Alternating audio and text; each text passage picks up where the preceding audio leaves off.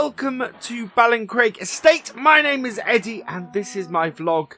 Today is August the 28th and summer is very much coming to a close. We've got all the harvest and everything in.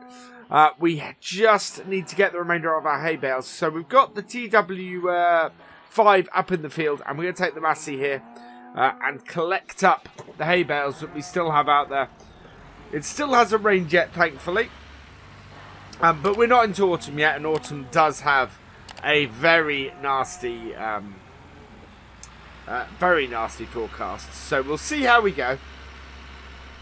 I think we're going to add a road in here. I think this is going to become grass, and we're going to put a road up the side of this field. Seems like a good thing to do.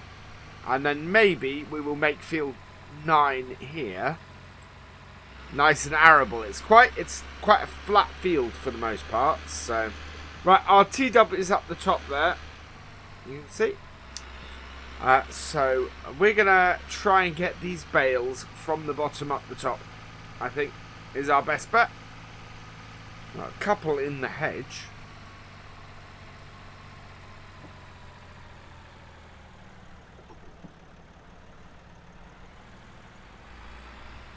And that's how you pick them up. Yeah, we have a lot of bales on here. Although last time we did fit all of the rat bales off this field onto this trailer. So I think we should do quite well this time with these. It is going to be just the whole thing of getting them up the field. Just check. Yeah, I was heading directly for a hay bale then.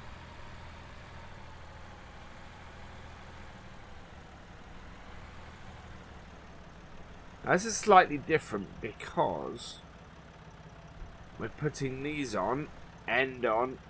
I'm fully expecting this one, actually looking at this, to roll straight down the trailer. Let's see. Is it going to? No, it's staying. Good.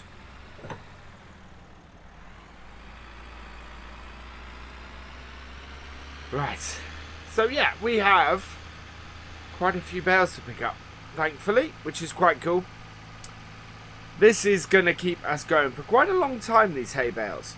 And it's kind of the bit that we have the wrong way round. I don't think we're going to be putting any straw into the mixed rations because we don't really have the straw to spare.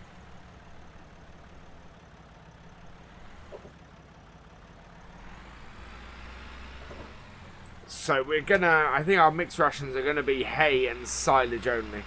But that's okay, that's good for the cows still.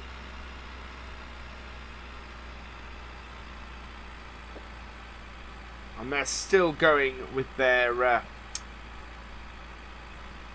grass at the moment, so that's good.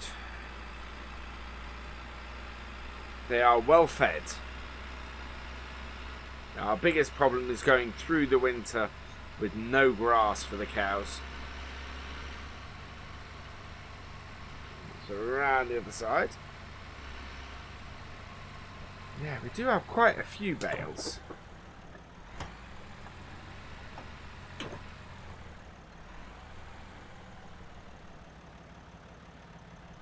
Which is good. It's a good amount.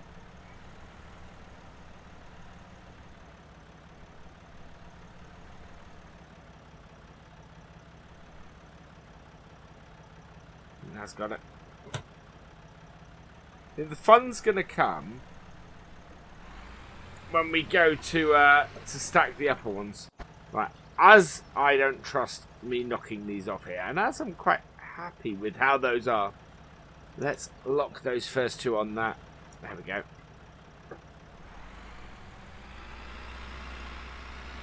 Yeah, I don't know if we will fit all these on here actually. I may have to, if I've only got 1 or 2 left, then I'll take them back manually.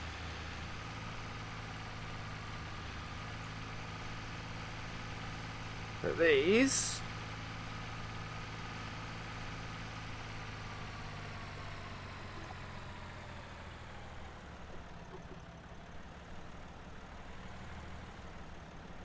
Oh, no, that's too high. That's just going to cause me all sorts of problems. Wait. There we go. That's better lined up. Much better.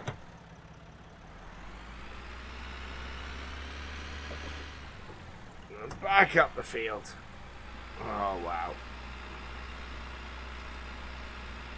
Now we got just under half a tank of fuel left in the tractor, so that's good. We don't have to fill up quite yet.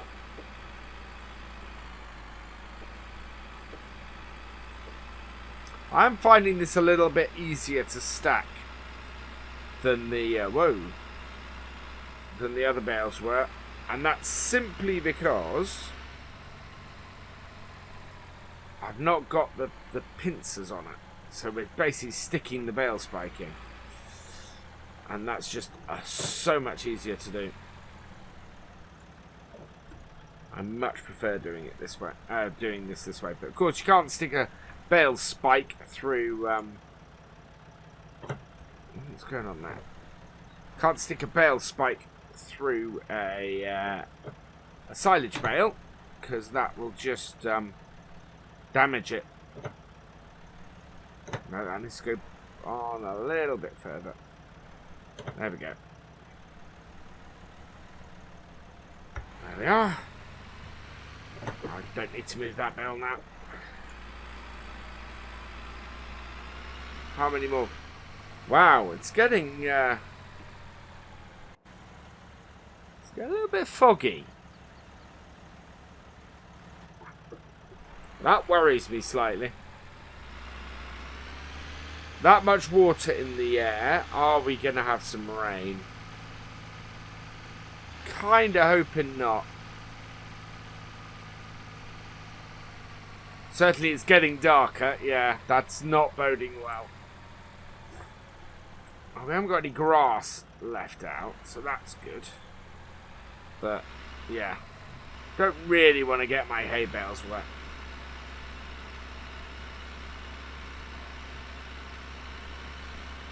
They will keep much longer if I have nice dry hay.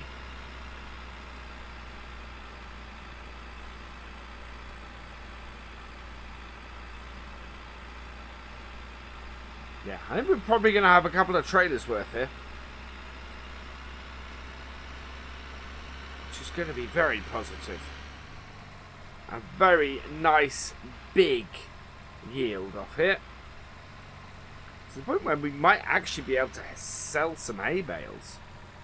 That would be a first for a while. If some do get wet, I could come and wrap them, because we can wrap hay bales into silage. That would be worth more money. Right, we'll lock those on as well.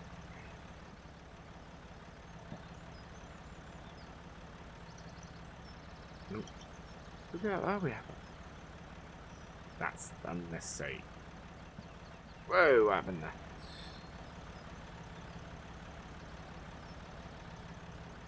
Yeah, I don't need to lock that on with that. Or that.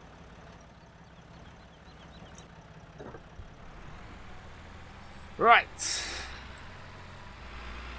Back down.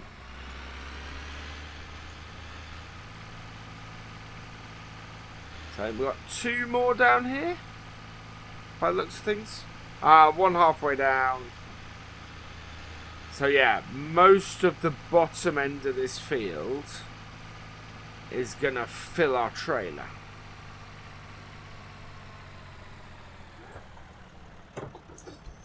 Back it up. And forwards. So I think I've got my general plan for the farm now. We're gonna have this field here, and the one that you can see the silage bales on there. We're gonna make two new arable fields out of. Steep as this is, it should be fine.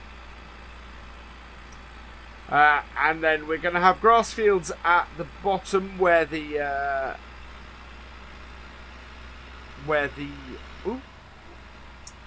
fair is held every year. So we've got to keep that as a grass field.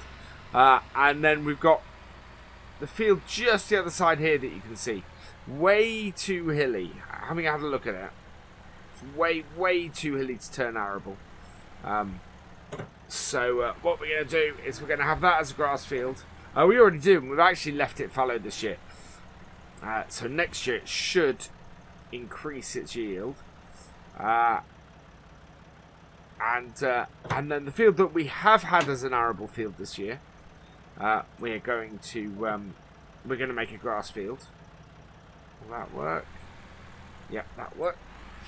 And then the field that we've got the other side of the barn that we don't own at the moment, where we keep a lot of our equipment, we're going to buy that, and we're gonna make that an arable field as well, and reconfigure it slightly, so there will be space in there to store equipment, as well as it being an arable field.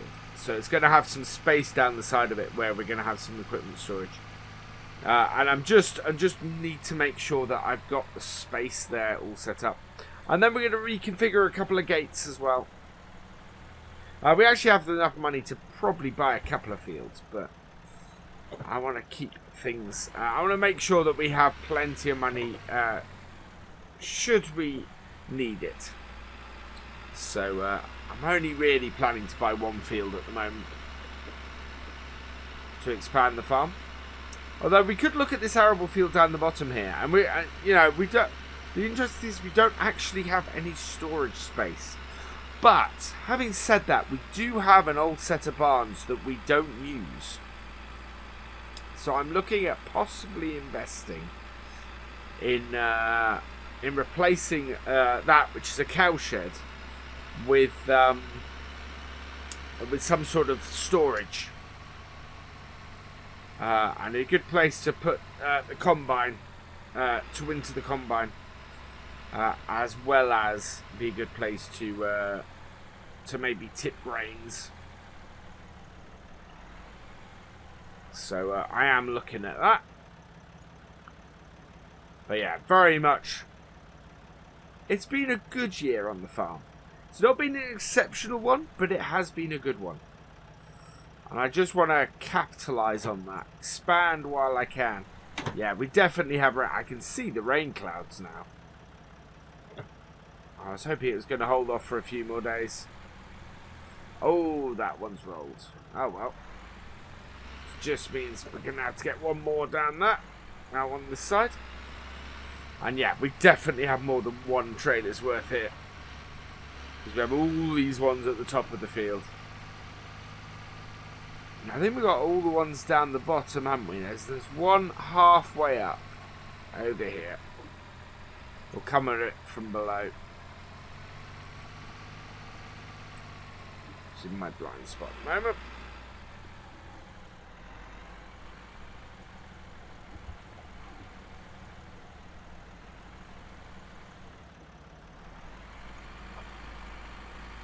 There we go. Pretty happy with that. Wow, this is a lot of hay bales. Far more than I expected to get off here. It's gone really well.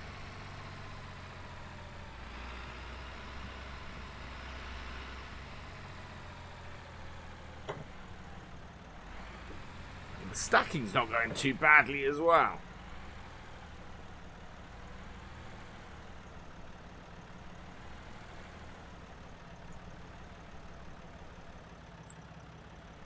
If I do say so. Which is always the point at which it goes wrong. There we go. Yeah, with the middle straps, we don't want to attach until we get the top row of bales on. Now, there's 6 bales there, and we got 1, 2, 3, 4, 5, 6, 7, 8, 9, 10 maybe? I think the last few will probably take directly back to the farm. So we'll get the ones furthest from the gate. first.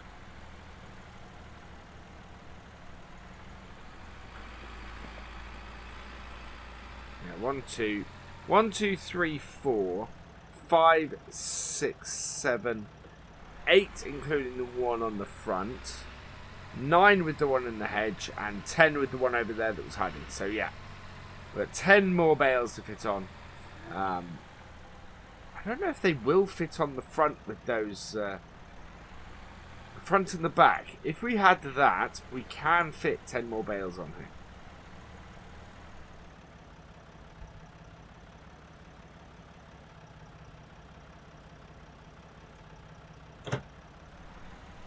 There we go. So we'll try and get the middle ones on first. Yeah, we do have a strap at the back there and at the front. So maybe we can fit 10 more bales on here. That will be interesting. We'll get the stuff in the middle first. Don't worry about that. Oh. Was that what I think that is? That is. That is the rain. Right, we better get the rest of these on here quickly then.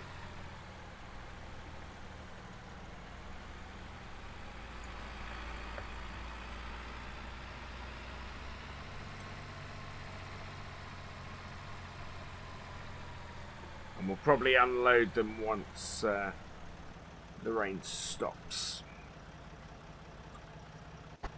Right, this is where it becomes interesting. Line up the front.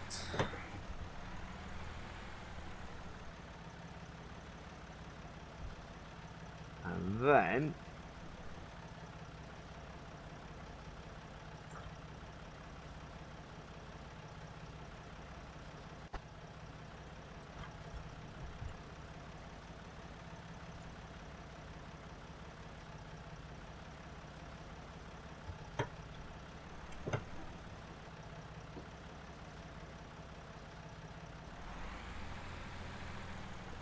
yeah, that's in that.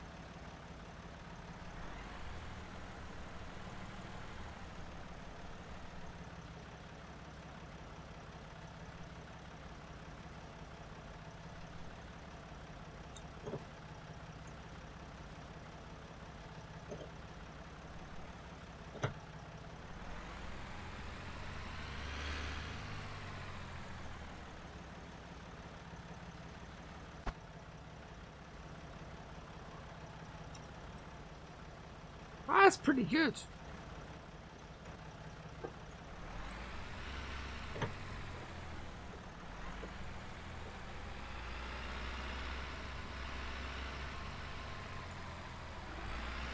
That is pretty good. It won't. The thing is, the rain won't get into this too much. It's not great, but it would be much worse if we left it out here for days in the rain. Yeah. I don't know if this is a short shower or longer term, but yeah, with what's forecast, I don't want to leave it to chance. Whoa, no.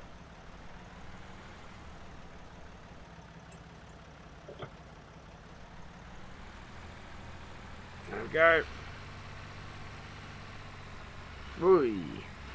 Oh, we came a bit close to that one then. Actually, I think we'll take that one next. Oh no, we'll take this one next. There we go.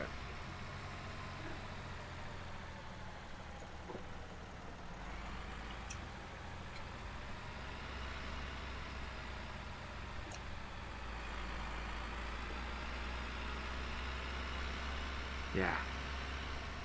Does seem to be looking at the sky over there, it seems to be one that's sort of rushing around us, and it's not that heavy a rainstorm.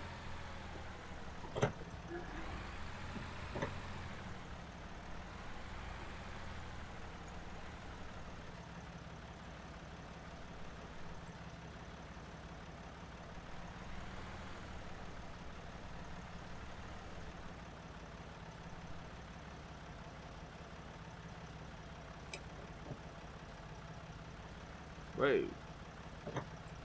I was short.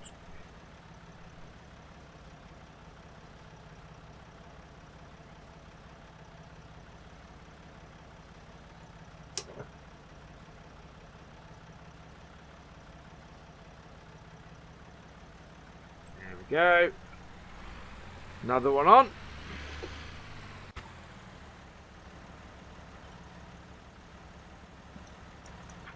Very happy with that.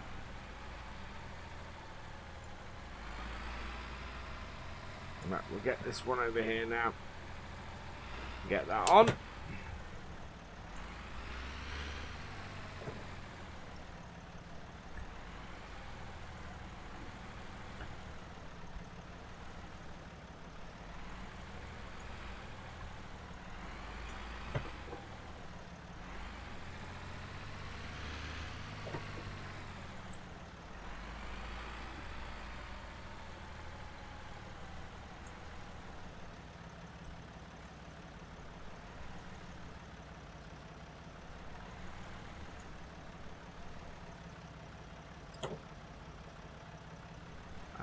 Oh, no. Sometimes it just doesn't want to get off the bale spike. Other times it can't get off it quick enough. That's fine.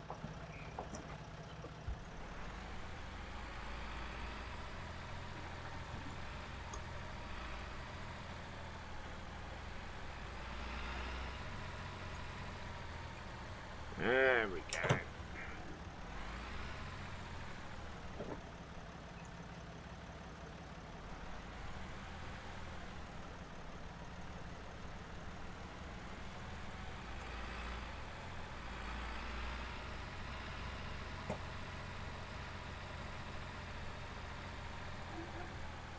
Right, and then up.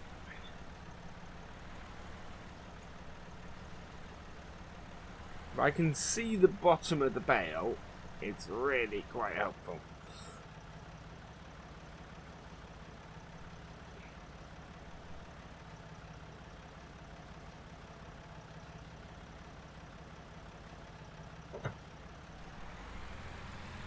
There we go.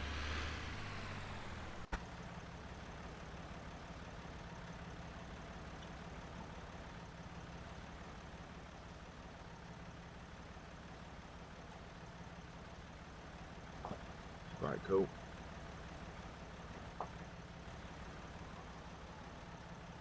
That's really quite a neat pile. I like that. I like that a lot. I'm quite pleased with that. Now comes the difficult bit. Now comes the bit where we're pushing our luck a little bit. But I do have 4 more bales, or 3 more bales maybe actually, and want to get them loaded up. So we'll try and get this on the back, see if it rolls off.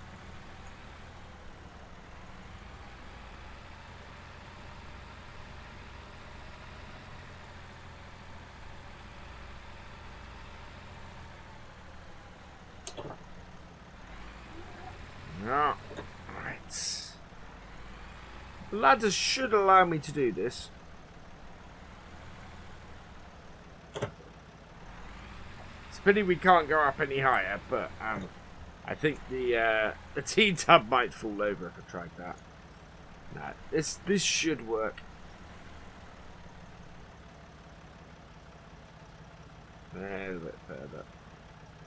A little bit further. Where am I? Oh, I am perfect. It is there.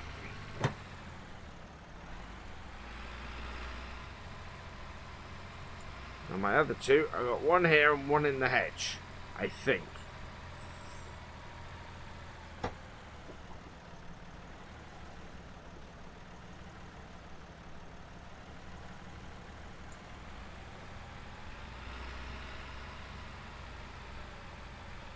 Yeah, I can't see any others on the field. So, this should do it.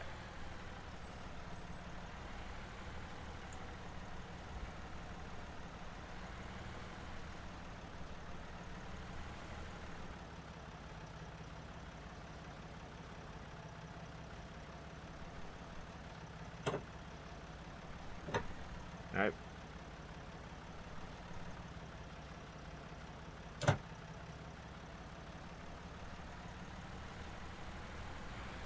Right, let's get those locked on before they decide to go walkies. Oh, that actually... No, I'm just going to...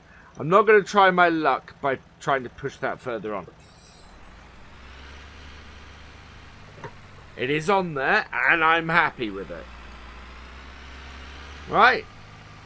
And so, this is our last bale.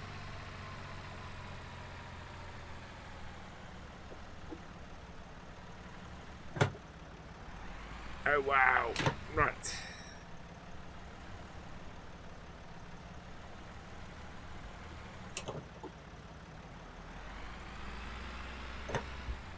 So this is going on the front. In order to put it in the right place, I'm slightly off center, so I'm going to go round the side where that plays to my advantage rather than disadvantage.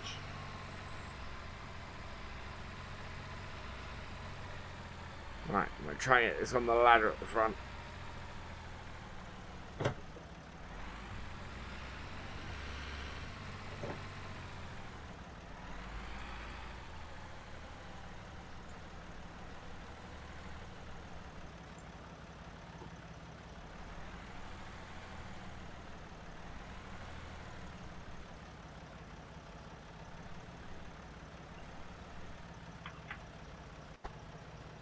Right, so that is just on there, okay? So I want to get this in the right place. That is perfectly in the right place. Whoop.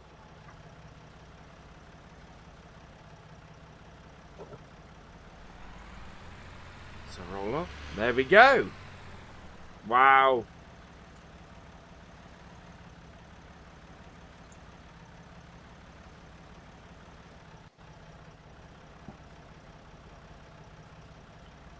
I am very, very, very happy with that.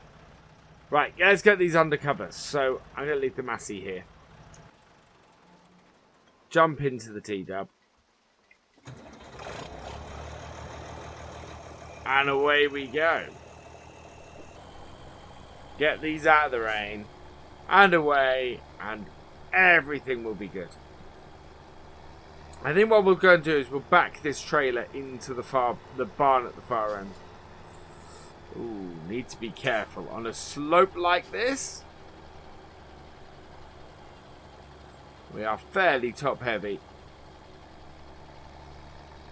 There we go, we're good. We're good. Yeah, I think a road down the side here will make the farm that much more accessible. So, yeah, we're going to do that. I think we're going to put a road in and turn this into grass. No, I don't think... Oh, it might do, actually.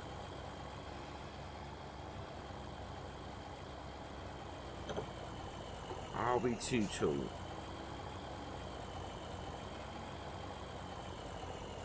Oh, we're not going to fit in like that, though.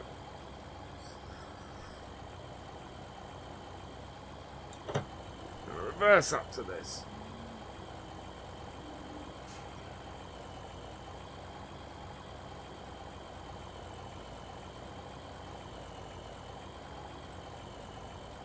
Nope, we can get in here.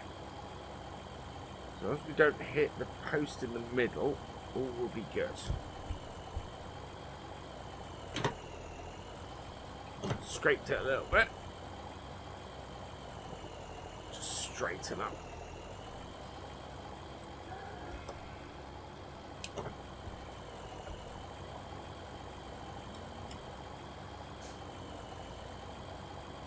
bit where I'm having problems is this bit that we are absolutely going to get rid of.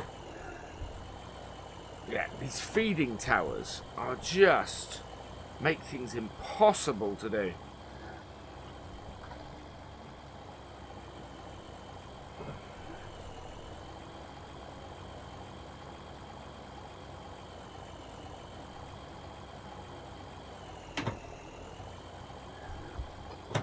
At the moment, I can't see.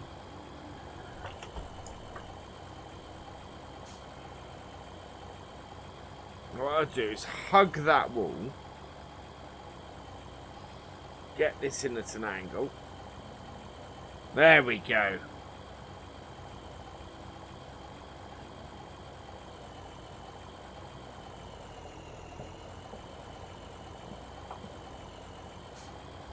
And that's how you get a bale trailer into us. Yeah, we need a little bit more room around the farm. But I'm really pleased with that. I'm really pleased with what we managed to do and how many bales we got in this trailer.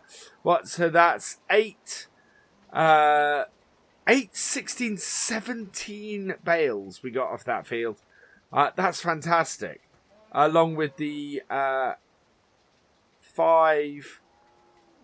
Wow, that's 25 bales. So I'm really pleased with that. Today is September the 3rd, and autumn is well underway, and as we've been predicting, it is wet. Wow, is it wet. But we have some news on the farm.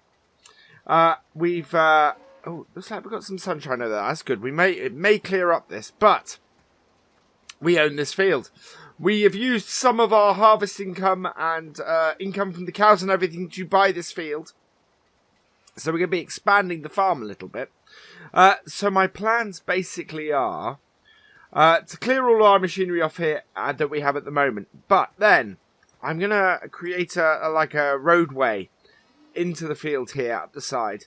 And we're going to add a shed here so that we have somewhere to put a load of our machinery a little bit out of the way. So that's going to be good and useful. But what I want to do first, and when it dries up, is I'm going to mow this field, because I want to get a grass harvest off this field before we plough it into an arable field, because that's what we're going to use it for.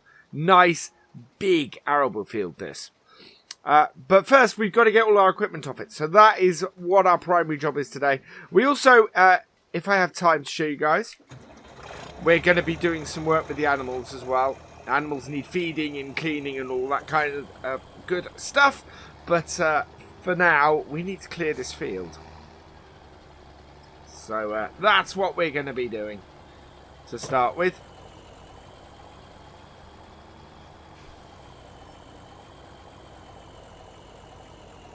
Get all of this. We're taking this to our other field up the top end.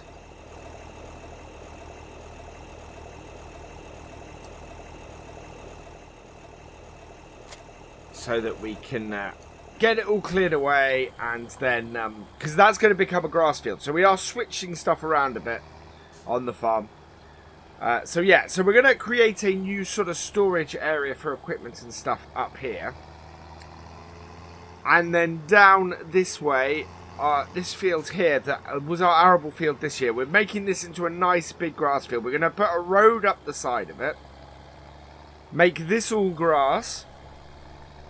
And then our field next to us, which currently has a pile of silage bales on it, we're going to be turning that into an arable field as well as the field at the top here. So we're basically turning everything around a bit. But before we do that, we do want to get a monster. Oh, I thought I'd lowered that. There we go. Can't undo it if we haven't lowered it. There we are. Yeah, we need to sort of move things around a little bit. So I've got the road guys coming in to do the road in there in a little bit, and we're gonna get that done before we put it down to grass. But yeah, it should expand the farm quite a bit. It's our harvest income next year. It should be greatly improved, I think. And the farm will grow. And it's all for not a huge amount of money. We're only going to be spending maybe 40,000, 50,000. There we are. Like that. Lift it. Fold it around. There we go. So yeah, I would leave this down this end, but I need to get it out of the way for us to do the mowing. I would also like to. I don't know whether we're going to do hay or whether we're going to do silage bales off that. The thing we've got is we do have quite a few hay bales, but I'd quite like some more. I think to get us through to next spring, a good number of hay bales would be a very good idea. So maybe we'll do one more field of hay. Because we have got field 10 right up at the top that we've left sort of all year, waiting for it to. There we go. Waiting to mow, so we're going to do that as well. And they are two nice big fields, so we could do one silage and one hay, which is not a bad idea, I think. Oh, all this rain though, it's going to be hard to do hay in this rain. We're going to need a day coming up that is nice and sunny. That is also then predicted to be sunny for a few days after that.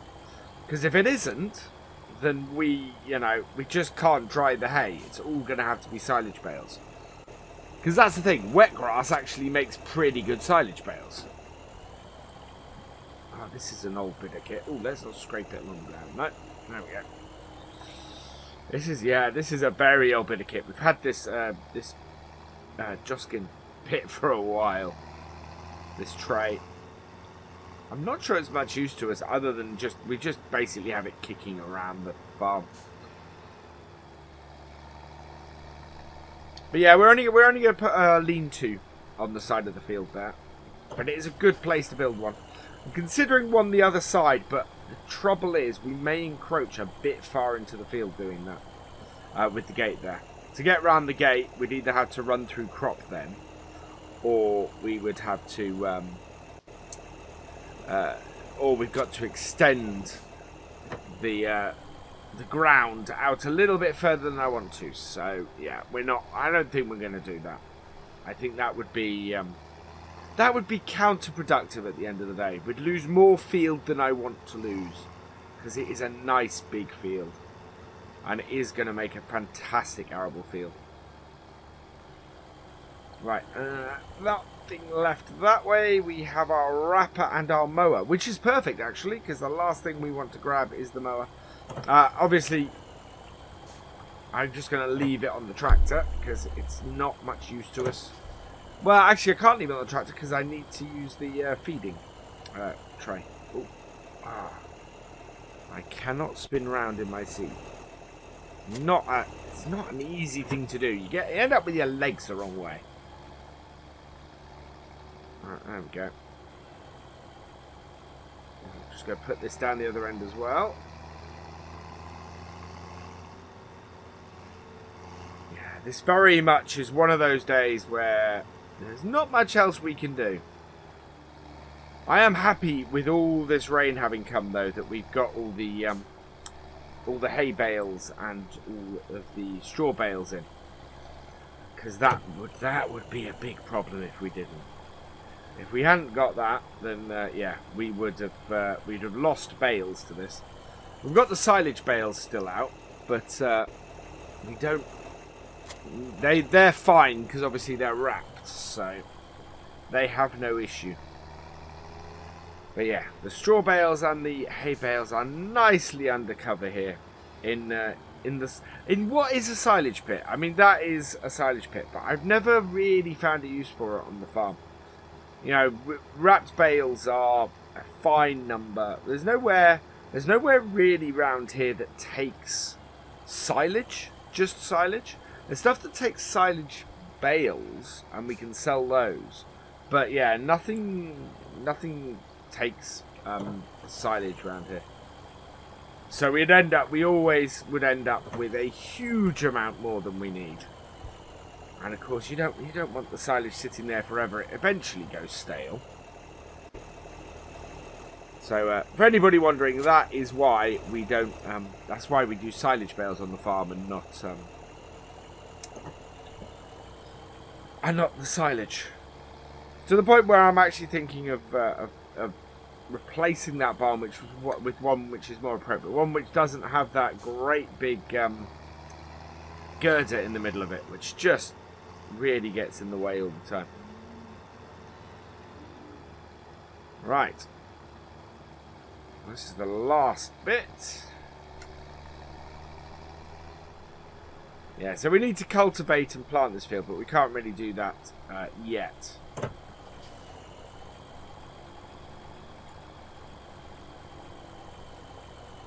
It's probably wise to cultivate it before we get the road laid. Don't know.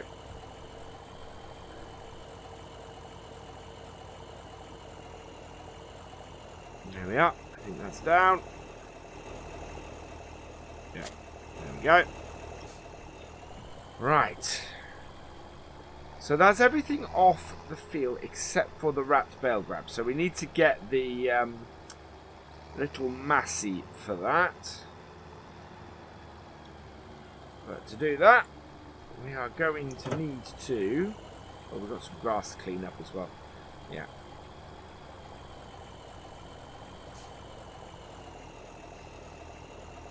There we are. Let's hook that up. And lift. Oop, might catch it on those old gates. Right. Let's turn the Ford off. There we go. And then over here, we've got our little massey. Nothing on the front of it at the moment. I think we have got the weight on the back, haven't we? Yeah. Right, we'll go and move the wrap bale grab. We don't actually need it today because we'll be spiking the bales that we use.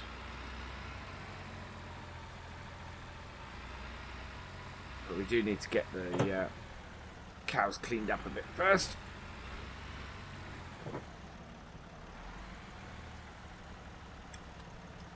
Oh.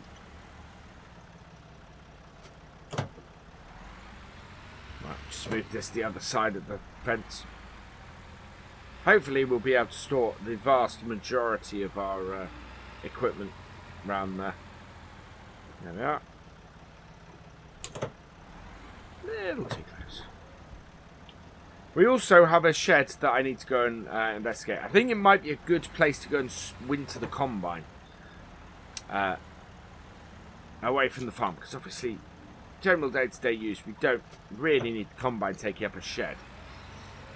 So we do have one. It's an old cow shed, so it's got a whole load of old cow equipment in it. But we might be able to fit the combine in there without having to make any changes to it.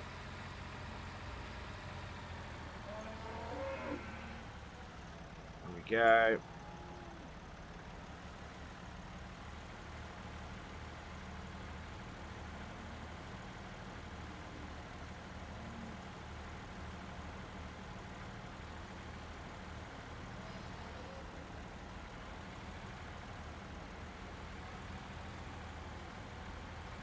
That should get it all.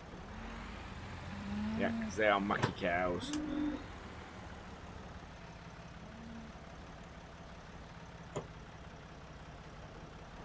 So there we are. That's back into their feeding trough. And nicely out of the way. So now we'll go and switch over to the bale spike.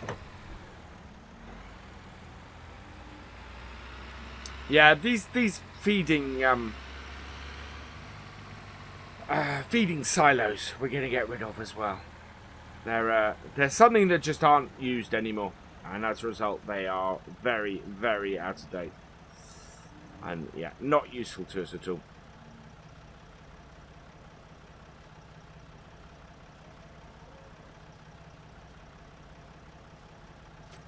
There we go. I need bale spike. We have to get the forward in the right place.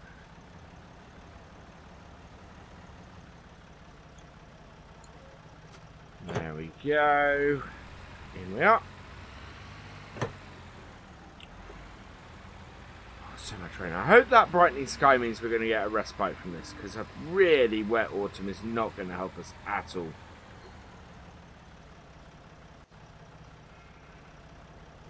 Alright, let's get the forward in position. Back it up at the end.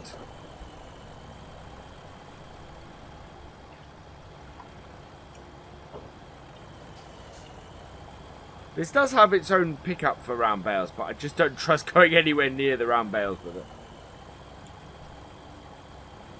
This is a really useful little feeder though. There we go. And that's our forward in place.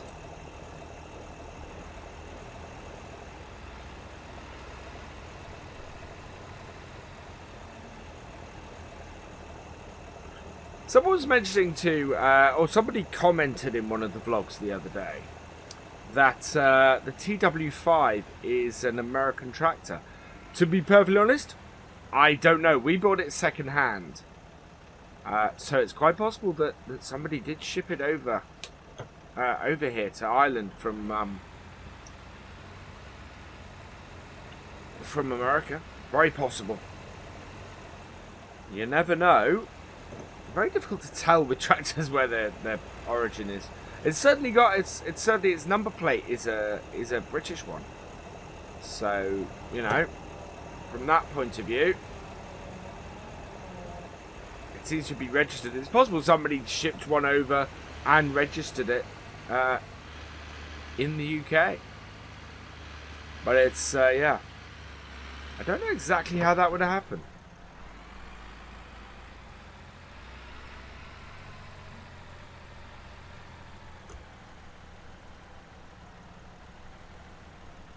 All I know is that it ended up on my farm. And as a workhorse, it's a cracking little tractor.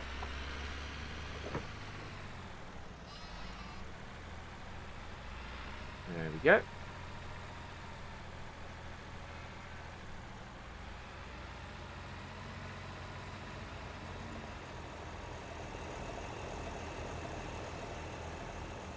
Right, there we are. And then just one more. We need to get ourselves a straw bale. I'm very tempted not to put straw bales into the feed mix because of how much we have. We will do this time. But yeah.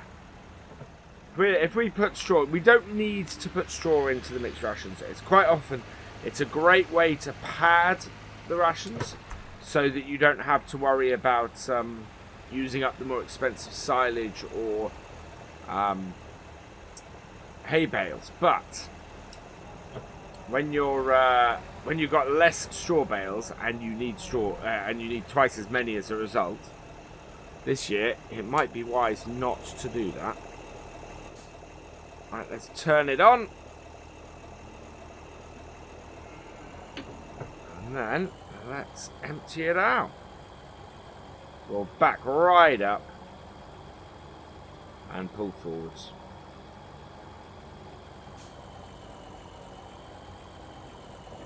There we go.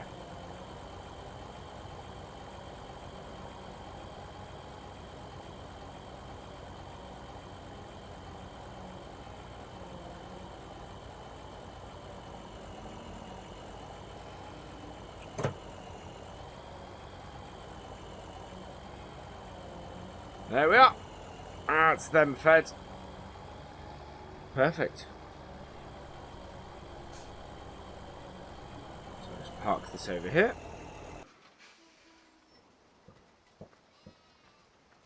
Now what we need to do is we also need to get them a straw bale, I think. So we'll open the shed here.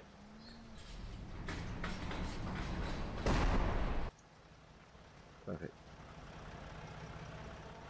Close that gate. sometimes the rattling of that door just lets that gate swing. And it does close, but I'm guessing the whole rattling along just loosens it all the way to just letting it swing open. So it's a bit annoying, that. Not much we can do about it.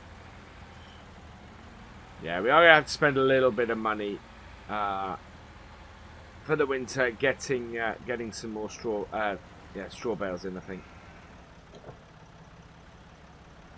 Make sure that we actually have enough until next year's harvest, because of course we won't harvest again. We won't get any more straw bales until late summer, autumn. So the bales we have at the moment need to last us until then, and yeah, I don't have enough. So as much as I don't want to buy straw bales in, I don't really have much choice. Let's close that. That's all good. Let's go and see how our sheep are doing. Right, they won't need grass.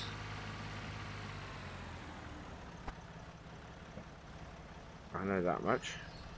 But yeah, these are now less than useless. Okay, so our sheep have plenty of food and they're not too mucky, so that's all good. We've got some nice wool coming along, so that's good. I'm going to move. I think I'm going to move the wool. Actually, somewhere like here or here is probably a good place for us to get the wool stacked, rather than at the end there. It's a bit difficult to get it out of there, so I need to move that. I think I need to move the wool to somewhere like here, where it's much more accessible to us. Right, we'll close that. Perfect. Right, let's go put this head back. What I quite like, actually, is a rack somewhere that I can put the I can put my tools on. I think that'd be really useful. Maybe even somewhere where we can put seed and stuff on. Right. There we go. Stop that tractor there. So yeah, so we're gonna put like a dirt area here. We might put some concrete down in this corner, and but yeah, we're probably gonna have a shed. Looking at the lie of the land, maybe about so long that we can put equipment and stuff in on this side, and then our field here will run. Yeah, we'll run down here. And I'll probably leave the bit behind the gate green as grass here, so it'll be out a little bit. And then, yeah, and then the rest of this will all become arable field. And that's going to be a lovely big arable field for us to do. Absolutely will bring us in some money. And we'll expand the farm really, really nicely. So there we go. For the first time, I think, in these vlogs, I'm shutting that gate. I don't think you guys have seen me shut that gate before. So yeah, it's all good. Right, I think we should go up and have a look at this barn that we've got. That's a bit of our land. Right, the trailer is detached. And I'll show you what I mean. I think it'll be a good place to winter the combine.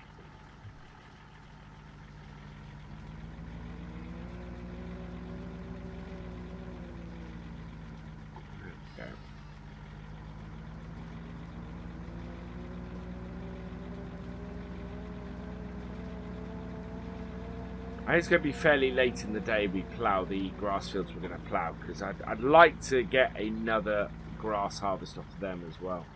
Right, so in here is a shed that we own. And as you can see, it's a cow shed. So if we close, we close this door. There's lots of space in it, but it is an unused cow shed. And then in here, this is a perfect area for a combine. So we could winter the combine here. It's nicely out of the way. I also discovered we have a whole load of this over here, which I think is fertilizer, isn't it? either fertilizer or seed, and yeah, just a massive area, but none of these gates open or anything, and the rest of this isn't overly useful, and it is basically just a whole load of old, an old yard area, but I just think that we need to use it. And even here we have grass area around here. I mean, this might be a good place for storage and things as well. So there is potential at this little bit. But yeah, okay, so let's shut this up. But I think certainly we probably want to get our combine wintered up here. Useful place to do it. There we are.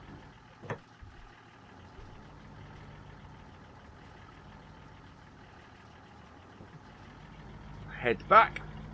And yeah, there's not a lot more we can do today. I could go and try and give the... Actually, we could go and try and give the animals a little bit of water. But they should be alright. I think their water is all okay. We'll go and check it. I think would be a good way to go. There we go.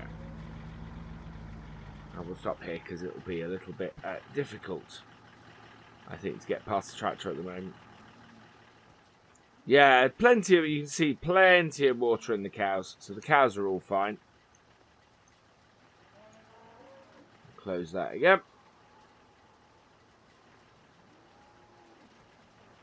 Yeah, and we're looking at altering some of the gates and things. We'll go and have a look at the sheep as well.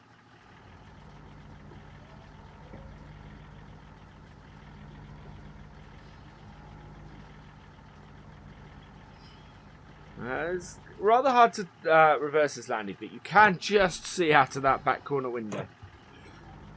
So it's quite good if you're reversing around that way. Right. The sheep we can go and check over by the silage bales. So that's where we'll head. Like so. There we go. Yeah, they're alright at the moment as well. Not a massive amount, but enough. So that's all good. Right, so I'm going to end my vlog here. With a bright sky coming up. But it's still raining. So, yeah, hopefully the rain will stop soon. But, yeah, I'm not sure about that. Oh, yeah, we have nothing... Oh, yeah, we do have silage bales down here. They've all kind of rolled into funny places. So we'll get those all collected up. It is September the 25th, and we've got the workmen coming in soon, so this field is going to get started work on. But before then, basically we have a field full of grass, so I want to get that cleared before we, and get some silage bales off it before they start. So we're going to be using the TW5 today and giving this a cut, and if we're lucky, we might get it rowed as well, but we'll see how we go. So let's open this up.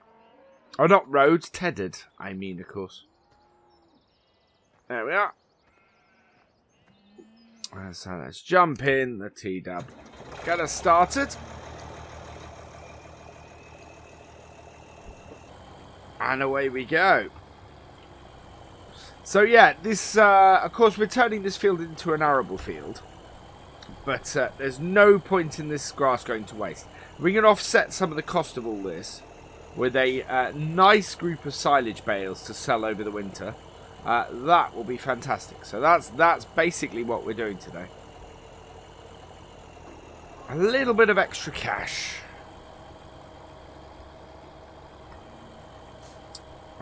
From this. Right, I'm going to reverse up here. Try and get right into the corner. There we go. So yeah, basically they're going to level this area a little bit so that we can get our lean-to in. And they're going to... We're probably going to concrete under the new shed, but we're not... Well, actually, no, I don't want to. Yeah, that was it. They did suggest concreting under the new lean-to, but I don't want to because if we're putting things like cultivators and things like that there, I didn't want to damage any of the equipment, any of the tines or anything. So yeah, I've decided that what we're going to do is it's going to be all dirt that's going to be laid down and sort of have dirt track all around it, and we're going to go that way with it, which of course will cost us less as well, which is a good thing. And then yeah, and then once all that's laid and that's all sorted, we're gonna start getting the field ploughed and ready for planting for next season. We'll probably try and put some winter some winter wheat or some winter barley in here. I haven't quite decided which yet. I kind of want to see the way the market's going, because part of the reason why we're expanding into arable stuff is to try and increase how much we can make on the farm.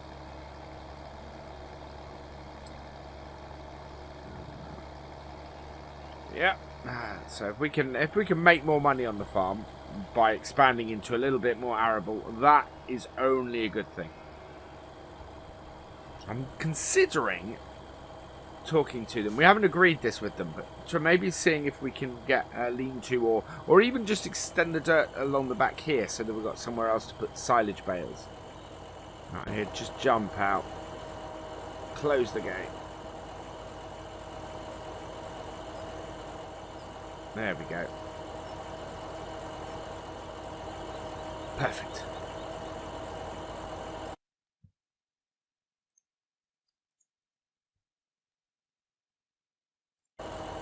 Head back, jump in, and away we go again. Right, we'll move out to the next round. Actually, what we want to do here, oh no, we'll do 2 rounds, and then we'll go and get the outer edge.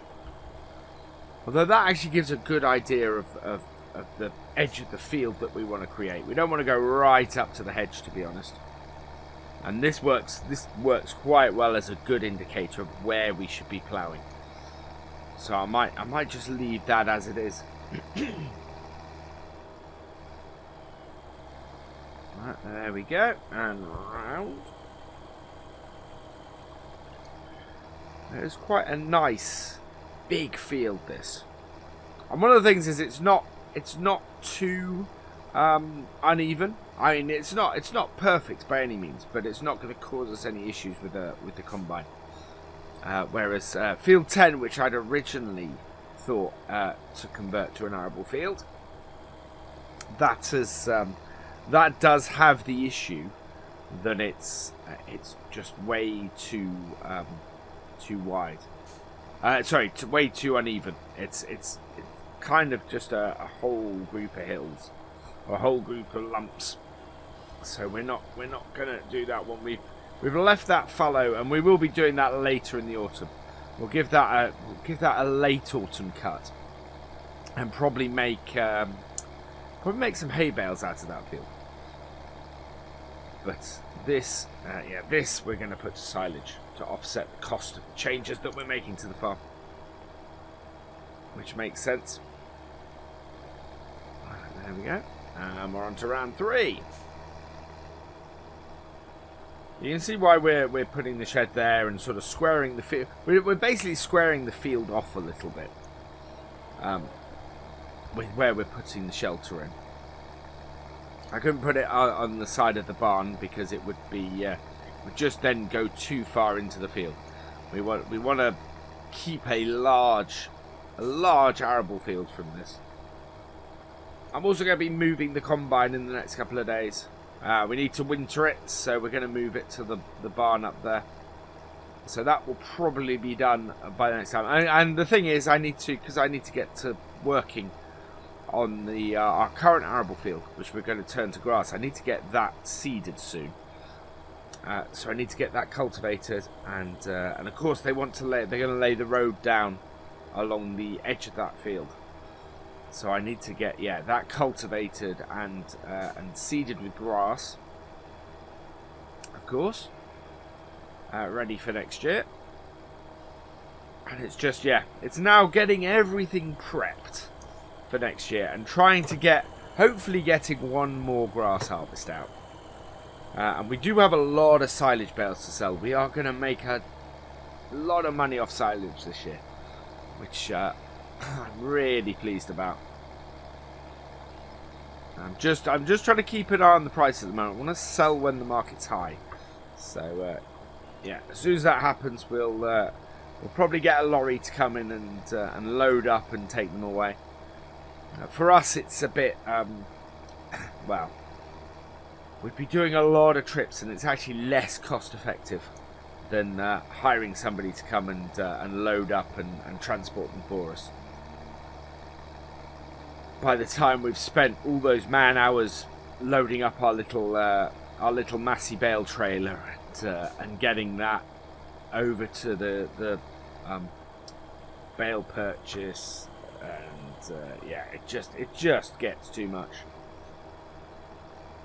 So, and what we'll be able to do with some of that money, of course, we'll be able to buy some straw bales in, which, of course, getting more arable on the farm will negate next year. We shouldn't have to buy any more straw bales, extra straw bales in next year.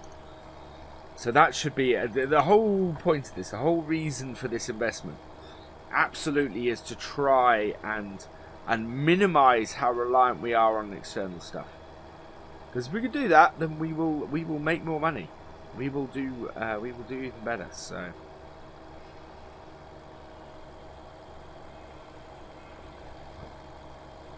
There we go. It's just a case of going around the field, wearing it down until we're in a position where we have lots of grass that we can tether. Yeah, I don't know if in this vlog we will get to tether it as well. It may be that I get that done separately, and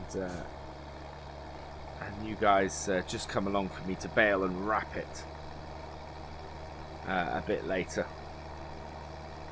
Yeah, we're doing this now because we've got a couple of weeks before the builders arrive. I was planning to do it over winter, actually, and it might actually be worth us holding off. Maybe pushing them back a bit, getting everything out of the way. But to be honest, we'll be finished on this field fairly soon, and I do need to plough it. So it's one of those things where it's quite difficult to plan this kind of thing, because ideally you want to do a lot of this over the winter. And yes, we could plough this field in the spring, but I think I will get a better yield of a good winter grain rather than a nice spring one. Spring ones are good, but the yield, I've historically found, from the little amount we've done, the yield is a bit better if we do it in, if we put winter one in rather than the spring one. I don't know if other farmers find that, but yeah, I do. It could just be the climate around here or the soil around here, but it seems to favour the winter crops. Now, we're not going to do all winter crops. To be honest, we will do some spring ones, and there's a possibility. I think what we will end up doing is we'll see what the builders say. Because if we continue to have the wet autumn that we've been having, I mean, this has been one of the few dry days we've had. So if we continue to have this wet autumn, it may be a case that they're better off doing it when it is a bit drier anyway. I mean, with any luck, the winter might be a bit drier, but, we get a dry spell, it may be a case of that's the time to get them in. So, yeah, we'll see how we go. But this is going to be a fantastic field for arable. It really is. We're going to get a nice, good, big crop off this, I think. Which is fantastic. The other thing I'm considering is putting in a grain store. Because obviously what we do at the moment is we don't necessarily sell at the best time of year. So as a result, we don't make as much off our arable crops as maybe we should.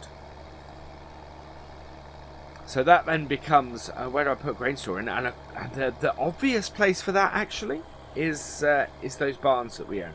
If we could put a grain store in over there and turn that cattle shed into a grain shed, that would really, really benefit us, I think. So I might look at how much that will cost to do. And that may be something for the springtime actually. Getting that updated and getting that sorted. And putting a new facility in there. Because yeah, we are expanding, and expansion is good. And we should see a good jump in profits if this all pays off next year. And that's just from adding one field. But yeah, sort of expanding and okay. I think we're going to get the combine and overhaul this winter as well, because it is showing its age a little bit, and I think a little bit of TLC and it'll do us for a long while yet, especially if we're going to be doing a lot more work with it. You know, normally it does one small field. Next year we've got this field, we've got field 9, which is the far end one, which has got to cut up that hill. And then we've got the one the other side of the sheep here we're going to convert to an arable as well. And we're going to do grains in all of it. I'm not expanding into anything else at the moment. I'm not going to do sugar beet or potatoes or maize or anything like that. I don't see the point in that much investment at the moment. We might do eventually, but right now, yeah. Much better to invest in crops that we can easily do, and rotation wise, what we can do is we can maybe leave a field fallow for a year or something. But yeah, or put some radish in. Oilseed radish is a great way to rejuvenate a field. So we've got that, or the alternative is to put a cover crop in for a year. So maybe something like maize, and then plough it in or cultivate it in. But we'll see. We'll see where we go. And of course we have plenty of manure and silage and stuff to use. So it's all good. It will all work rather nicely together. We are getting this field down now. There is not a huge amount of it left. It's more a question of which bit of this dogleg is going to disappear first. The bit down this corner here, or the bit up the top end here. I think it's going to be this top end, but I think this is slightly thinner. And as a result, we're going to get slightly less out of it. There we go.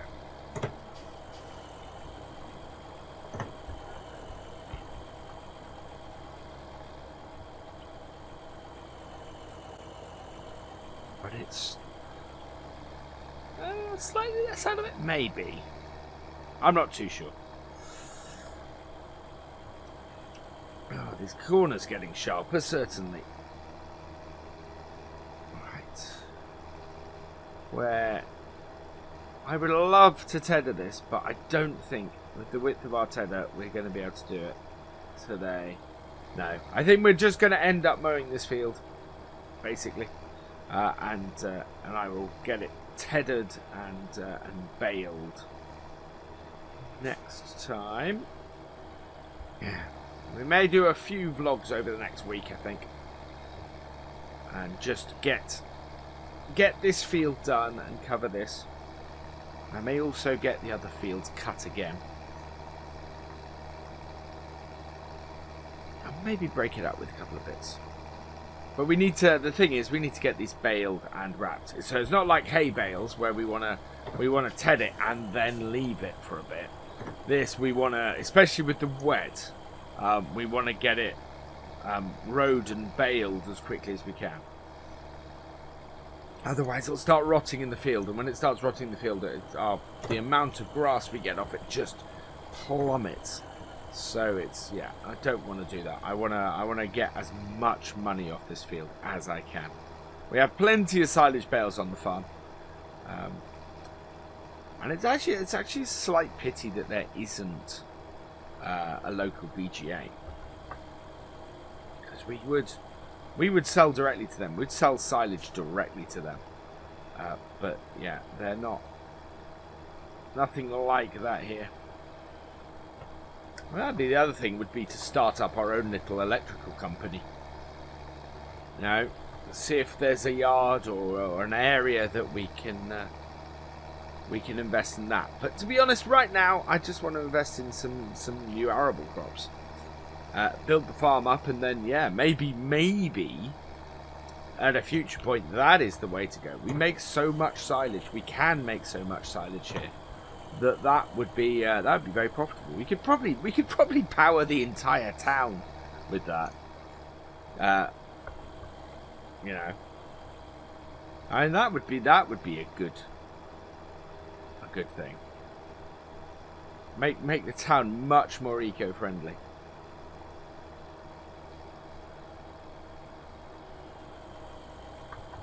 There we go. You certainly have the grass to do it. And eventually we may actually rise to the point where we have the whole estate back as it once was. I mean, that would be my eventual wish, is that we restore the estate to its former glory, and all of these fields, all of this, comes back under our banner. It's very sad that it had to all be so much of it had to be sold off. But yeah, if we could expand to the point where we bring it all back in and have the whole estate again, that would be lovely. I'm not sure I could run it on my own as I do now, though. I think that at that point I may have to get some hired hands in. But then if I'm running that much, then that makes sense. Getting hired hands in and helping out. Oh, we're actually going to run out of strip here first, I think, because we're not far off. Both of them are getting very small, especially as this is our start point here. Yeah, because if we had another person who could be tedding behind us, yeah, they're not tedding, sorry, rowing behind us, that would be quite cool.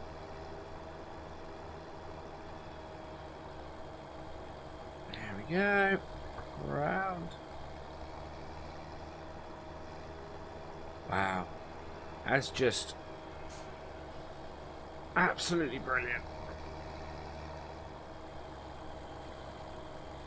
We have pretty much cut this field with our class disco. It's doing a fantastic job.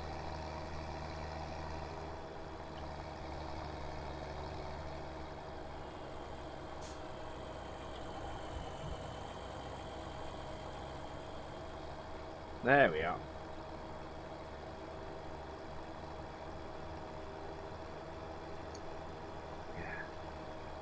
Keep it on the inside. Going around clockwise, definitely the way to go, I think. Just means that the mower's always cutting, as opposed to swinging around the outside and missing stuff. Plus, I'd be running over crop if I was doing it the other way. I need to drive where I've cut.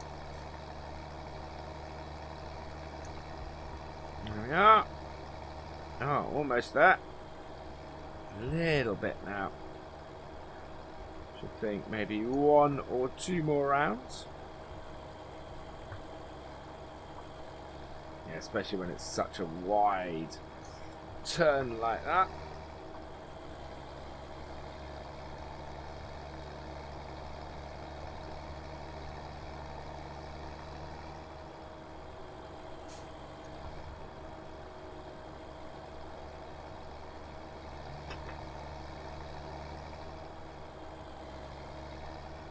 This last little bit. There. And then last one. Last run. And that's done. Fantastic.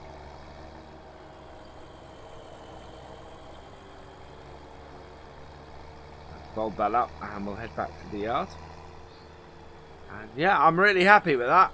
We'll get the Massey hooked up and we'll get it started, I think. I don't think we'll finish it this vlog. I think I'll probably leave you guys with me halfway through it. But at least you'll get to see it started is the thing. Right, we've got plenty of space in this barn here, so we will just back our TW into here. There we go. Oh, Massey, have we... No, we need to drop that. And that goes down. There we go. Attach, and away we go. Now our tedder is in our infield. We'll go grab that. And we'll just run around the headlands a couple of times. Which just sort of turf stuff in. I thought it was down here. Maybe it's not. Oh no, I know where it is. It's in the yard. I drove straight past it. Yeah, not in there. It is over here. There it is. By the back wall.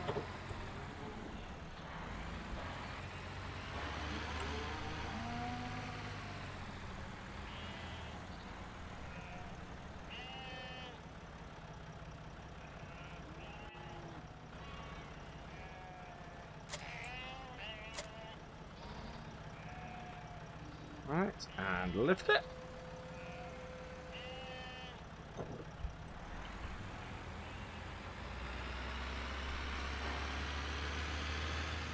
It should be on the rowing function from last time I used it, so.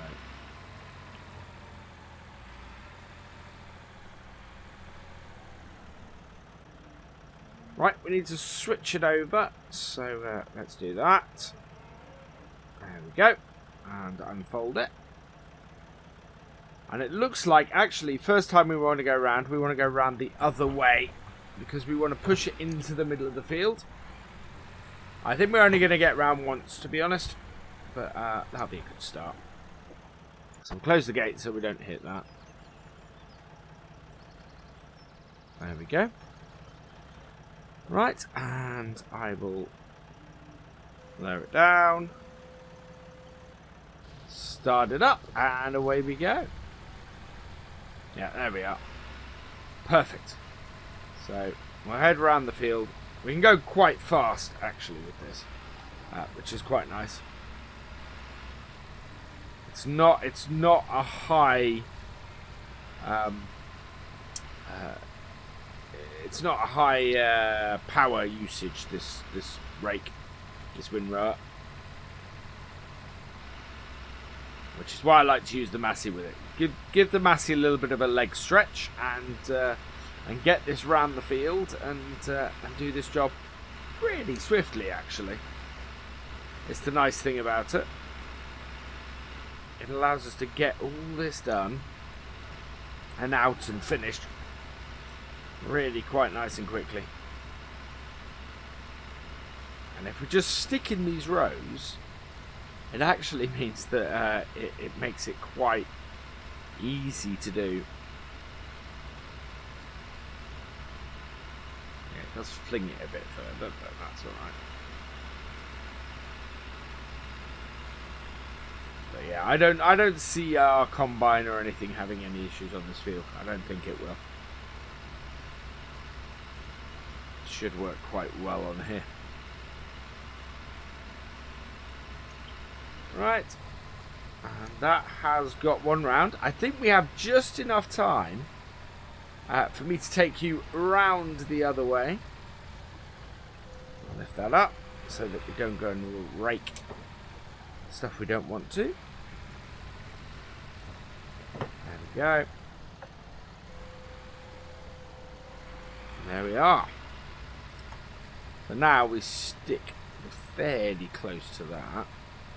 And hopefully we end up with a nice good sized row. Yeah, there we go. And it just means that now I can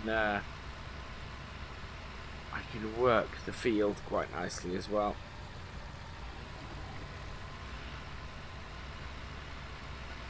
Pulls the whole thing in. I think we're actually pulling 2 rows in here, aren't we? Yeah, we are. That's quite good. That's really good. That'll get everything done quicker as well. As long as we're not too wide for the baler, we're okay. Yeah, we'll get this headland done, and then we're going to leave the vlog there. I will finish this job off, and next time we can bale it and get it wrapped, and that will get it all out of the way, and we can get the workmen in this field, and they can start down here while we are preparing the other end of the farm, because we're going to have to go and pick up the silage bales that we did a couple of months ago now, I think, which are all ready. They're all done, and we can probably get them sold off, which would be quite nice. But that actually is where I'm going to leave it. So I'm just going to turn that off, and we'll just leave the tractor running so that I can do that. And so that's where we're going to leave it. That's all from me today. Today is September the 30th. It's only been a couple of days since we cut the grass over there in our new field. We've hooked up our baler, our nice Lely Welger, to the tractor. And, oh no, we need to hook it up to the tractor. I thought I already had. There we go. And we'll hook that up. There we are. And yeah, we're going to go down there and we're going to get this baled. Now, and if we have time, we will get the we will get it wrapped as well, but we'll see how we go. Right.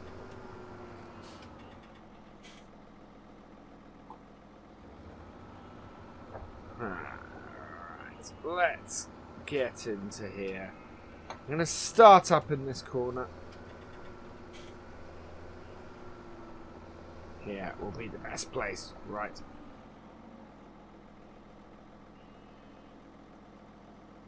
Let's get the whole thing undone. And unfold everything. There we go. Turn it on. Drop it down. We have quite a bit left over from previous, I think. So, I don't think we'll get very far around this corner, maybe. There we are. I'm going to have to back down here, I think, and drop this off, because otherwise we're going to be on one very large slope. There we go. And drop that out. Right. So yeah, I'm hoping to get quite a few bales off here. We're going to pile them down the gate at the bottom in a bit. In a few days, once they've fermented into silage bales. Because what we'll do is we'll get a lorry. We'll get somebody to come and pick them up. Because for us to try and take them to sell is just, we don't have the equipment to do it. We have to get them to come along and pick them up, because we'll have so many. Oh, Eddie.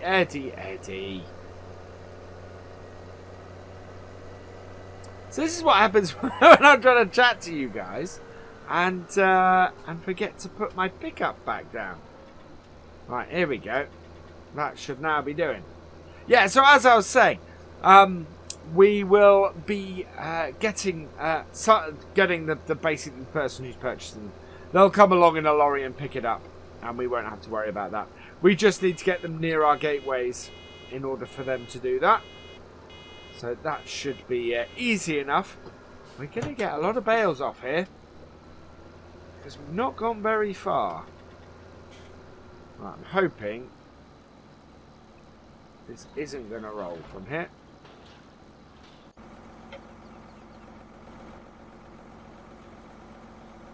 That's not too bad, actually.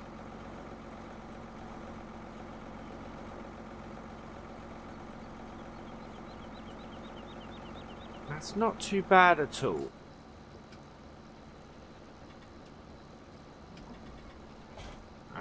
And away we go again. If we pull away slowly, hopefully the bale won't follow us down the hill. We'll see in a moment. I can't see it at the moment. The baler's in the way. I'm hoping very much that that bale is not following us down the hill. Well, it's not too bad if it is, because this corner is where we want it to be eventually. But no, we have managed to drop it off there, and that has worked fine.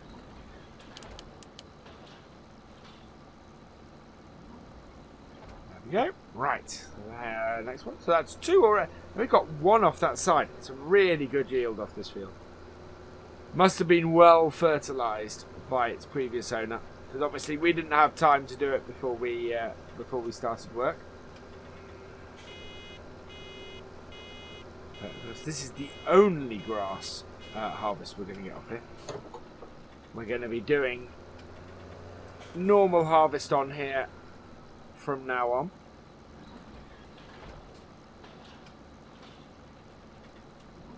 There we go. Slowly pull away, and hopefully we don't cause the bale to follow us into the hedge. No, that's good. Yeah, it's not too bad when we're going downhill and we drop the bale out. It's when we're going uphill and we pop it out the back, because what happens then is it just keeps going.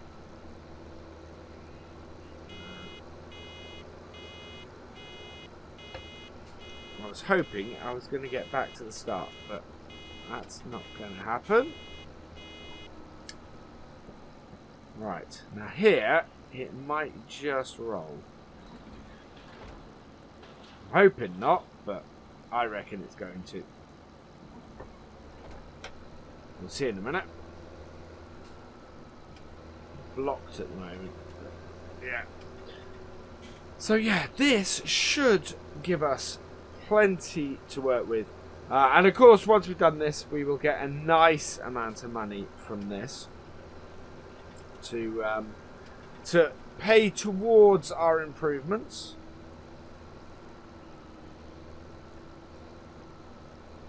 There we are. So I'll do what I normally do and take every other row. It's just a little bit easier doing it that way. We'll lift our pickup up. Just mustn't forget to put it down, like we did at the beginning. It's not helpful wasting fuel and stuff doing that.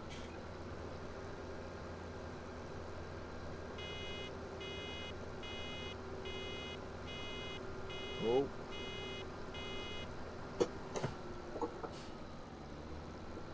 And back up. About.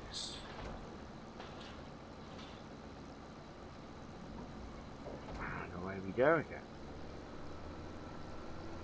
I think even if it did roll, it would just roll to this flat bit here. I think it would have enough momentum to really go much further. Yeah, see, doing every other row gives us a nice wide turning circle to go with. Just makes that... Oh, that is rolling.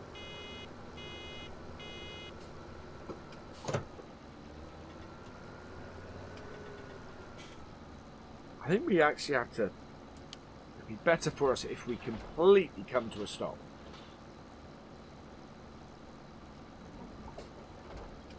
Alright, and away we go again. Picking up the grass.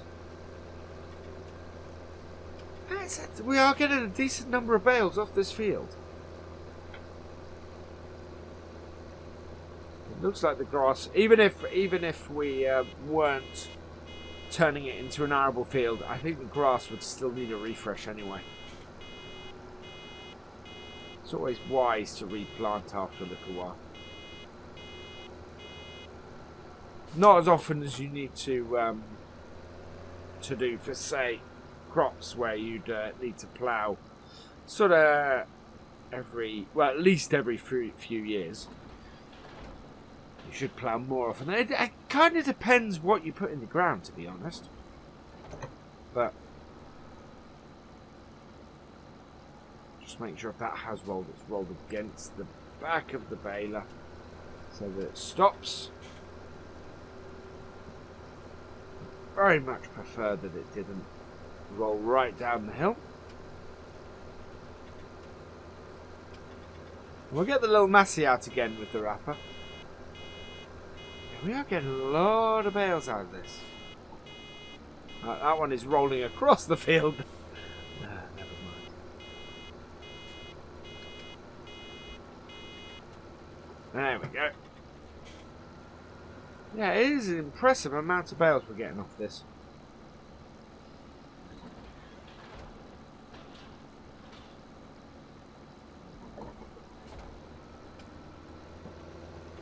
Very impressive amount of bales. We're getting at least one per row, which is it's actually really quite good.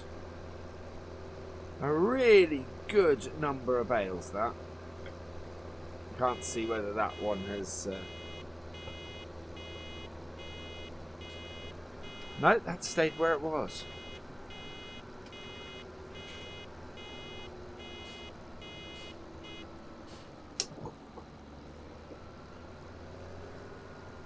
Yeah. Open that up. That. Yeah. Very impressive number of bales off here. We'll see how soon this says it's getting full. I think it's going to say it's getting full well before the end again. Yeah, there we go.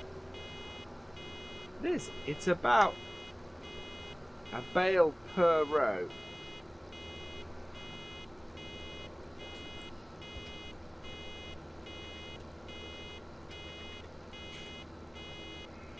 Except obviously not down this end of the field, because down this end of the field we've got much shorter rows.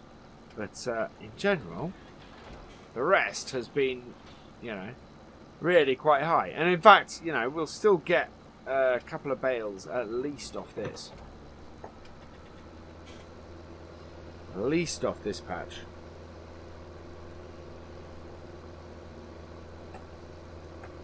This will start beeping before the end of here, I would have thought.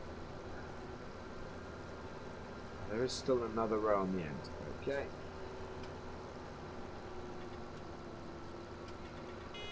Yeah, there we go. Before the end. What did I say? Do I know my yields of grass, or do I know my yields of grass? This is a very thin one up here.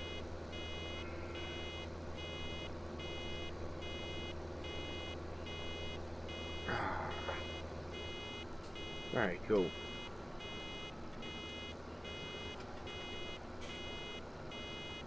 Yeah, a really, really nice amount.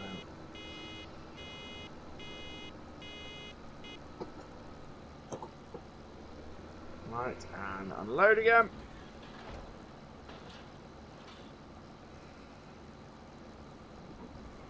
There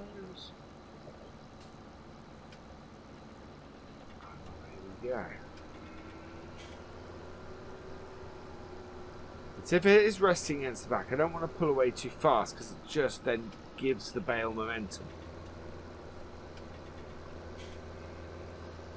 Whereas if you pull away slowly, what you find is the bale doesn't suddenly find all its resistance gone.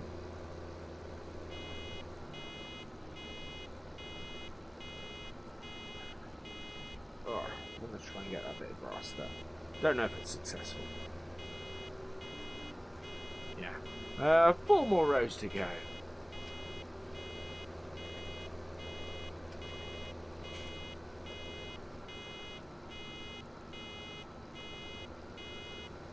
It's yeah, this is a fair amount of concentration doing this. I find myself a little bit less talkative when I'm baling, because obviously I don't want to drive massively far without and suddenly have to reverse up a lot. It doesn't make a lot of sense, that. So yeah, I tend to concentrate a little bit. Ditto when I'm doing the wrapping a bit as well. These are a couple of those high concentration jobs that I love doing and I find really relaxing. But yeah, it doesn't always make me the most talkative farmer.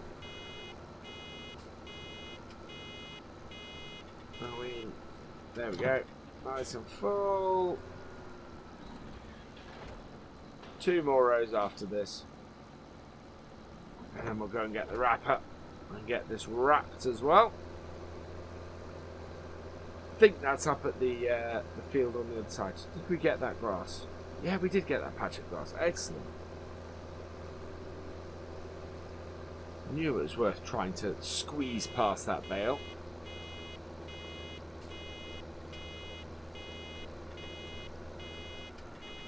Actually, our bales are kind of grouped down that bottom end, which is quite good. I think we might try and take them all down that way. See if we can't make it easier on ourselves.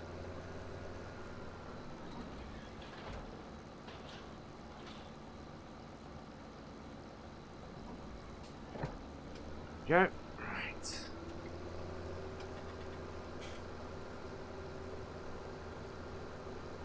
Oh. There we go.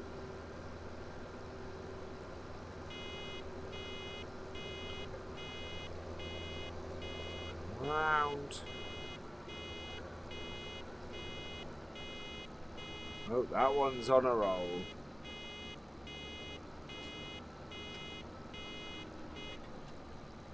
That'll probably go quite a long way because it's found itself that one run where it doesn't go flat, where it just sort of what we'll probably have to do with that one actually is use that for grass, so grass for the cows or either the cows or the sheep. Oh, no, I think it might actually hit another bale. We do, as always, need to do that. Ah, there we go. Ah, I will empty that out in a bit. But we'll turn this off here and we'll go and get our bale wrapper.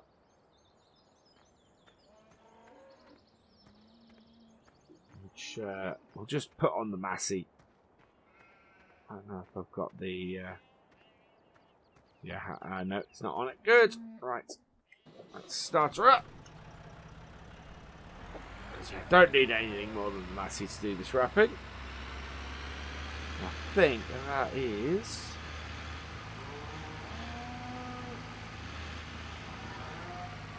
So a couple of days we've got the contractors in coming to sort things out. They're going to start putting down the roadway and at both ends of the farm, and they're going to start doing the changes that we need to do in the yard as well. There we go. Get those feeders down, because, yeah, we don't use those at all.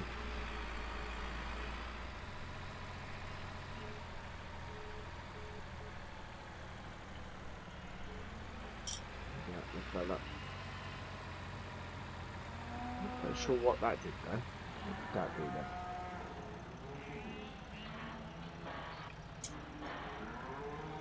Okay. Put that down.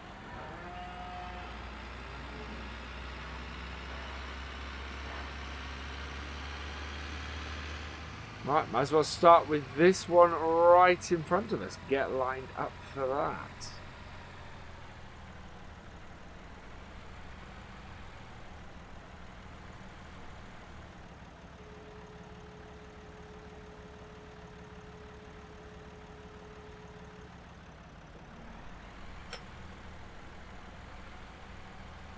Down. Slide in. There we go. Take this down the bottom.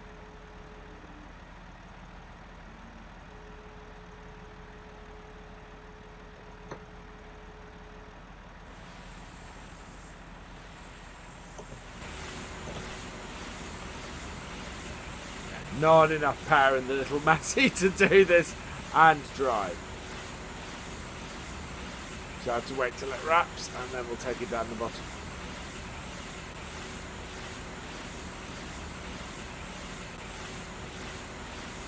Might have to get the T-dub on this job. Although, to be perfectly honest, we are alright with the Massey.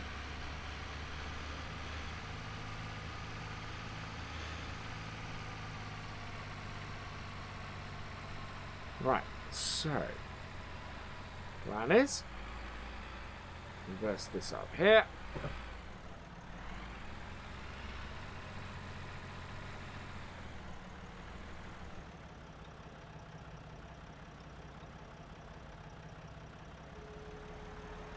Unload it. We'll get the next one.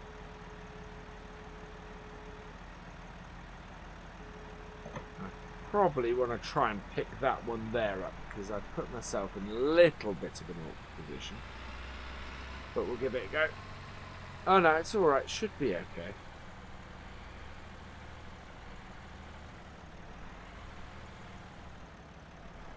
There we are.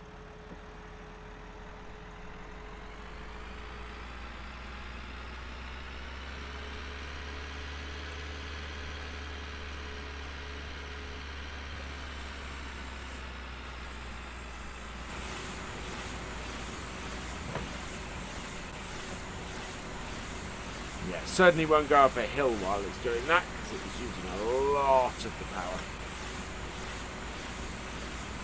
But we can.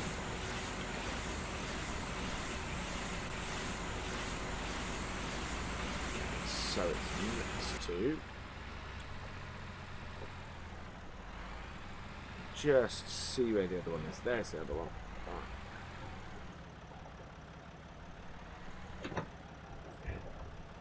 Pretty close. There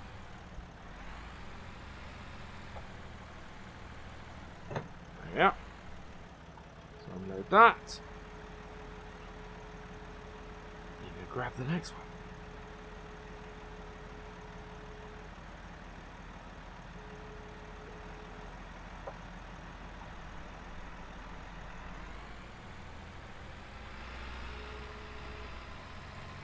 We'll head to the top of the field for this and go and grab up here. So yeah, by grouping them all at the bottom here, we'll get the lorry that will come along will come to the bottom. It will come near to that gateway, and what we'll do is should be able to load it up.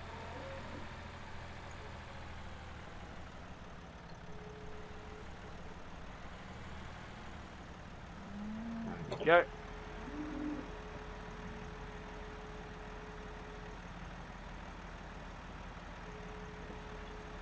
Gonna want to wrap that.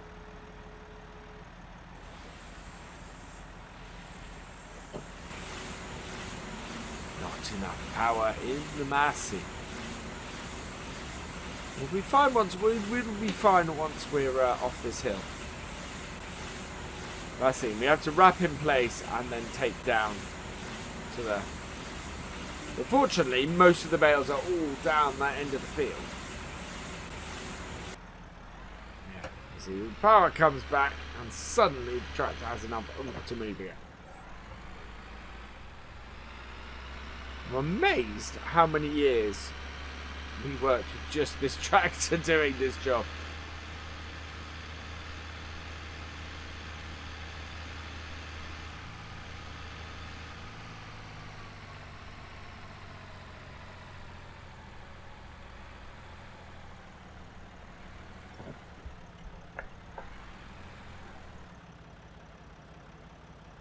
Shut that off.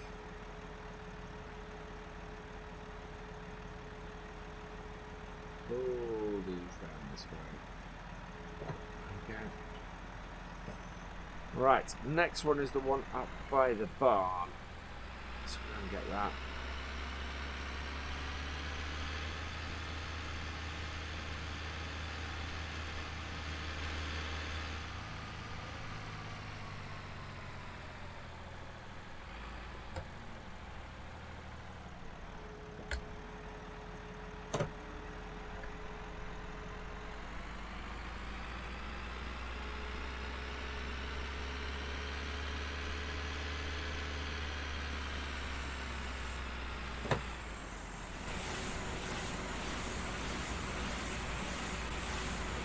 Use the hill to our advantage to get this moving.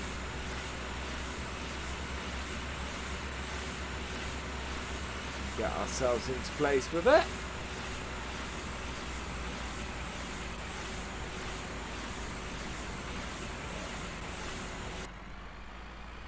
And by the time it's finished wrapping, we should be in place.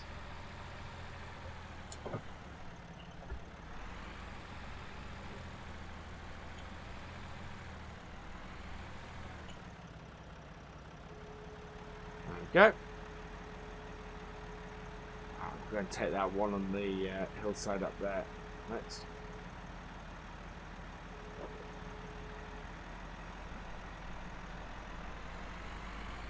Like so. Again, this is one of those jobs where we will get a good few done this vlog, but I don't think we will get all of them done. I don't quite have enough power in the Massey.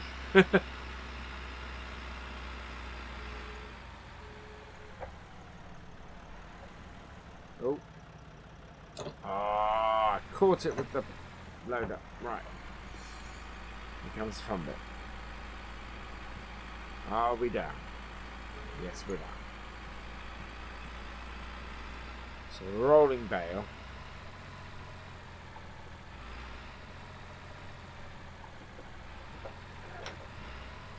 Oh, I missed it.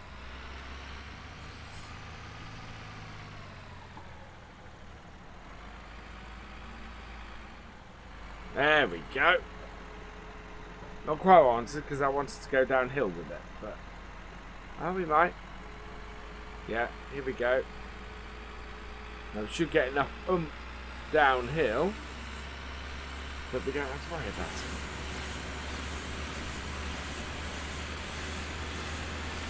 And that is how you use a hill on BallinCraig to your advantage.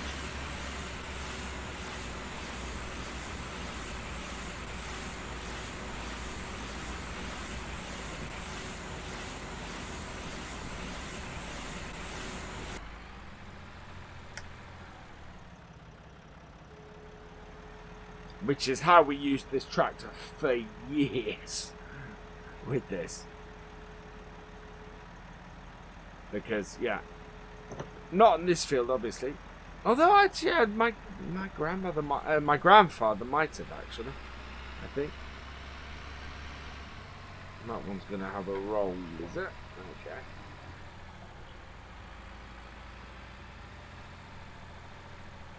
Let's stop now, dude. Grab this one.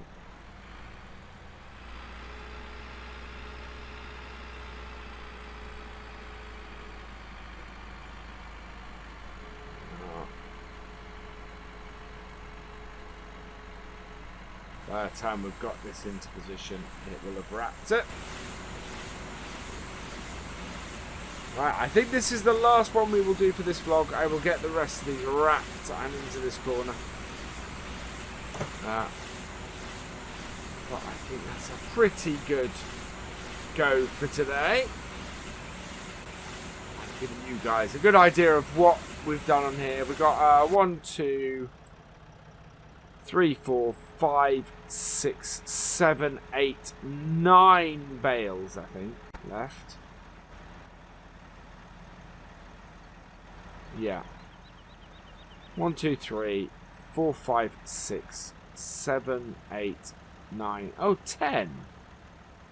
So there's one behind it. Yeah, there's one hiding behind that crooked one down there. So 10 more bales. We've got 5 up here, 6 up here. So 16 bales off here.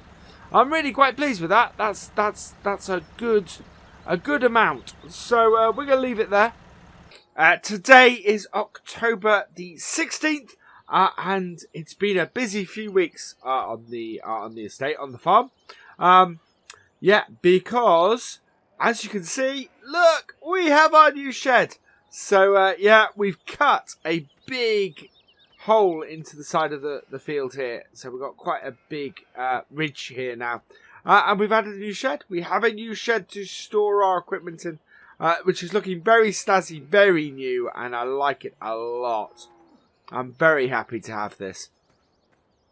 And this now is where our tools and things get stored undercover outside. The other thing that's changed is that, well, we moved the pallets out of the farm. We've actually got, because we've got the way we're going to work this field, we've got quite a nice little storage area for our pallets here. Which means we have a little bit more space around here. But the other thing is, those feeding towers are gone, which completely and utterly useless to us. Long since disused. Those have gone.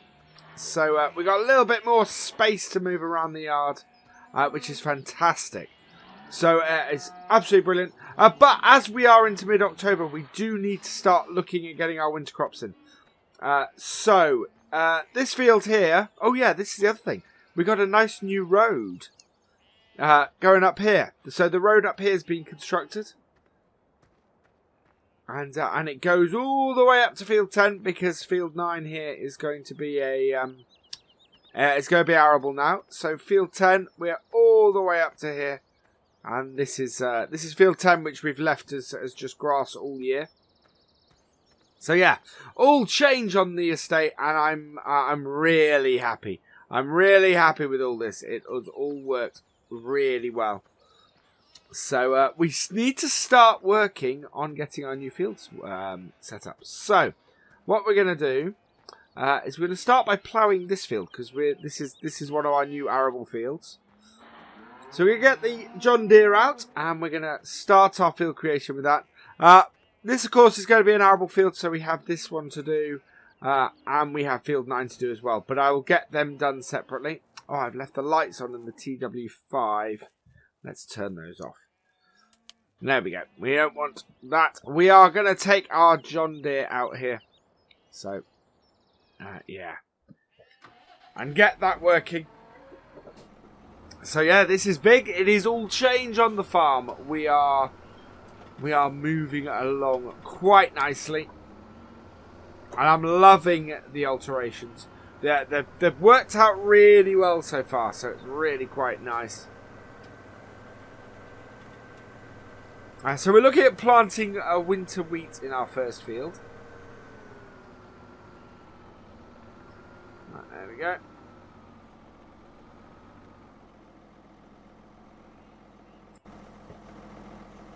Let's get this hooked up.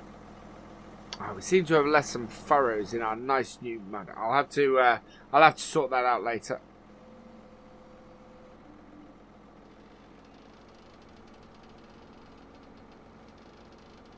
I don't want to turn the plough. I want to put my plough into its transport position. There we go.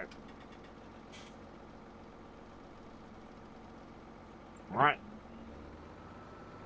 And away we go. So yeah, this has just worked out really nice and really lovely. It's absolutely gorgeous. I'm loving it. I'm loving the extra space from clearing out those bits that are useless to us. And I'm loving the new road. The new road is fantastic. That is going to make a big difference to us. Whoa! I think our plough's got caught on there. There are still issues, of course. This being one of them. Getting around here with a plough is not easy.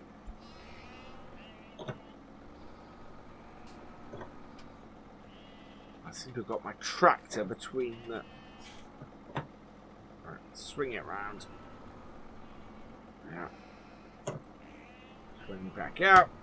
And what we'll have to do, and one of the reasons why this field is going down to grass, is it makes it easier to manoeuvre into the other one.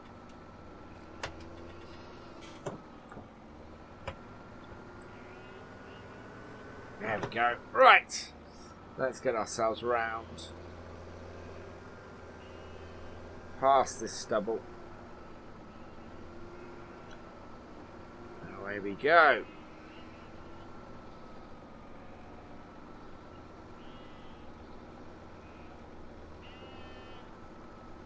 Give ourselves a nice little bit of space.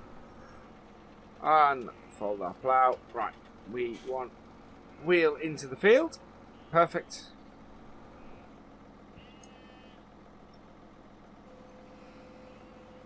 And away we go. So yeah, we are basically now just creating a nice new field in this grass.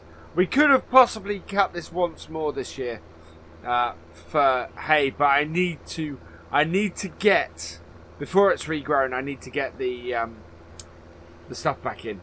I need to get the winter wheatons, so it wasn't really a possibility, unfortunately. But this is going to work nicely as an arable field. I think it's not too difficult a field to work. And as a result, it's gonna work well, I think. Right, that up.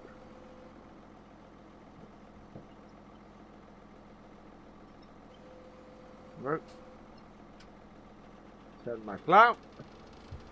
And reverse. So I get in the first furrow, and this is the reason why we have the wheel in field, because then you can put your wheel in the first furrow and that then just lines everything up really nicely, and away we go again. It's coming along nicely. It's gonna be a good change next year. I can feel that the farm is gonna do well next year. It's gonna just gonna head forward leaps and bounds. What's happened? I don't think we had it down properly.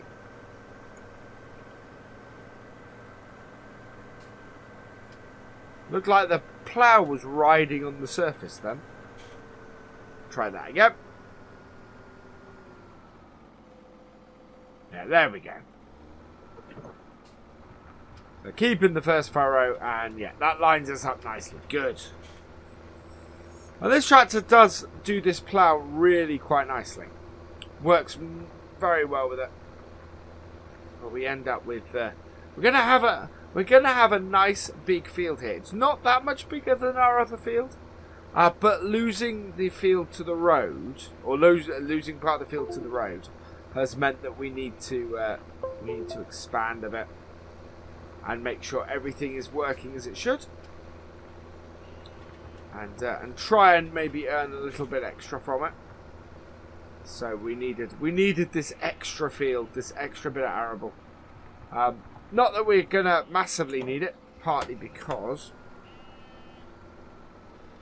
we are doing the whole thing of adding more than just this field. We got our new field, which we've got a single silage harvest off. That will now go to arable, and field 9 will go to arable as well. The hill might be an interesting thing, but we'll see. I'm half tempted to only turn half of field 9 into arable, but we'll see how we go. I don't want to really cause big issues with the field,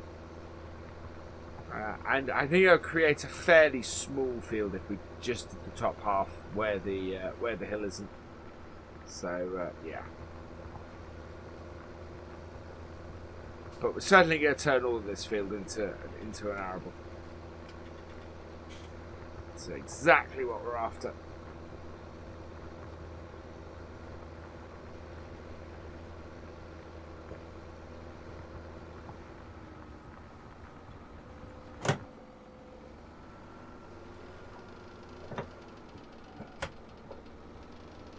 Leaving a bit of space for the headland, because we will go up and down the field. But it's one of the nice things about this is the length of the field, the long bit of the field, is very nicely perpendicular to the slope. So from that point of view, it will work nicely. I don't like the. I don't fancy trying to unload a tractor at the far end, but shouldn't be a problem because we rarely need to hire anybody for harvest here. Oh, wow, we've left a lot of grass there. Not quite in the first furrow, I don't think. Yeah, there we go. That's better. So I'm not too worried about leaving a little bit of grass. I will probably go and tidy up actually after I finish the field. But this kind of thing, you always end up with a little bit of grass.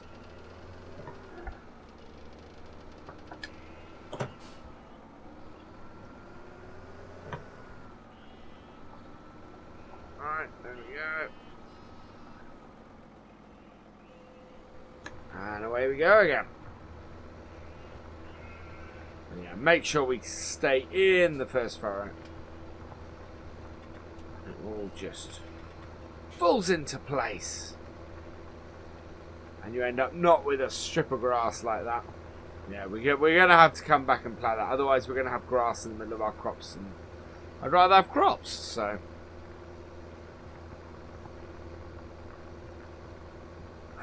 There we are. Nice straight lines. So yeah, I'm pleased with the alterations we've made to the farm. There's still a few more to go. We still have the shed, the old cow shed, outside the farm that needs doing, needs changing. So that's why the combine is still at the farm. Until that other shed is sorted, the combine can't winter over there. But that won't be too long now. That's their next job. They'll be back in the next few days for that. And then yeah, so the combine will then winter over there, and we'll probably winter a couple of other bits. So like the heron trailer, we only really use when we're doing harvest. So that can go over there, and things like that. I am looking at possibly building a grain store into that new area. Just so that we have somewhere we can store and sell at the best price. That is... Wow. We must have fallen out the first furrow quite early in that run. I'm talking and not concentrating on what I'm doing.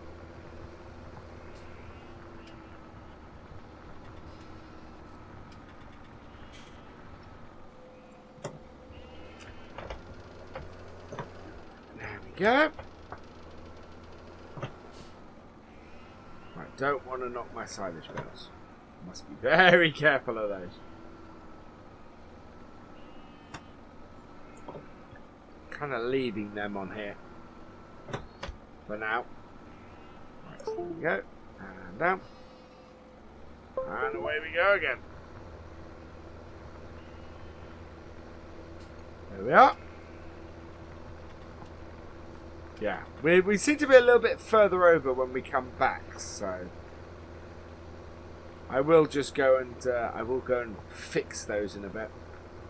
We're making good progress through this field, actually. I'm really pleased.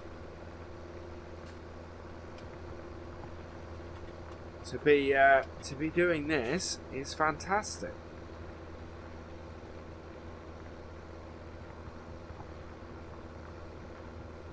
We're expecting the silage bales to be collected in the next few days. That's why that's why in a few places you'll see some by the gates.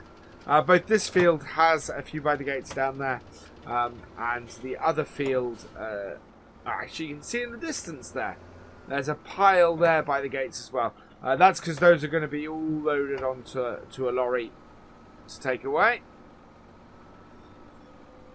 Which will make us a nice bit of money. I think each of those are worth about 1,500, and we've got what is it? 10 bales here.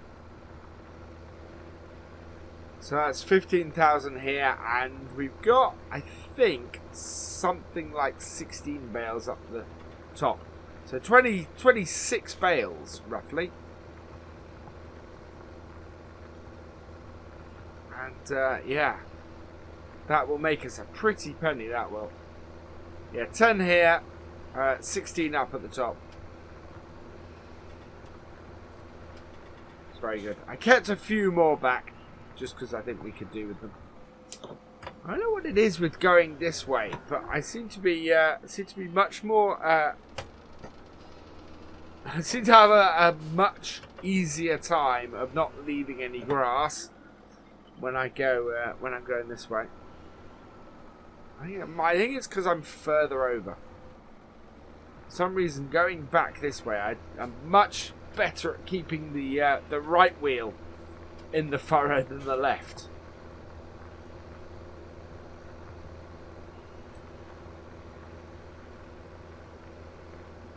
That's alright. What we'll do is we'll drive back along those with the bonnet lined up in the middle, and that way we'll be absolutely sure we're going to get those pieces of grass.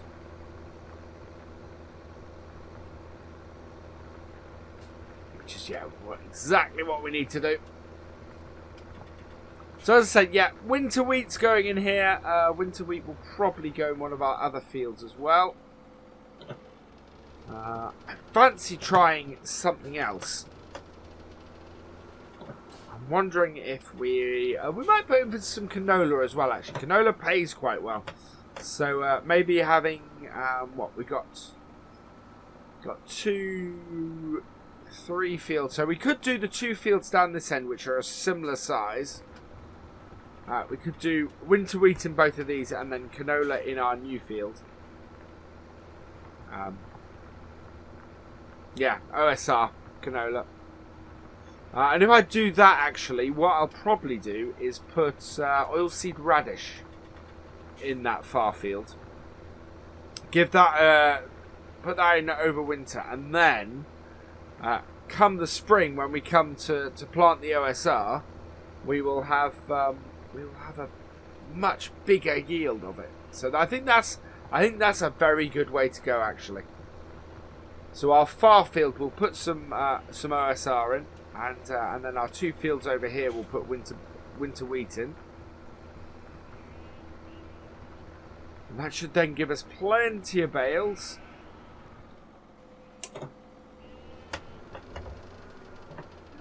And also give us plenty of money. So if we do need to buy bales as well, we'll be able to. That was a much better run. Coming that way. Did leave a little bit, but fairly good.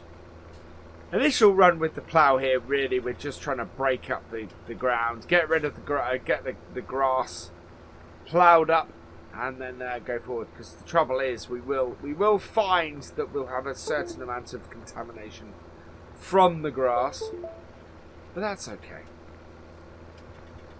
It will be fine. I think we might even get this field finished in this vlog. That would be good. You guys can see field creation from beginning to end.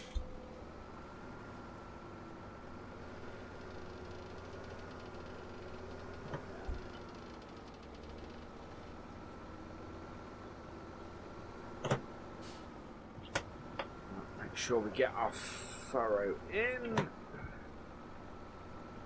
Yeah, there we go.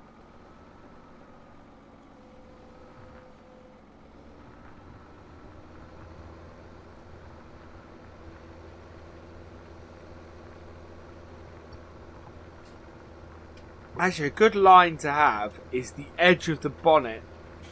Yeah, the edge of the bonnet along the side there. So that then gives us a really good line to work with. And if I'm just covering the grass with the bonnet, then I'm not going to get any tufts. Oh, many tufts.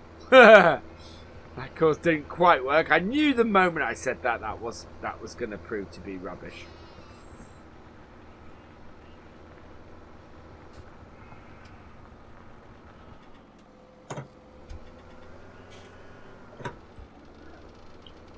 Turn the plough.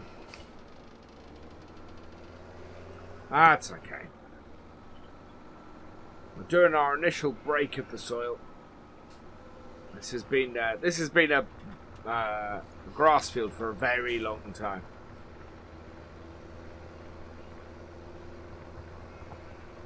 But I wish to bring more money into the farm, and I can't do that if all I'm doing is the cows and the sheep.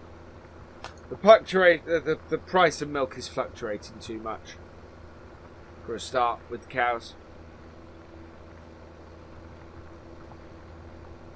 I might sell some sheep towards the end of the year.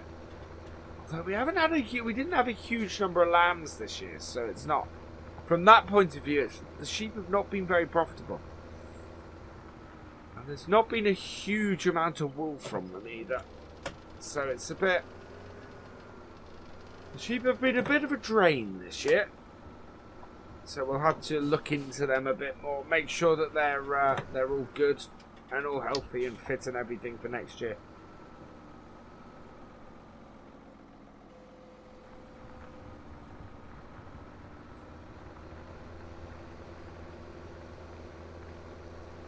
Definitely gets wider at this far end of this field. Small but noticeable is the thing about it. Especially as you come to the end of it and you're going, oh, we're quite thin at that end, but I've got quite a bit of field to go down here. That's, yeah.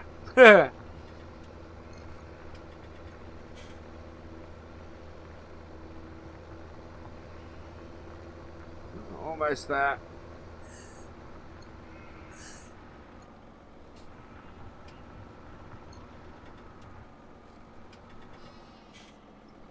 Oh, left some grass tufts at the end.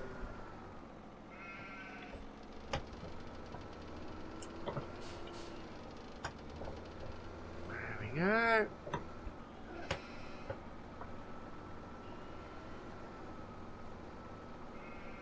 And down. And away we go again. Yeah, maybe that's better. Make sure that I completely cover it with the bonnet.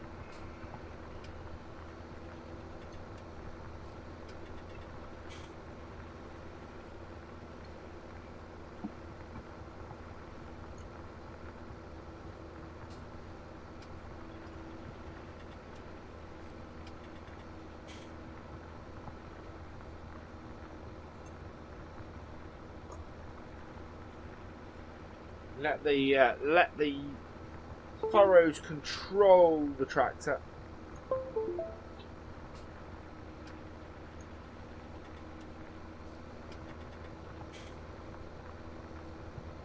You do that and it will work well.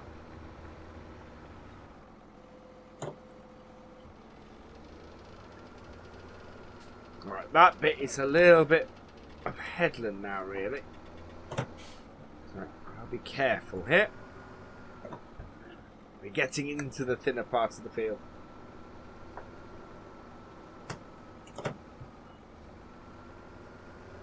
It's alright doing these headland bits, but we're going to make sure that we stay on the straight and narrow with it.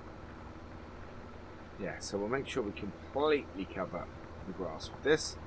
And we are going to leave a tuft here because that's a little bit off kilter. Otherwise, I think we're alright.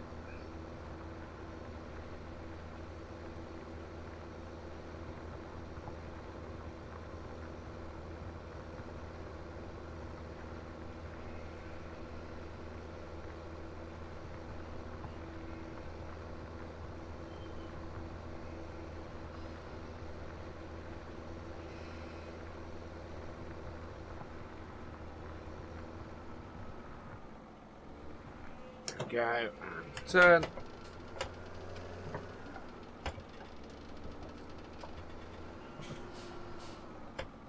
There we go. Very nice. Actually, I'm surprised we didn't leave any tufts at all on that run. That's very cool. That's the first properly clear run, I think, coming back that direction we've had. So that's really good.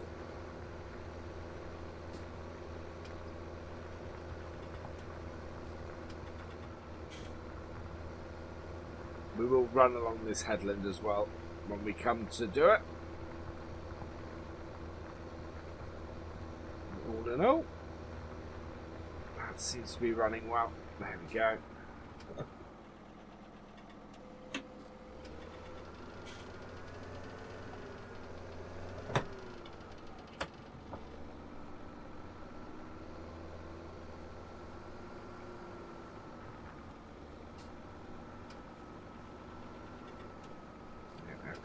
Quite a way up here, so as not to go into an area we don't want to go into. So that will have to be sorted when we come round the headlands. But then that's fully expected. I'm not surprised that I had to do that at all.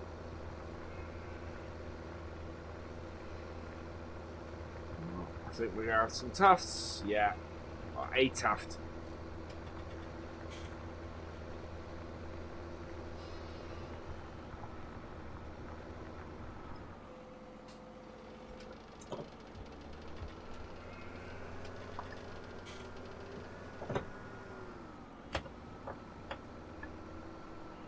Go down again.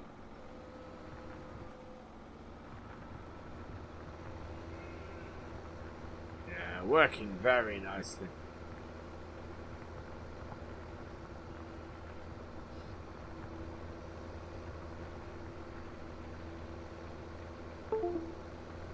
That's just very cool.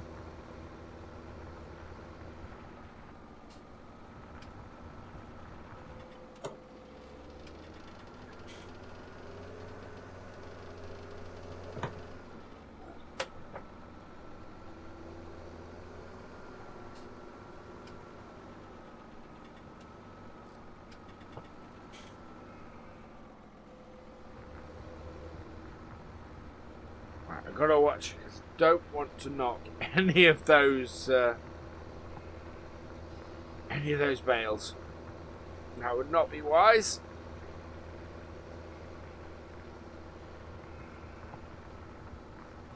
There we go.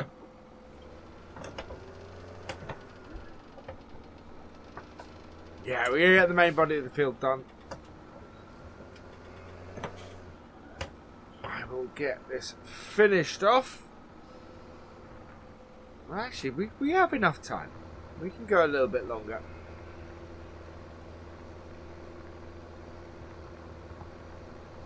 Okay, yeah, we'll avoid those.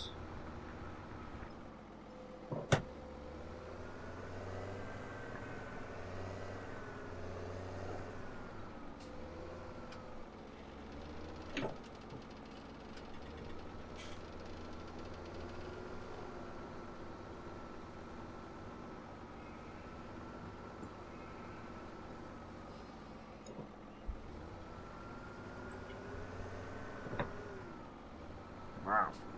Yeah, this is going to be... So we're going to head and do the headland next. Firstly, along this side. So we'll lift that up. I'm going to keep the wheel field in. Because then that gives me a nice even line to go along here.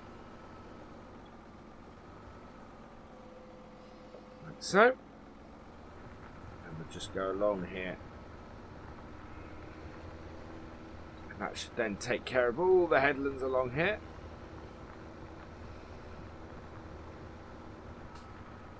Yeah, that is doing that very nicely.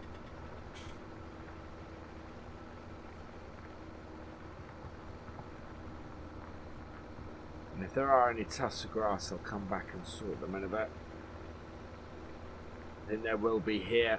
I don't think I restarted quite as far into the field as... Oh, yeah, it's restarted too far into the field, sorry.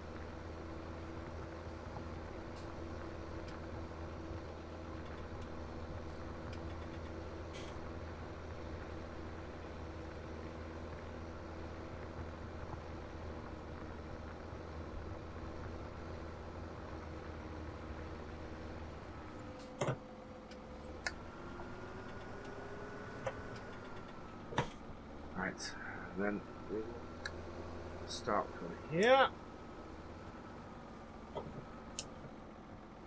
Get this headland done.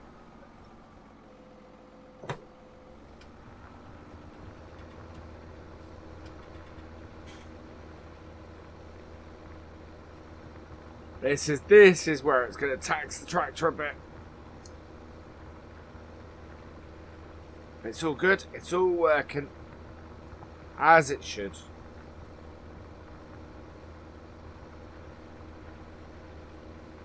Let's line that up.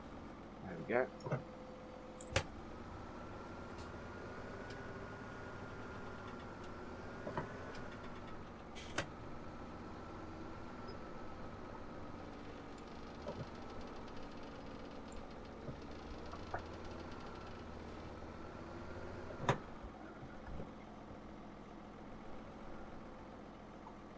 Down.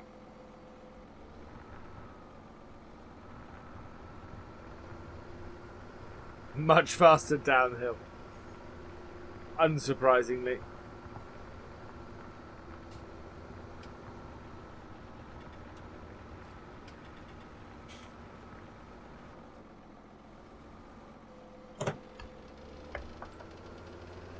Quite a wide headland we got down here.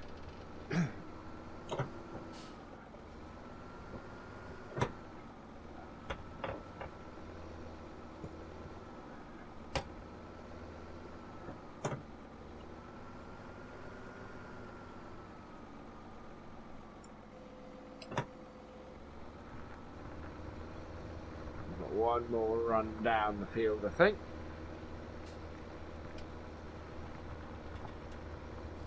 Oh.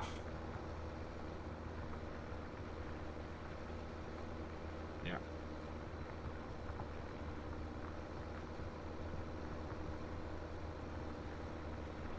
Normally like doing it with the 3, but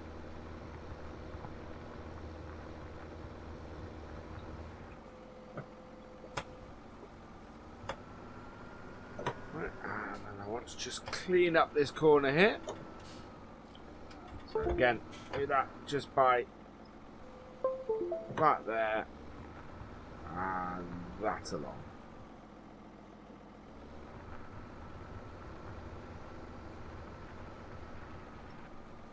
And we need to go and do the same down the bottom, so we will turn our plough. Just so that we can get into that and clear that up.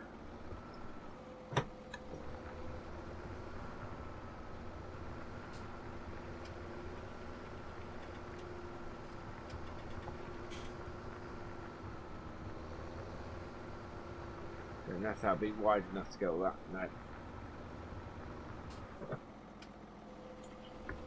Right, we won't turn it. We'll just get this so it's square this corner off rather nicely.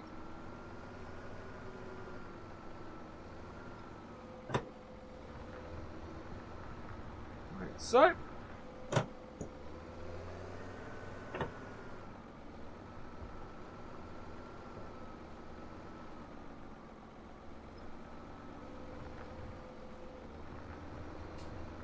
forgot to turn my plough.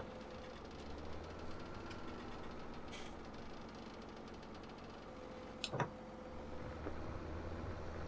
we go. Right, so on returning up the field, what we'll do is we'll clean up one of these.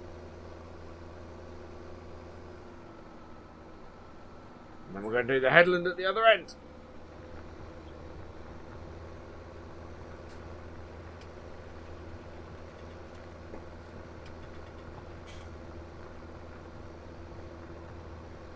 Yeah, just a few tufts of grass to clean up in the middle of the field. Half tempted actually looking at that row. We'll turn around, go back.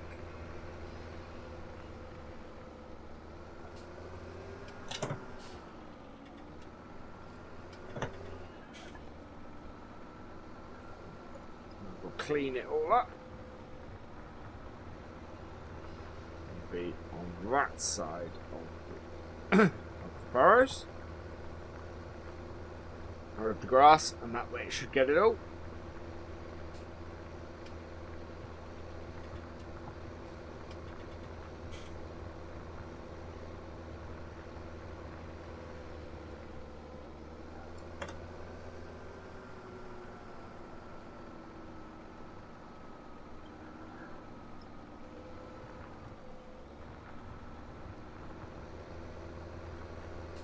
There we go.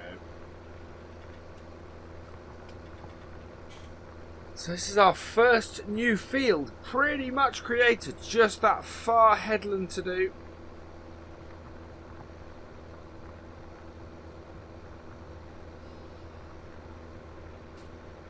Should be able to do fairly quickly and fairly easily.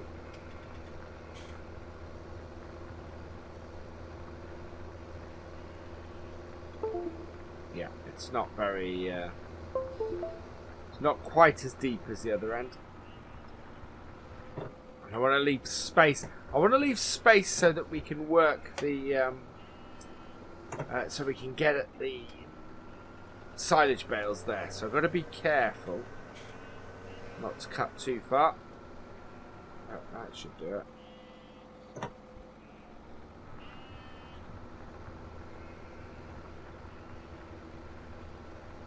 Yeah, and I kind of don't want a kink for this bit down here. So we're going to leave a little bit of a wider headland, or a wider bit at the top here than you probably normally would. It just makes it easier to handle.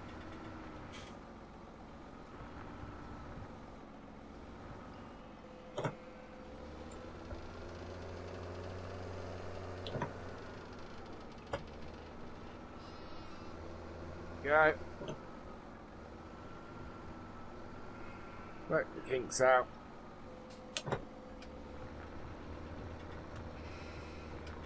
Wow, this first bit is a little bit steep.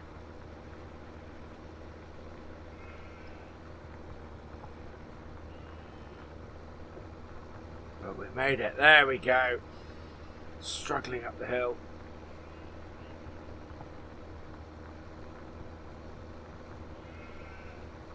There we go.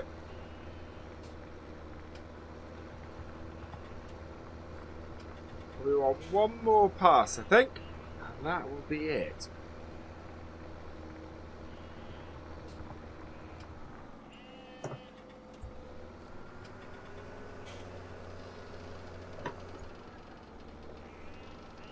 Yeah, because this corner's pretty good.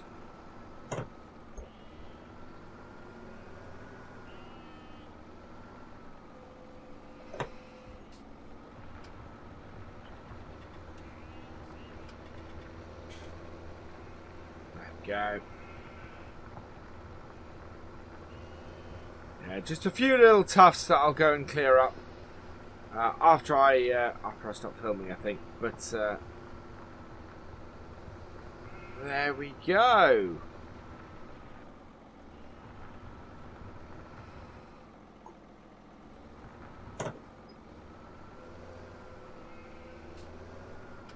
Right. So that's where we're going to leave it today. I've enjoyed that. We have created a brand new field. We're going to get some winter wheat into it. Today is October the 23rd, and yeah, things are coming along nicely. We have now ploughed this field, so this is ready for us to plant crops in. And as you can see, we're going to be doing some muck spraying today.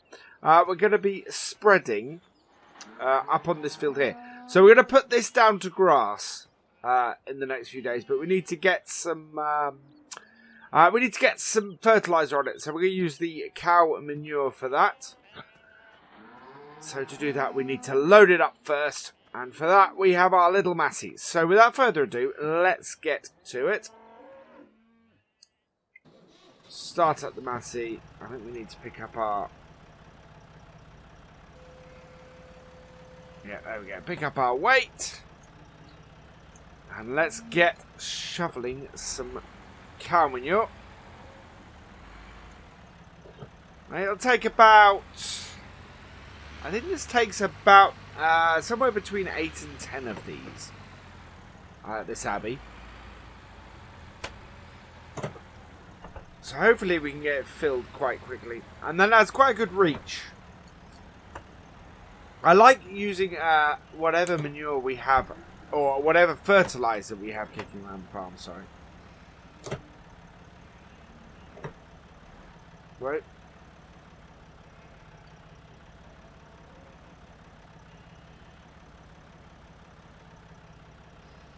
think that's doing it.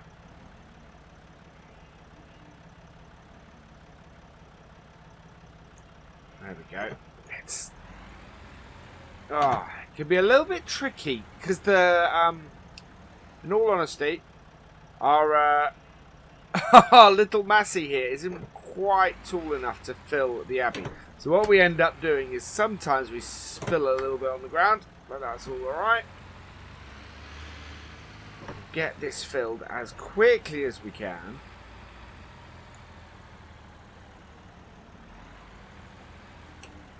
And that will then mean we might be able to fit a little bit more on that. There we go.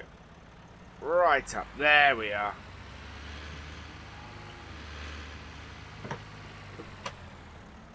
It's still quite tight around here. Even having cleared out some of the old equipment and old stuff that we no longer need.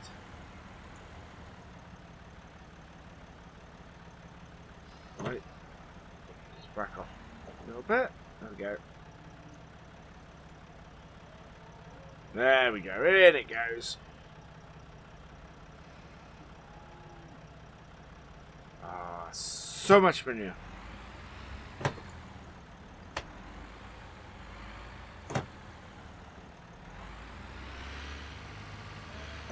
That's good. This is some nice free fertilizer, which is always a good thing on the farm. There we are. Perfect.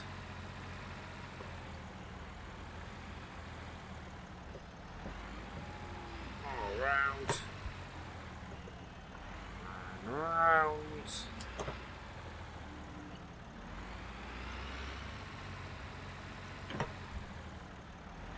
Considering it a bigger manure fork.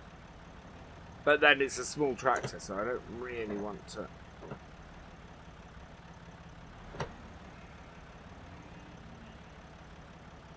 There we are. In it goes.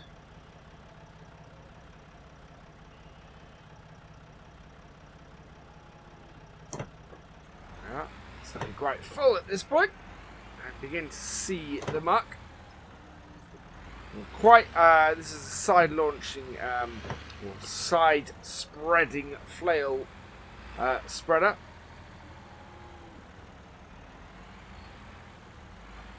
Quite useful for us here.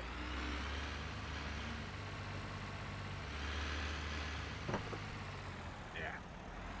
We don't tend to go too... we don't tend to need too much on here, but of course we are expanding the farm, so it's possible that wait.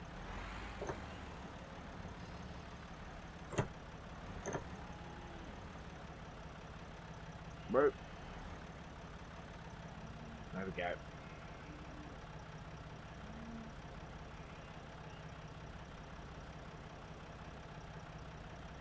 Almost there. You can see it piling out of it now. It's not a very big field we've got to do, so we can always use this on one of our ploughed fields. We then need to cultivate it in, and we do already have some fertilizer on our ploughed fields. They are all already fertilized, so it's not a huge problem.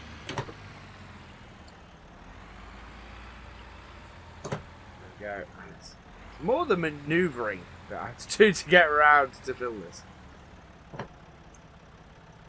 There's no easy way to park it.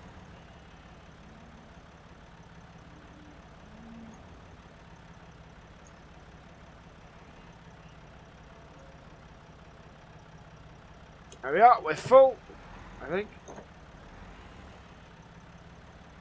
Oh no, maybe not. There we go. As long as we're not putting a big pile on the floor, I don't mind so much.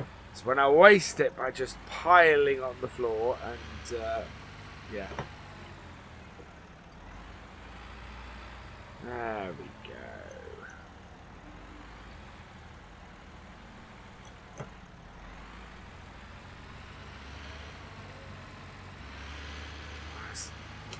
Very nice. Cool. I kind of want to put this at the back. I think.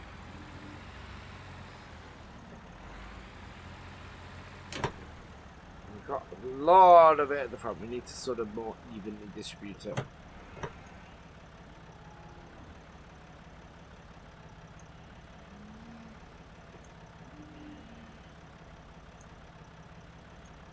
No, and we're full. There we go. We're full. Dropping a little bit on the ground. Right. So we'll leave that on here. We'll come and put that back on the pile in a bit. But yeah, nice amount of muck in there. So we'll get going in our T-dub and get it going.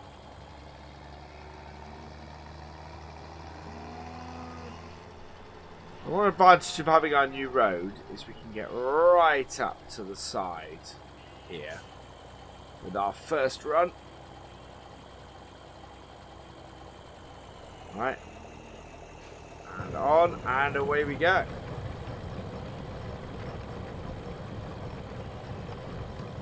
Absolutely perfect. Just keep doing this until we run out.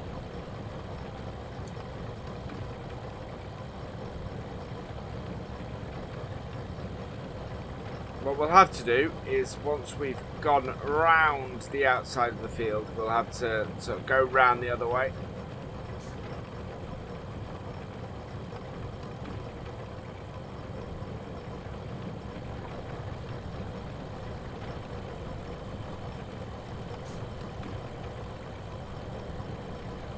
This T-dub is perfect for this job. We can again cultivate this next time. We'll cultivate. We'll give this a couple of days, and then we'll cultivate it in. Probably once we've. I think we need to plant. We need to plant our winter wheat. Is what we need to do. And we've got. I think I said last time I was probably going to do that in 2 fields, and that's the 2 over this side. So I think we'll get that planted, and that will do a good job for that.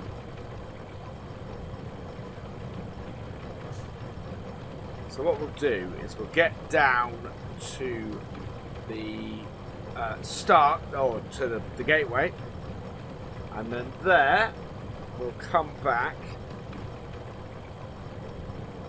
and we will we'll go the other way around the field.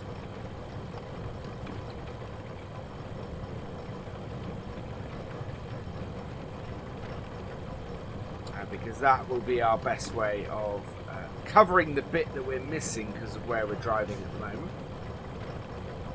Right, so turn that off. And we'll turn around.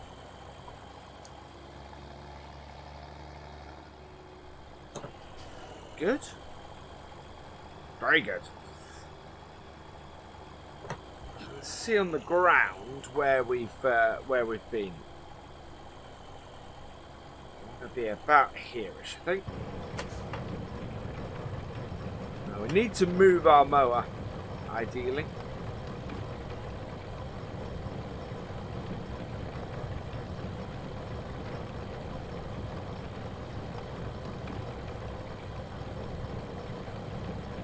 There we go.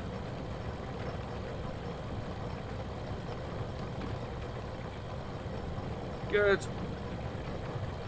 Hunker manure just flying out.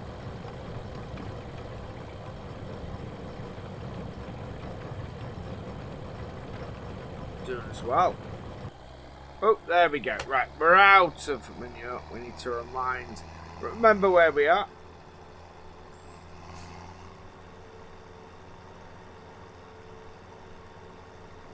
Go and collect some more.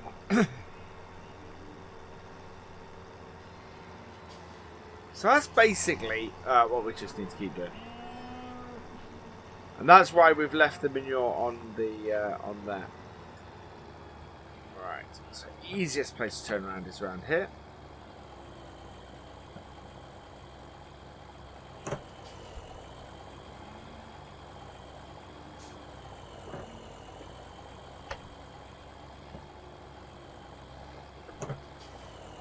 reverse it up.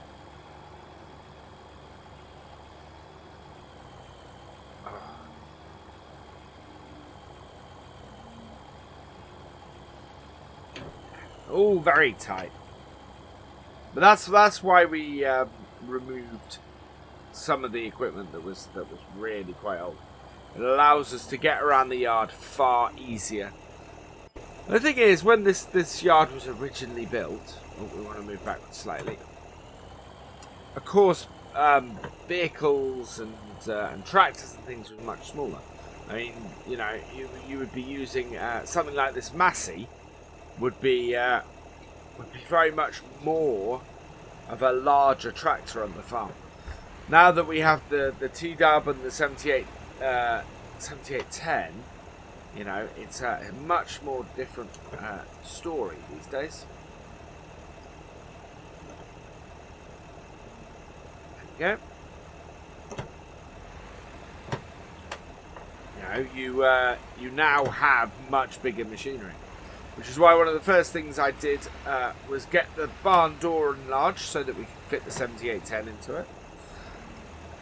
Why we've expanded the farm out to the side, because you need more equipment. Even you know, with the focus of this farm being the cows and the milk, you still need the extra equipment and things these days. So it's, yeah, very much it's all geared towards getting the farm to be more efficient and earn more money.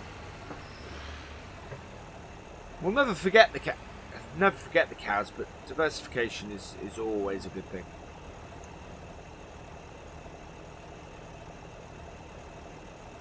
There we go. That's it. Well, my grandfather was greedy. You know, he basically had to sell off most of the farm, most of the estate, simply because it wasn't making the money anymore. And sold up all these grass fields around the farm to make sure that he could keep the farm. What I'm hoping is this diversification will allow me to buy it back. So, yeah. We'll see how we go. It's coming along nicely. We are making money, which is a good thing. And next year I think we will make more money.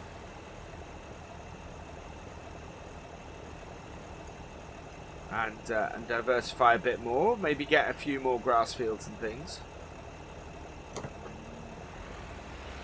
I'm in talks actually with a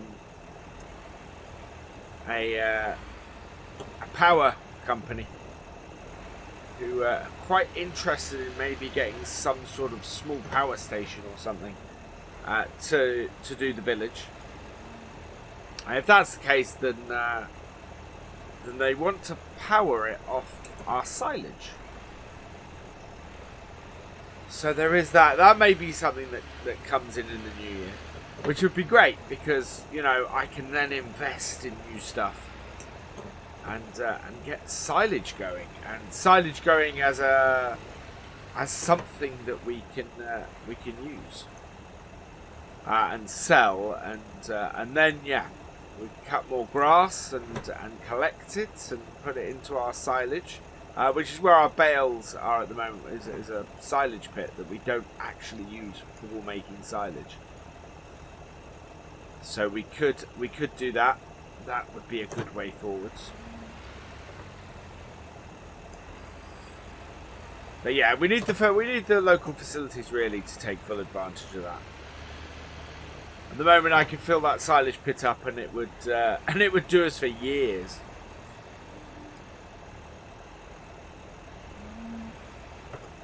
Speaking of which, we are going to be doing field 10, which is our field that our new road goes up to. We've left it to grow all year, and I'm hoping that means we're going to get a good yield off it. So yeah, hoping so. I think it'll be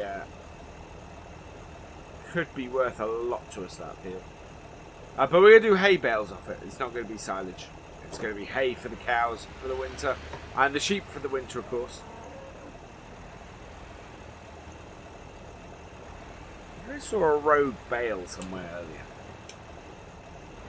But I need to go and pick up.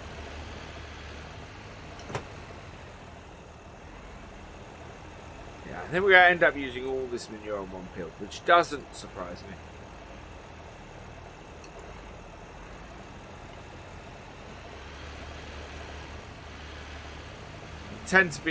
We tend to have enough manure to do one field. And of course, so far we've only ever had one arable field.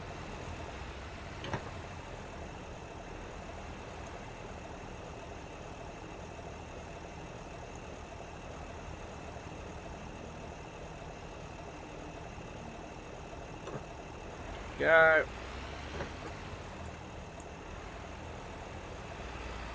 A little bit more.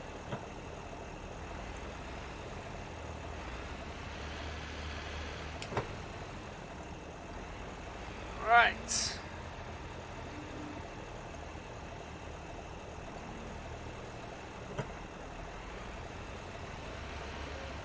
Cows are all happy and healthy, which is good to see.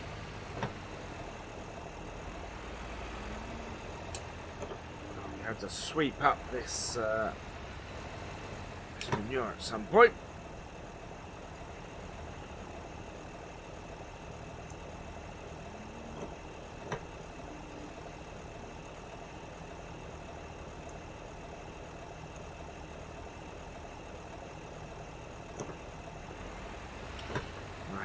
More maybe?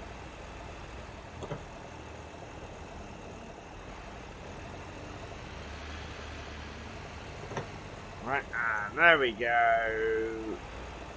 In we are. Not a huge amount left, I think. Yeah. We basically cover as much field as we can with this.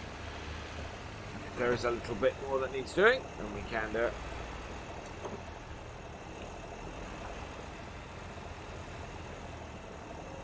The other thing I'm looking at doing is possibly investing in some more cows. You know. This is, after all, the dairy farm. Yeah, there we go.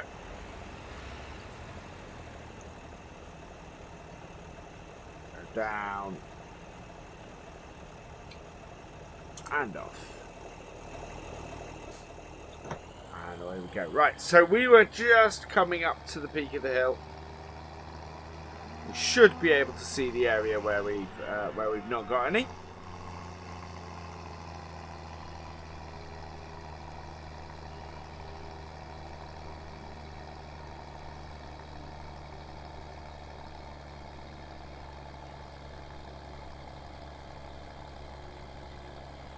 Yeah, up to about here.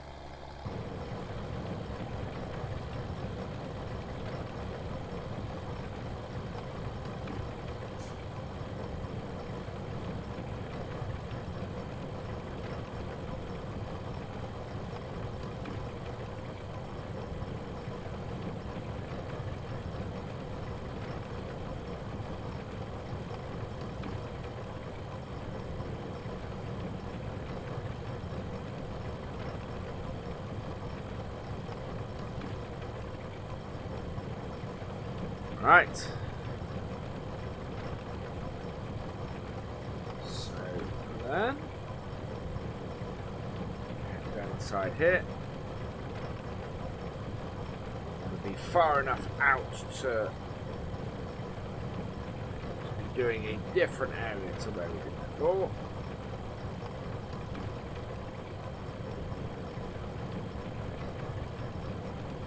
Like so.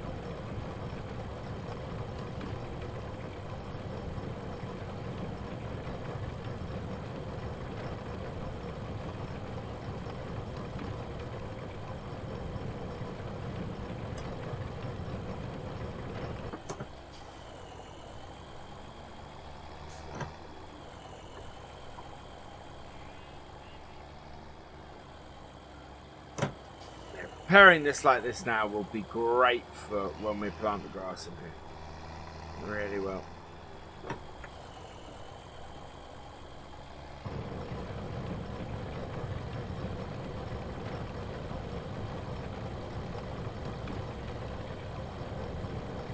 absolutely perfect.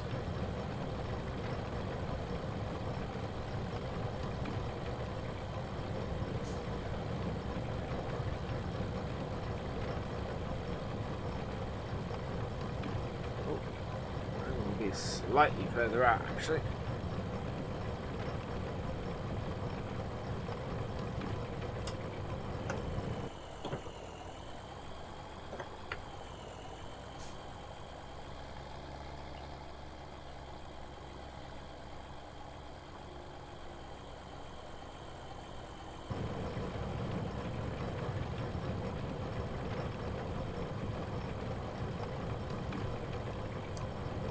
One more load of this, I think will probably get us done on the field.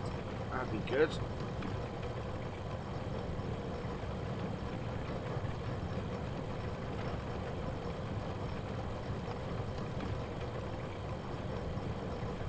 It's actually going quite far. Quite pleased with that.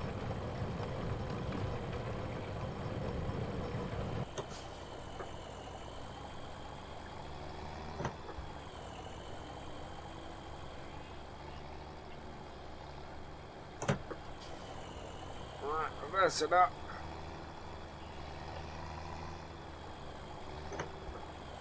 And head up here. There we go.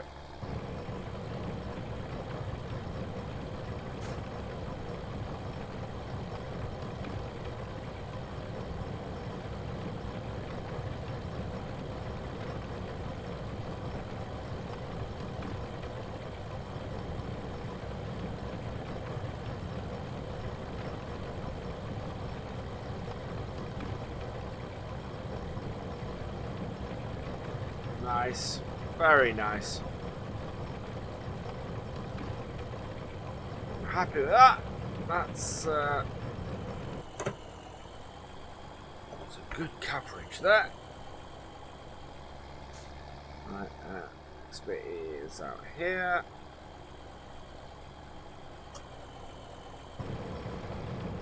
Like so. Wow, mucking. Spreading muck, always good fun. Always absolutely perfect way to increase the yield. Works really, really well. And this little T-dub is running this very nicely. Very, very nicely.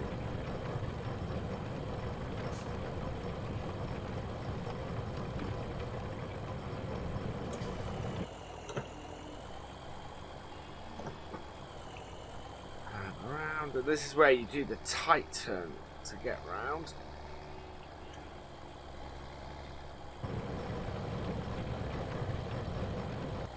Oh, and we're out. So one last fill up. Which is probably, I don't know if we'll make it back to the field. Because of course it does take us 5 minutes or so to fill up. But we'll see how we go.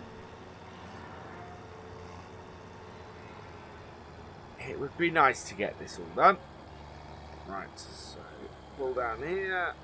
We'll stick to the side.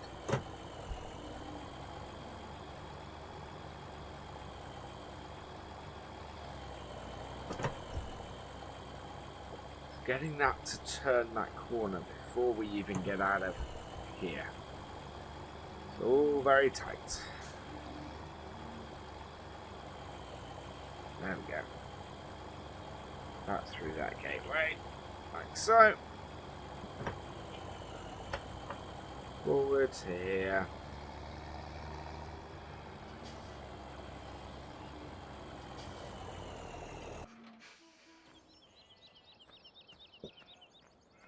Into our Massey. So yeah, this has worked well.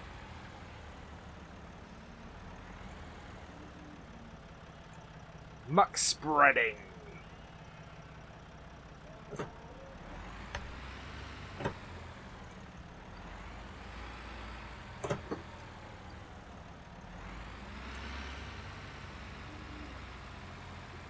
There we go. So next time, yeah, I think we will probably be doing some planting. We need to get the winter wheat in. And we need to get the radish in as well.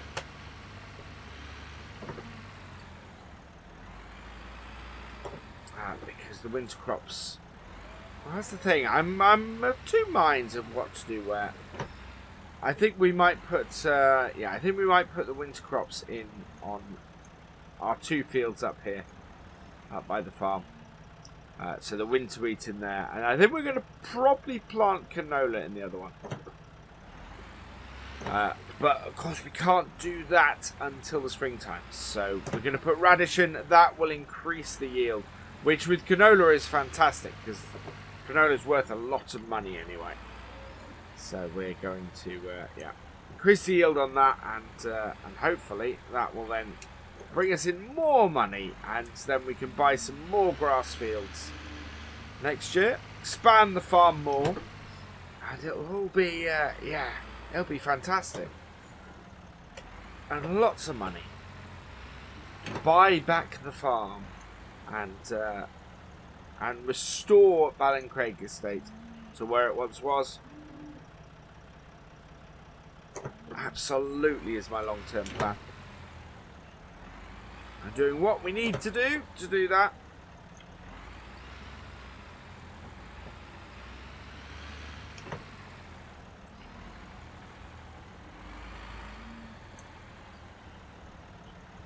There we go.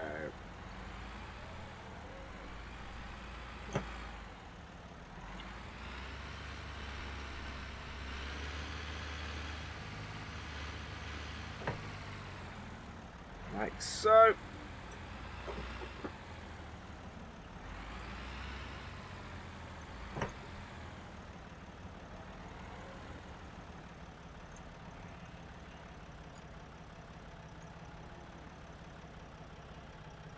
Right, one more, I think.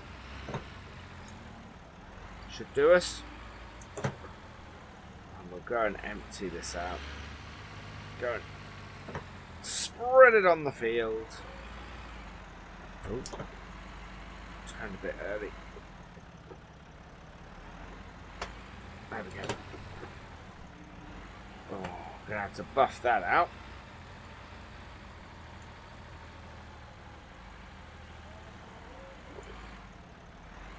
Yeah, more cows will allow us to get more manure and things. So we're gonna.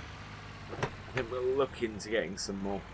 Especially when we do our, we'll do some sales of the bulls born this year and some lamb sales coming into winter over winter. So yeah, it's not a huge amount, but it's enough to bring a little bit extra money. Right, there we go. That's a nice full trailer. That's not going to take much more. Right. Turn this off. Turn this on. We're going to do our last bit of spreading. And then that will be this job done.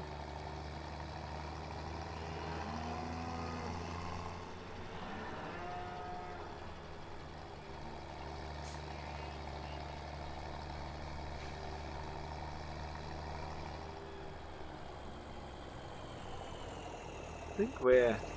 Yeah, I can see the muck there, but not here. Right. So I think we want to be... I can see my tracks actually. Yeah. There we go.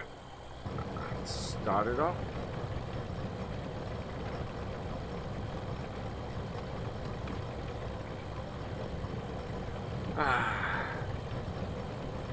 Nothing like a nice bit of spreading a muck in the morning.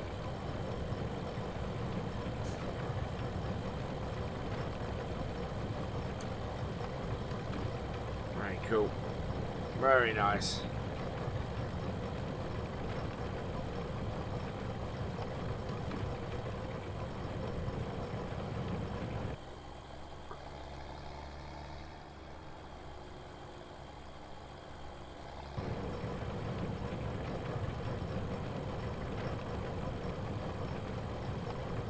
Get as good a coverage as we can. just, yeah. Oh, that's a lovely smell, that really is. Do it this time of year because it tends to rain a bit, and that means that it dampens the smell. I know some farmers who do it as soon as they've harvested. Always get complaints, always get phone calls going. Why are you making it smell so bad? If you do that in the baking hot sunshine, yeah, you're very much going to get those kinds of complaints. I tend to get on fairly well with the villagers, so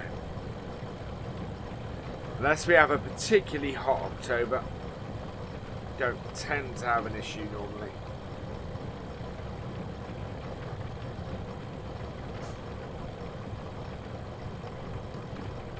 Right, not much to go.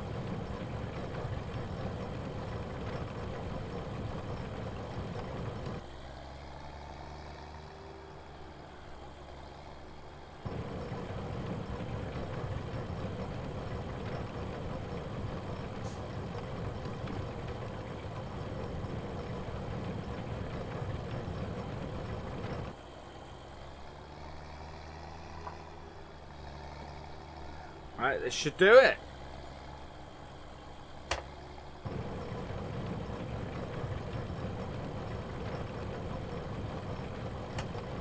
Yeah, no, that will do it. I can see it's done. So there we go. That is the muck spreading done. I'll turn the tractor off quickly, and that's where I'm going to leave today's vlog. Today is October the 27th, and we're going to cultivate in our muck that we did last time. So I've got my cultivator on the back of the TW5 here, and we're going to line up and get going with it. So without further ado, let's do that. So we're putting grass on here, so it doesn't really matter what direction I cultivate it in. It's not going to make much difference in the long run, but I'm going to follow the contour, the edge of this field here. It just makes things easier for me to line up. So I unfold my cultivator there, and down and in we go, and away we go. I'm going to have to lift up. I'm not quite close enough to the edge of the field. It's alright. We'll get all the muck cultivated in. It will give a good fertilised base to our new field, our new grass that we're putting in here, and yeah, just work really well.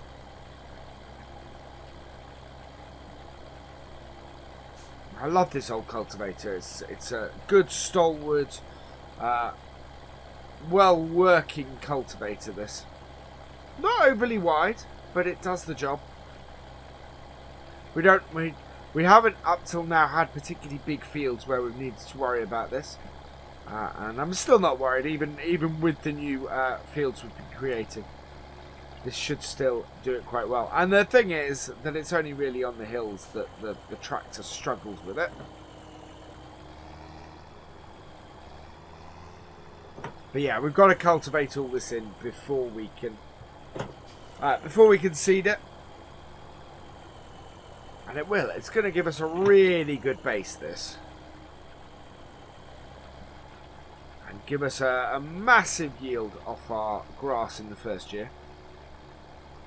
We're slowly going to straighten this out, because it is, you know, it is better for us to cultivate straight. It's actually easier to set that up going downhill. Oh. Going to go back and catch this bit. There we go. So yeah, this is going to go down to grass, and then we'll need to get the other fields. Well, we either need to get the other fields planted with oilseed radish, because we're going to give a really good base for our OSR the first year. So yeah, we're putting oilseed radish in ahead of oilseed rape. And hopefully that will give that field a big one. But what we're going to do here is we're going to give The 2 fields we're going to put winter wheat into. We're going to obviously plant very soon with the winter wheat. So we should have everything planted in the next couple of weeks. I don't want to leave it too close to winter because we need to let the seeds sort of get settled in before the frost and the cold weather hits. So yeah, I'm just straightening this out a bit now. A little bit of an overlap, which should mean that we can go straight up and down the field. It means we don't put we put less pressure on our tines doing it this way. Turning with the tines in the ground is not good for them, so try not to do that wherever we can. There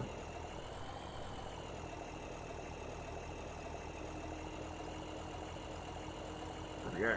Get them out.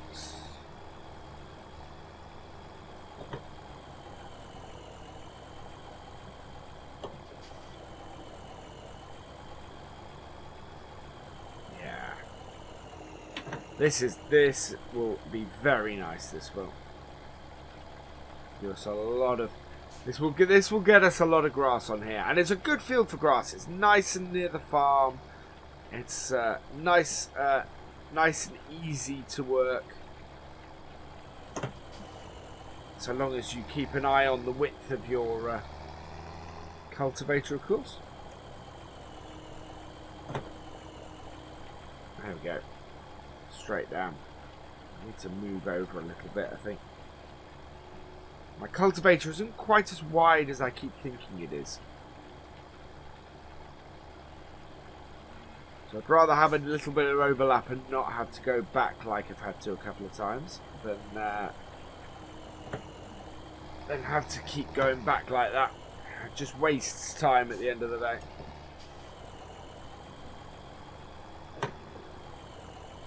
Yeah, so we'll get this, so we've got a lot of planting to do over the next couple of weeks. As I said, we've got oilseed radish to get in one field. We've got grass to get into this one. We've got 2 fields to get winter wheat into. It's all go on the farm at the moment. And yeah, quite an important bit of time of year. We're also looking at a possible new piece of machinery. Somebody mentioned that it'd be really good on the farm to have maybe a little skid steer or something like that. So at the moment I'm investigating that. We may get one to try out on the farm and just see how that works. Maybe hire one to do some work with the cows and see how it goes. We wouldn't of course get rid of the Massey. The Massey is useful to us beyond the stuff with front loader, but it may be that when we're on a field and need to load into the trailer, that just gives us that little bit extra height and a little bit more visibility. So we're going to give it a try and see how it does. We do have one more field of hay that I want to do before the end of the year. So we need to cut that in the next few days.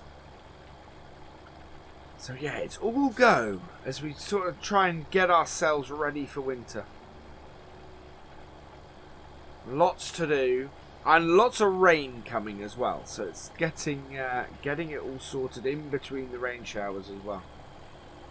And before the snow gets on the ground, because the long range forecast is that we should get some snow over the winter. I don't know how much we're going to get. But yeah, we're certainly expecting at least a bit.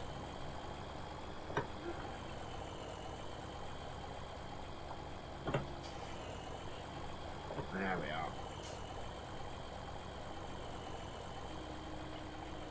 Nice. This is gonna give us a very nice base to get our grass down on. The only way we could increase the yield of the grass would be to do OSR in here as well. Or oilseed radish, not oilseed rape.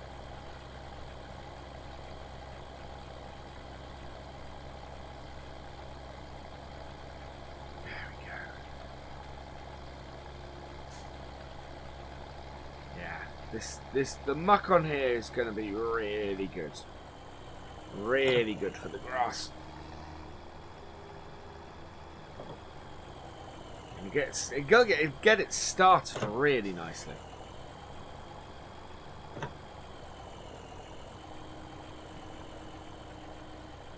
We won't be able to cut it before winter, obviously, because there's not enough time for it to grow, but we should be able to cut it fairly early on in spring, I think. Maybe middle of spring. And get a very nice yield off that in mid-spring. There we go.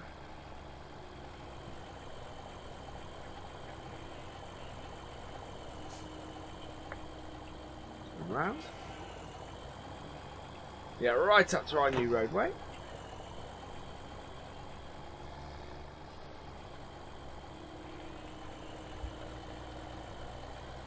Line up there. There we go. That'll keep us going. Oh, we're a decent way through the field already. We're already getting shorter and shorter on our lengths that we're doing.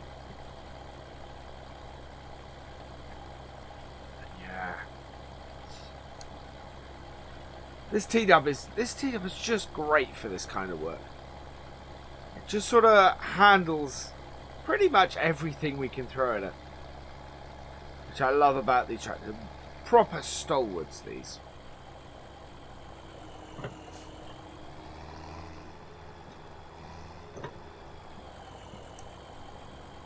Round we go again.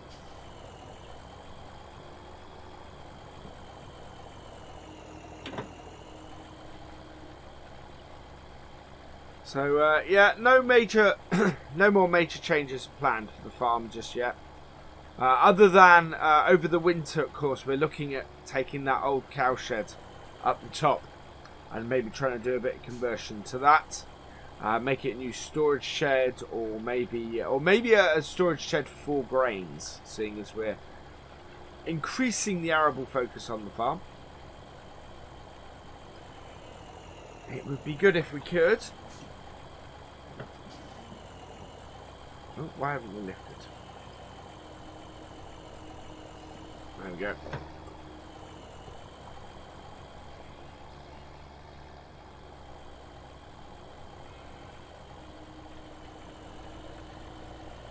There we go again. Perfect. Very, very nicely working through this.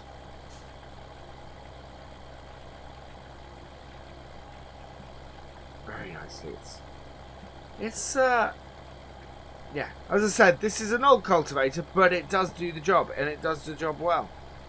And I find that with a lot of old equipment, is that it tends to, it's built to last. It's built to do this well and to keep going.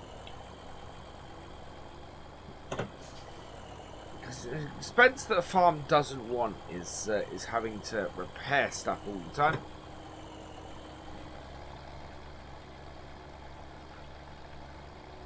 So it's good when you have kit you can rely on. That's yeah, works well, and it's really useful, and just cuts down the cost on everything. That's why you see a lot of older tractors still in use. Simply because they are, well, they're simple machines. You know, they don't have a lot of computers on them. They don't have a lot of electronics that can go wrong. They're just good mechanical pieces of kit that you can just repair in your own farmyard. You know, you don't have to take it to a dealer and then hook it up to a computer and go, oh yeah, that's what the CPU says is wrong. Instead, you get your hands dirty and have a play about and see if you can work out where the mechanical fault is and just fix it.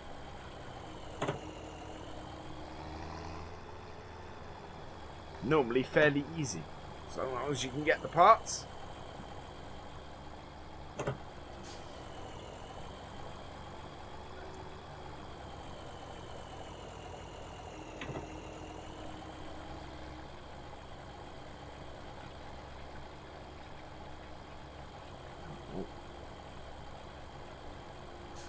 bit wide.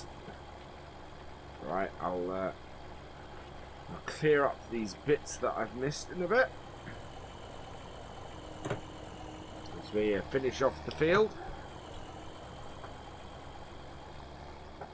There we go. Yeah, just this top corner to do. And then we can get, next time we can get planting. And we do, yeah, we'll do a lot of planting over the next few weeks. Get everything planted up and ready and raring to go. And maybe spray it as well.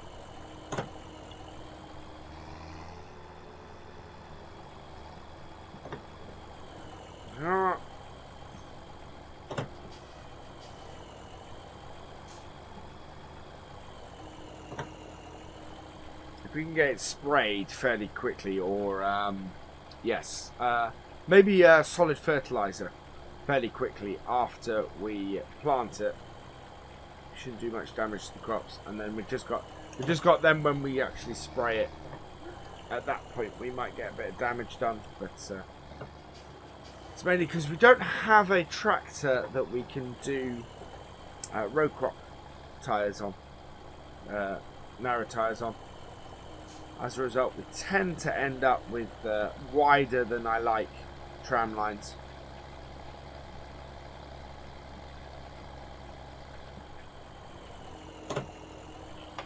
Yeah, this field is a very triangular shaped field. I'm not going to miss having to try and fit, you know, straight line work into it. Yeah, the fields we've got are much squarer in shape now, so they're going to be much easier fields to work as well.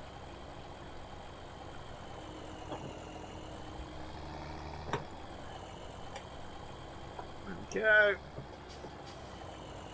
Round up to the corner.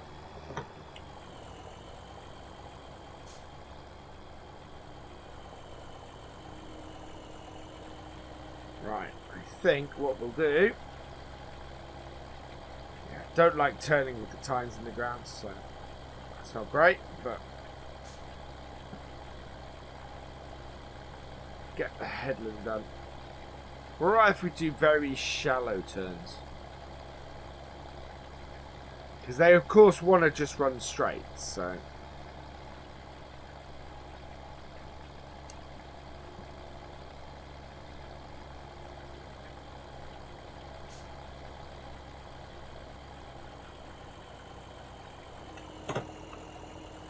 yeah.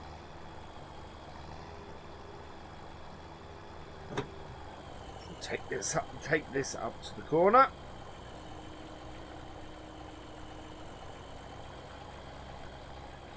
Like so. Get the back in. Get the end of the field done.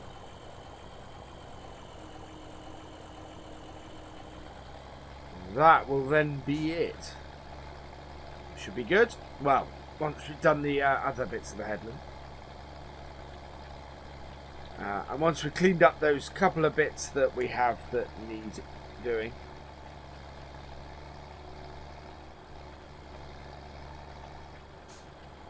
There we go. The beauty over here is we can come right out to the road.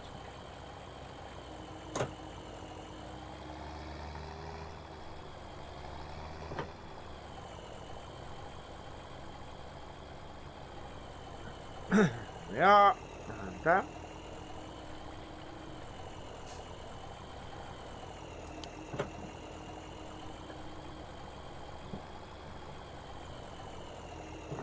And out the edge of our new roadway.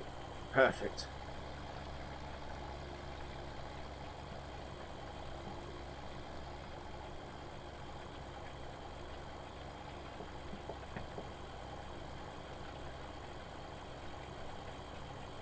Leave a little bit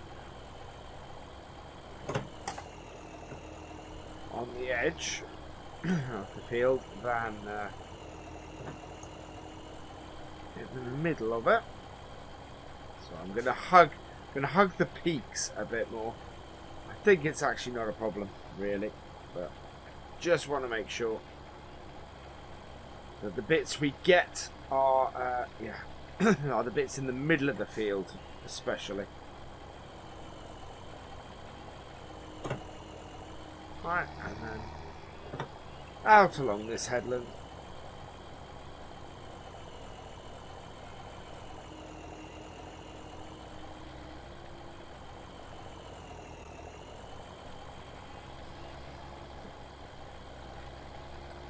Go.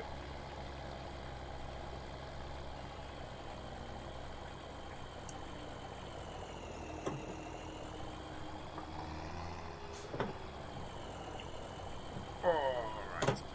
Then the last bit. And then we're all done. So slightly shorter vlog today, I think. And then we've got this field actually done fairly quickly, so I'm really pleased with that.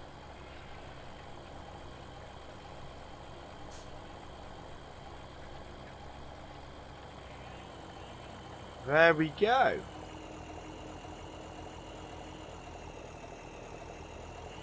Nice. I'm quite pleased with that. That's a good bit of work. There's a few bits and pieces I'll clear up. I think, yeah, a few patches that I need to just sort of go over a bit. But in general, I'm really happy with that. That has worked well. We've got this, of course, this field ploughed now. This is going to be winter wheat. And if I just run up here quickly. Yeah, this field is also going to be winter wheat. So this is going to be a fairly big winter wheat field. We're putting grass down here. And then, yeah, we can open this. Space.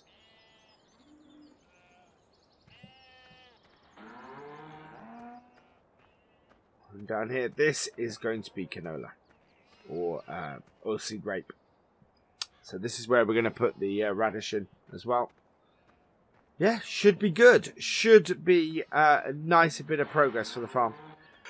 Today is October the 29th, and our really busy couple of weeks is continuing. I have the Amazon seeder up here, my D9 3000, hooked up to the 7810. We're going to head up this way and plant our first set of winter wheat. So we've got winter wheat in the seeder, so we're going to do that. So let's jump in, start her up. And away we go. So yeah, this is our winter wheat, and I'm looking forward to getting this in. We're going to do one of our 2 new fields that we've created. Go watch the back. Yeah, get around there. There we are. Hit the gate posts. There we go. Yeah, we couldn't have wider than a 3 meter seeder here. We'd never fit it through the gateways. So we're going to start with this field. Get this planted. I just want to check I've connected up. Yeah, I think we're all connected up. That's good. Right, so down it goes. Out with our marker. Start it up. And away we go. There we are. So I'll stick as close to the side as I can. Make sure I get it seeded right up to the edge. And get as much of this winter wheat in as we can. So yeah, it's this is exciting. This is a crop that hopefully is the start of sort of a new extra focus for the farm. And we're very much not getting rid of the dairy focus that has been the lifeblood of the farm for years. But we are going to be doing a little bit more arable work on the farm. Just sort of spreading out our how we do this. I want to get that massively in the middle of the... There we go. Line up, and down we go. I just sort of... It's also an attempt to use our equipment to the fullest potential. Because, you know, there's not much point in having a combine on the farm if we're only doing one field with it. So, whereas before we have had crops more to get the straw out of it, we're now looking at having crops so that we can get a little bit of profit out of them as well. And we're choosing crops here that means we shouldn't need extra headers or extra pieces of equipment on the farm, other than what we already have. So, yeah, the expansion is very much just a small scale expansion to hopefully increase the profitability of the farm is what we're after. Hence the extra 2 arable fields that we've created, and the switching of everything around so that the arable stuff is on a couple of fields and a couple of fields that are suitable for it. And then just sort of making the farm overall that little bit more efficient, just so that we can really make the most of what we have here. We are of course investing. I am investing in a grain store. We're just trying to get some planning permission for it at the moment. It's going to go up probably either where our combine shed is now, or up at the cow shed that we don't use anymore. We'll see where it goes, and what form it takes, of course, will depend on which of those locations. But either way, it should go well. Should be perfect. I don't see any issues.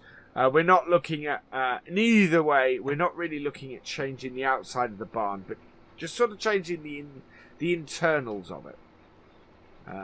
And just putting either, you know, just a small storage. We're not looking at storing a huge amount of crop, but we just want to store it long enough that we can maximise the amount of money we can sell it for. Because the time of year we've been selling crops, it just doesn't really maximise our profit from them. So because we'd never really before looked to make a profit on the wheat. You know, we've always looked to sort of get the straw out of it and save ourselves having to buy straw bales instead of actually going, well, could we make money from this? So that's really where we're going with it. And I spoke to my grandfather about it, and he has no qualms about it. I know I've had a few people go, you know, why would you want to do this? This is a classic old dairy farm. It should always be a dairy farm. And I just kind of go, well, yes, we are still a dairy farm, but we're just branching out that little bit. And I think that's healthy for a farm. You know, you look for ways to keep the farm profitable, to keep it afloat, and it has been the problem. It's the part of the reason why we don't have as many fields as the farm once had. And this is a great way for us to rebuild the estate. So, yeah, that's what I'm going to do. We're going to start with all the fields. My long-term aim is to regain all the fields this side of the road. So I'm not looking... So the field the other side of the road, we only own one field the other side of the road, and that's the one where the fair is.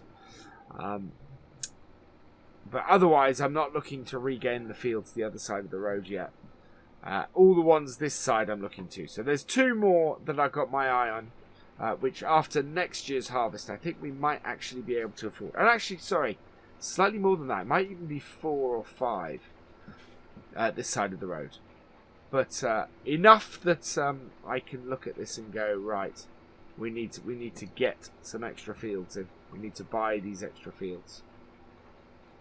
And we need to raise enough money to buy these extra fields. So that's what we're looking at doing. Yeah, there's one the other side of the cows there that the current owner has fenced off.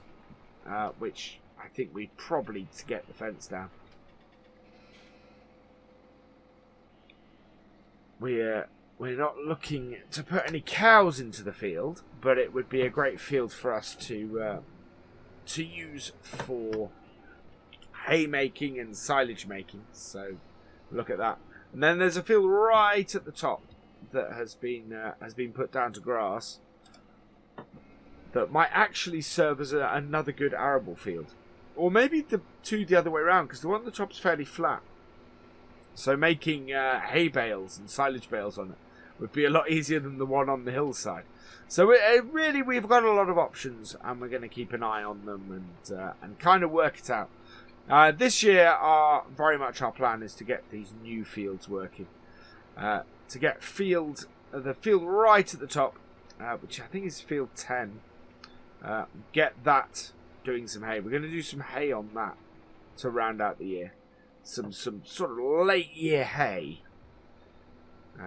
which of course you kind of hope is going to dry out fairly quickly and not get caught in the rains. There's always the risk of that when you're doing late year hay, especially as the days are getting colder and shorter. But we should be alright.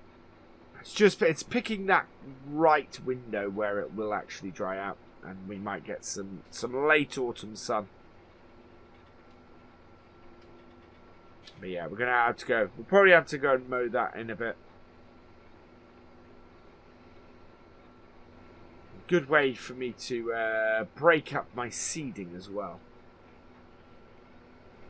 because otherwise I end up, you don't want to be doing the same job over and over and over all the time, especially when you've got options.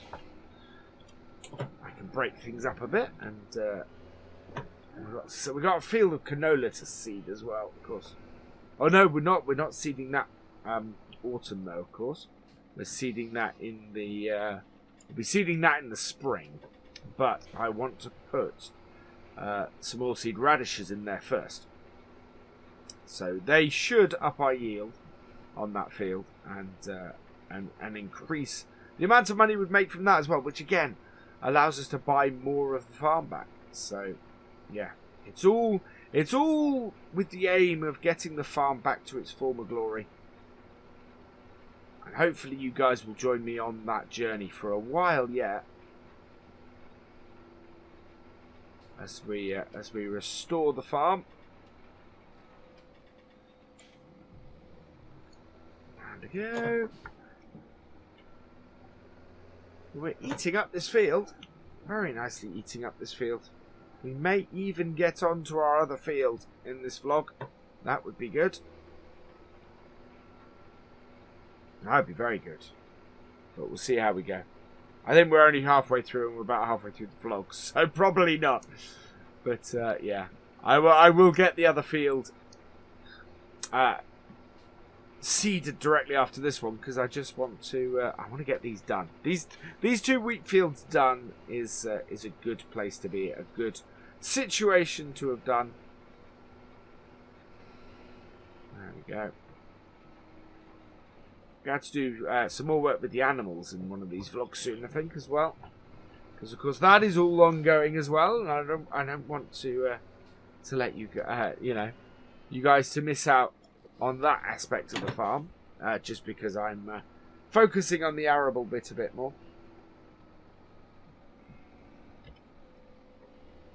There we go.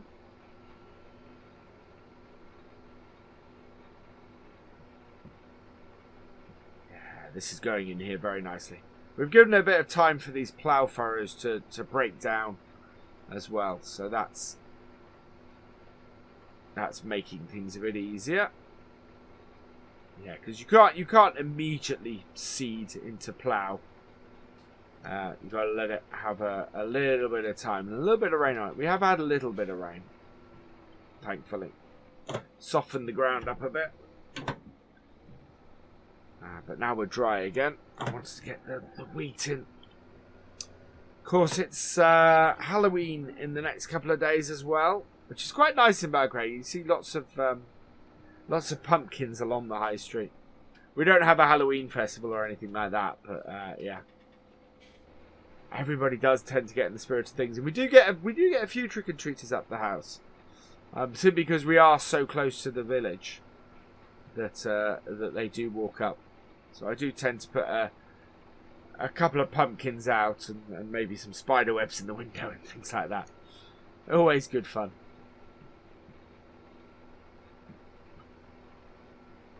Ah, there we go.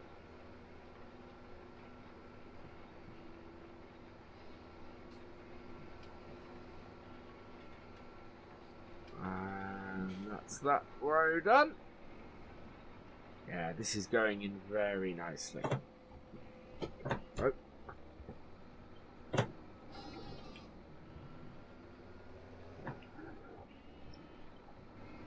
I don't know how I'm doing for seed. I think I'm alright for seed. I might just pop out quickly and have a check. Yeah, let's... oh, have I got my... No, I haven't got that down. Yeah, I might just pop out the tractor quickly and have a look at the seed. There we go. There we are. Yeah, plenty of seeds still in the back. Wow, yeah, we'll be going for a while. So that's good. Jump back in the tractor. There we go. Yeah, looking very good. So just taking a few shots on the tractor because, you know, I like to keep an album of photos and things of the tractor. So it's nice. The stuff working. This is a fairly big occasion, really. This is the first big push on the changes to the farm that I'm making. That we're doing first crop in this field. You know, this has been grass for a while, and now we're putting a crop in it, and it's quite a big change around here.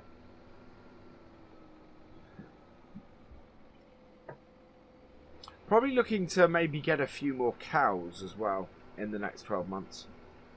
I am going to see where I am at the end of the year after having done the barn renovations and things like that, and we're probably gonna sell. I want to sell some wool off at the end of the year and things like that as well, and we'll see. And we got a couple of bullocks to sell off as well, so that'll bring in a bit of money. Yeah, but born this year.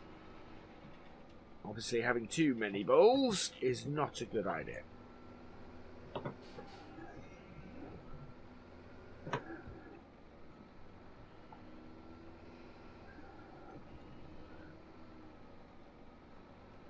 we go.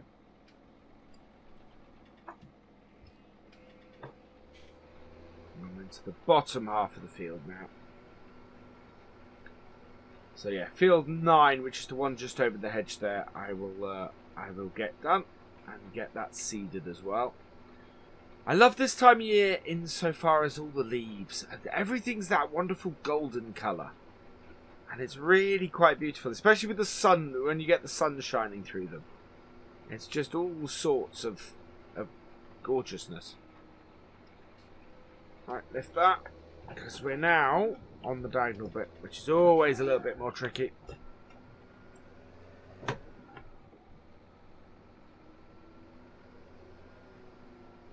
we go. Take our cue from where the plough is. Should be alright. Yeah. Nice thing about seeding with this tractor is this tractor has probably got a bit more power than absolutely needed for the seeder. So you can go at a decent rate. If we did it with the T-dub, we'd have a bit more trouble. Oh, it looks like we missed a patch there.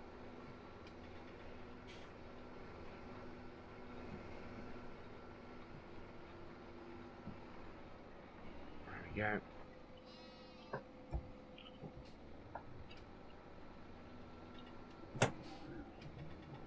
Around again. Space in the headlands to turn. Yeah, I need to keep that in the middle. So my divider line or my marker line in the middle of the bonnet, really. That will ensure that I don't have any misfits. But yeah, I think we must have hit a bump at this point because our cedar seems to have jumped. Maybe we're going a bit fast for that bit of the field.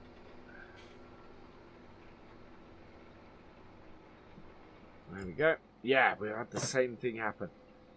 Ah, weird.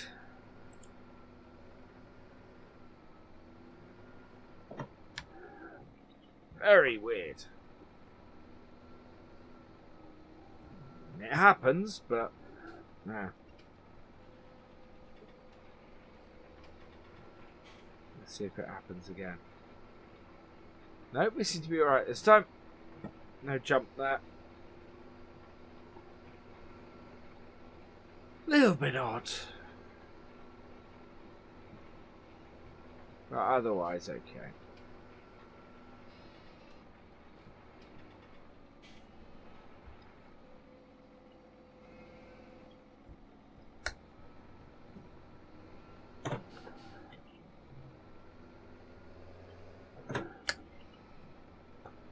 Round, yeah, on to the last corner of this.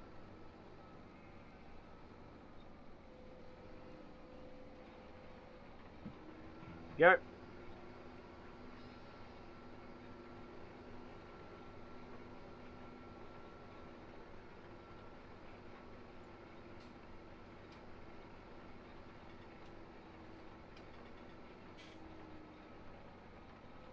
that.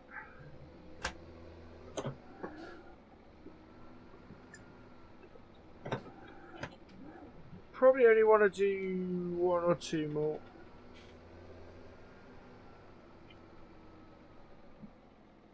Get our marker back on the correct side. Down and away we go.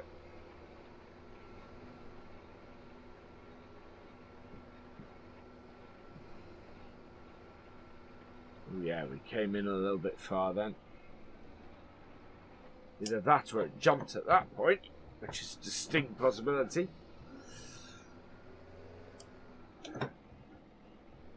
Right, one little bit here. And we want to go and start doing the headlands.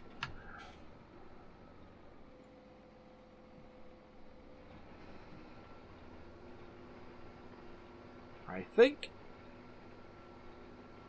At this point. I know, and we can do one more because we want to do sort of single strip around here.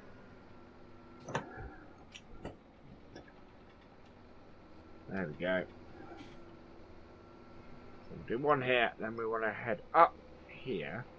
So there's a very definite way I plan to do these headlands.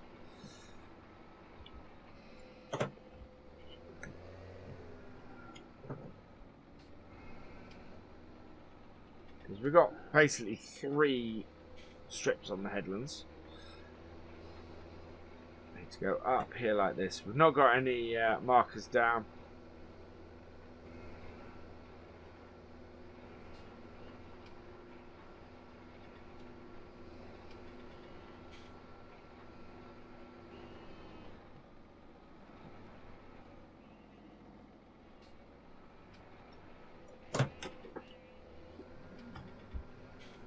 There we go.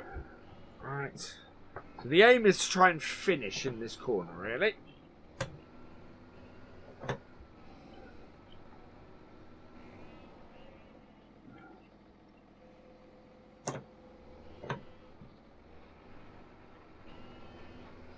There we are. Oh yeah, you can see another point at which it jumped. So I think it did jump in that swing. So we have got a few patches that are where the cedar has jumped. I'm not too worried about it. Right, so we'll go down here and clean this up.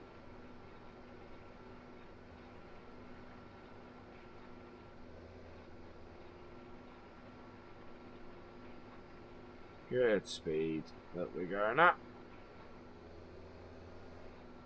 Yeah, that's definitely jumping in places there. You can tell because the whole thing lifts and the whole tractor then is able to speed up a bit.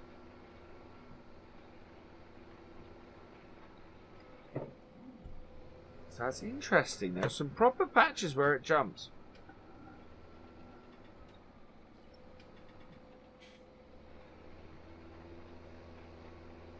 Yeah, here you can see that we're going to need to do 3 passes. Up the hill.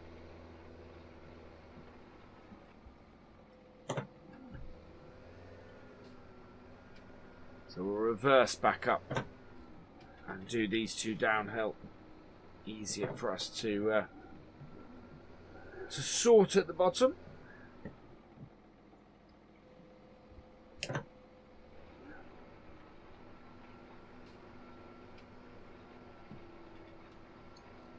Some maneuverings to get this right.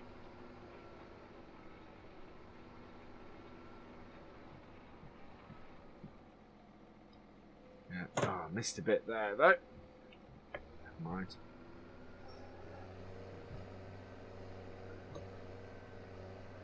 Back up the hill. Yeah. Headlands are always all about trying to get positioning right and spacing right, and doesn't always work as you hope, but it's you get it right and it works brilliantly. You get it wrong and you get patches. Never mind.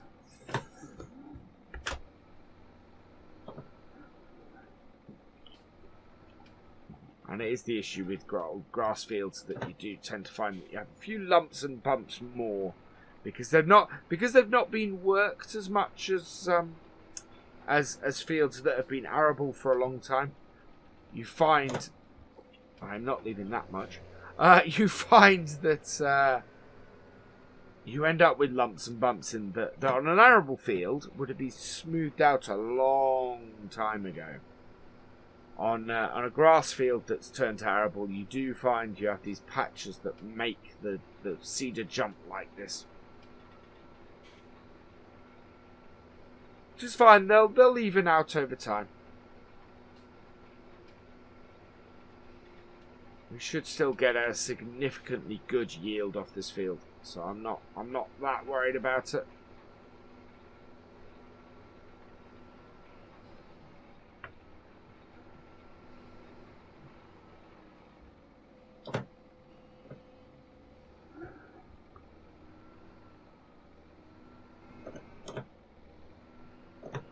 Yeah.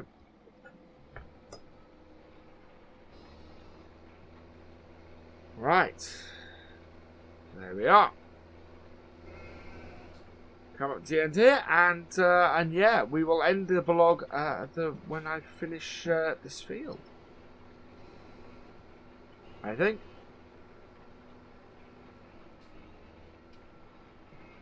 Yeah, perfect. So I'm going to pop back to the farm and get some more seeds.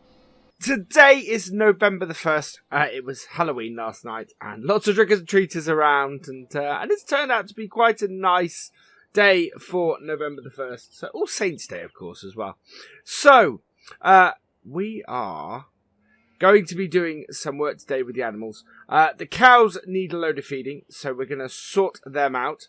And to do this, we're going to use a new bit of kit. So if I turn around here, and look, there she is. So we have splashed out a little bit. One of you guys actually suggested that we have a look at this. And I looked at it and I went, oh, actually, a little skid steer on the farm would be really, really useful. So we're scaling back the work that our little Massey here does a bit. It's still going to do some field work like tedding and windrowing and probably loading up bales on the field. But our main yard work, really, we're going to do with this little JCB 260 Eco. We've got a bucket for it and a and a bale spike and some forks, and just around here we've got the manure fork as well. So yeah, we're going to be using this around the yard, and we're going to start by using this today. So yeah, let's get to it. And I love this little thing. Really nice to have something new on the farm as well. So yeah, it does take a little bit of getting used to the controls.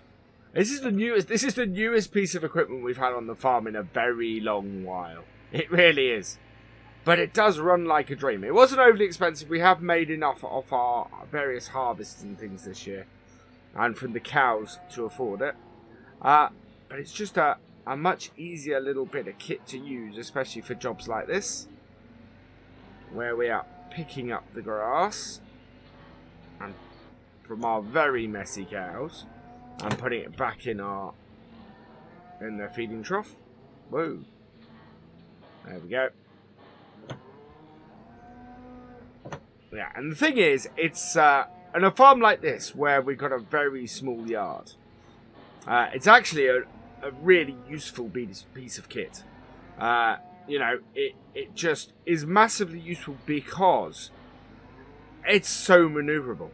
I mean, it turns on a dime, and it's just, like, example here, we could not turn any of our tractors like this to load the cows. That seemed to fall outside of the cow thing, unfortunately.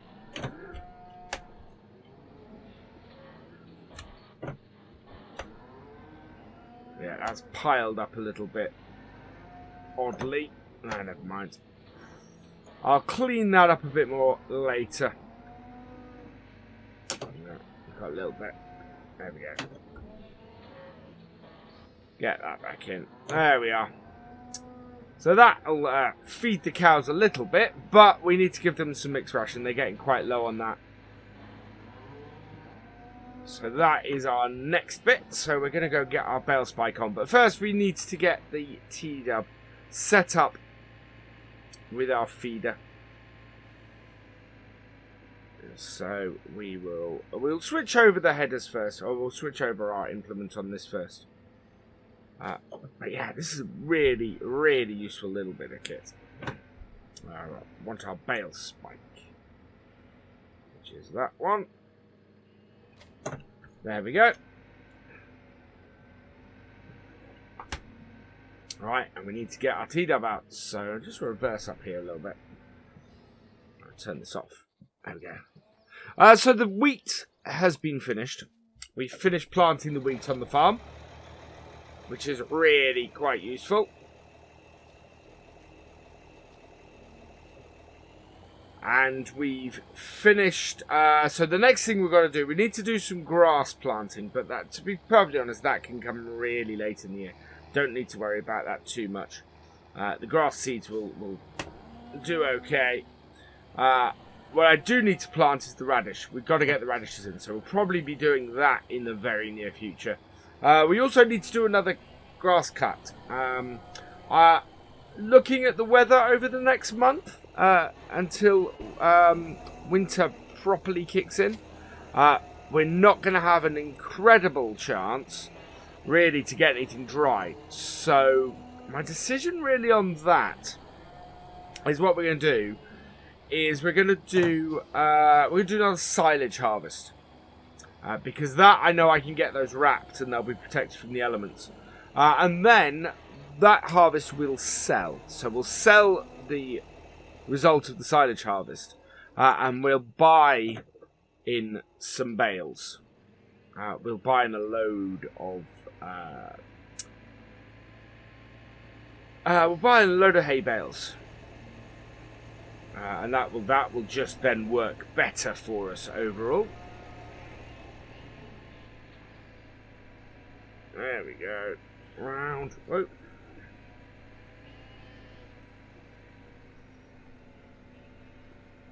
We haven't had a lot of wool off our sheep this year. I think I'm looking at increasing my both the number of sheep and the number of cows we have on the farm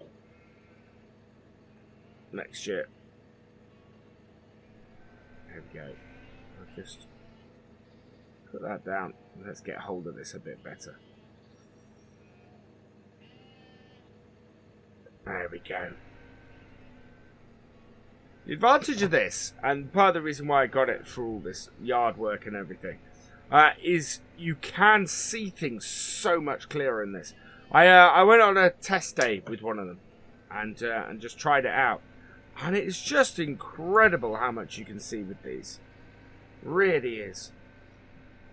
To the point where I considered getting up into the field for loading bales, because obviously one of the issues we've had is not being able to see the top of the stack with the Massey.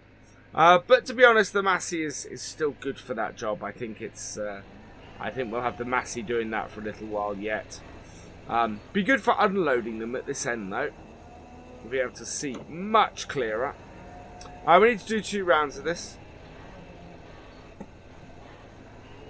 Right.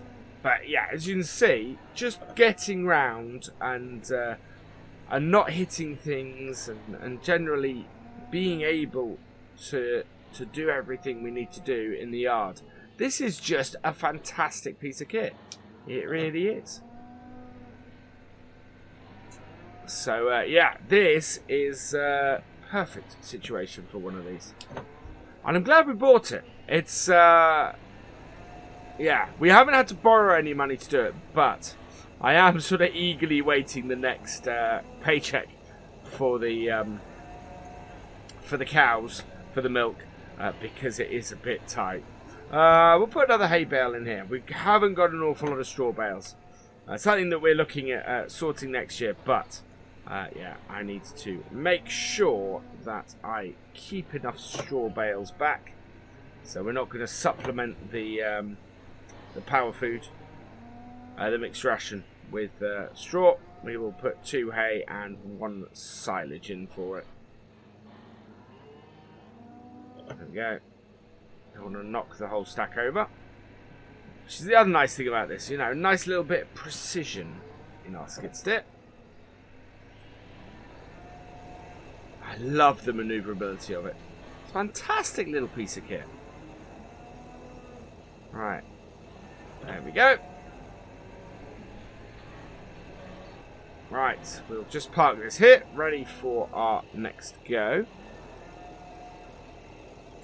Jump in our T-dub. Right.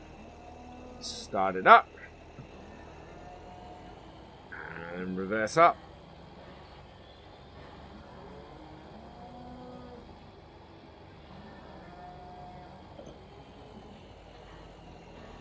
Whoa.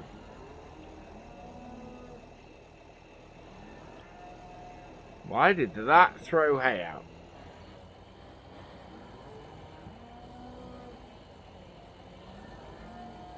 We need to mix it a little longer.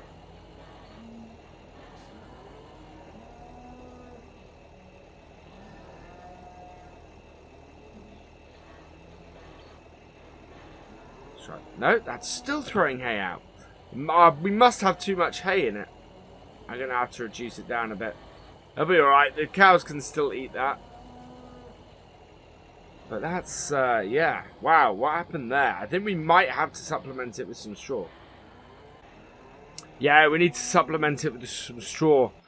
This is a funny mixer in that it requires a 3-3-3, which is a bit odd.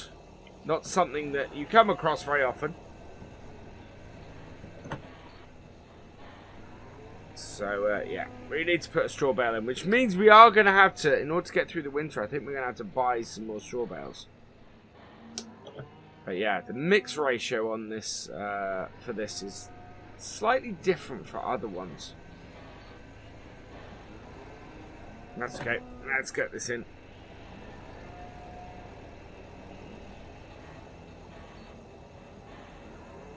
Put ourselves in a straw bale, and that should do it. That should fix this issue. Oh, and reverse. Right, let's try again. Yeah, having the cows getting a little bit extra hay won't harm them. Wow, that's still not good.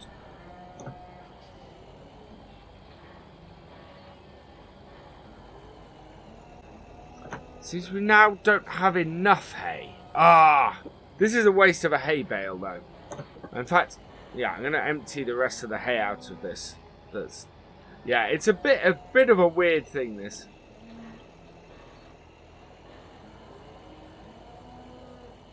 Right. Put another hay bale in. Yeah. You don't mix it. It seems to keep it separate, which is, yeah, really odd. But at least it means that we can grab another hay bale and put it in here and hopefully get the mix right now.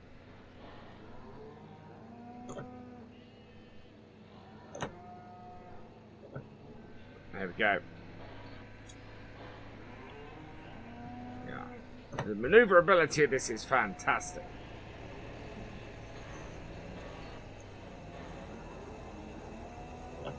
There we go. Would happen when I have my new little skid steer, wouldn't it? Well, we know when we do the next lot exactly what ratio we need. I'm hoping that is going to be it.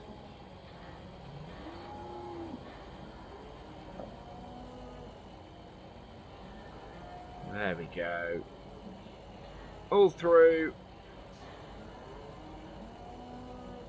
Brilliant. Yeah. So that worked. Right. One of each again. And we'll... that should then make sure that our cows are all fed.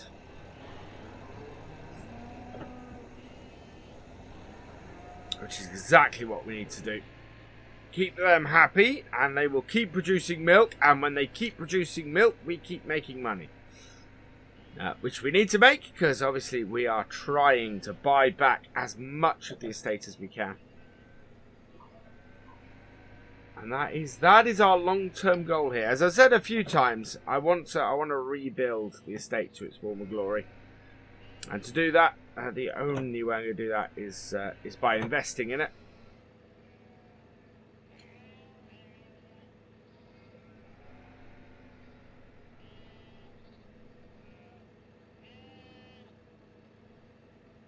Go. Up a little bit more securely. Can't see where we're going. That's alright. This is so small and so manoeuvrable. I don't need to worry about that too much.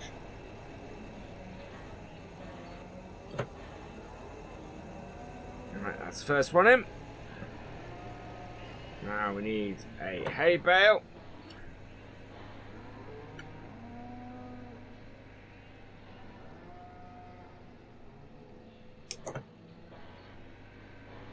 Perfect.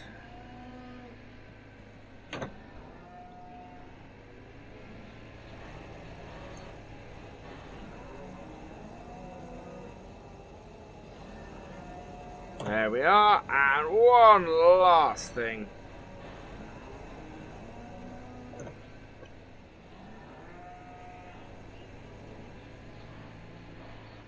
Yeah, we are gonna.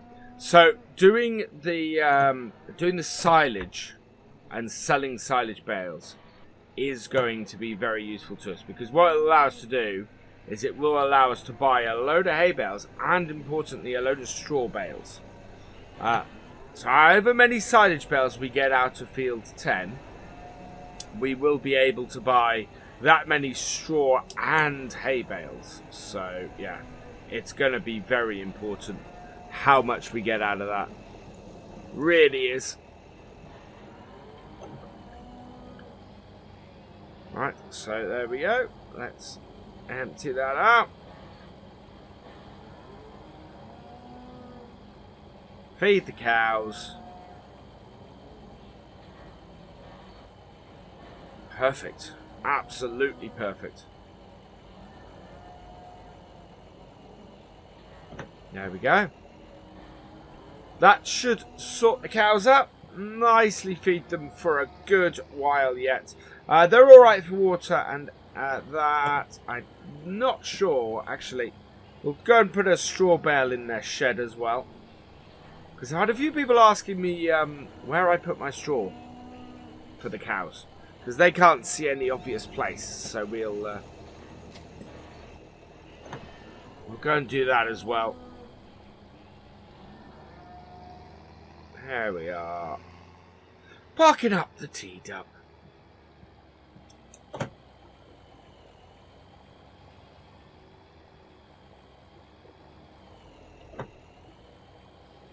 That's a little close to the door for my liking. Right, there we go. Follow my tracks back.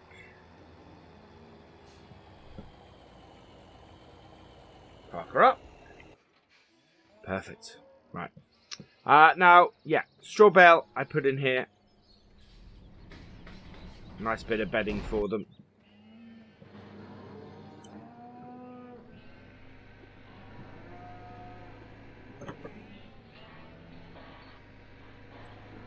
We'll go and get one of our straw bales.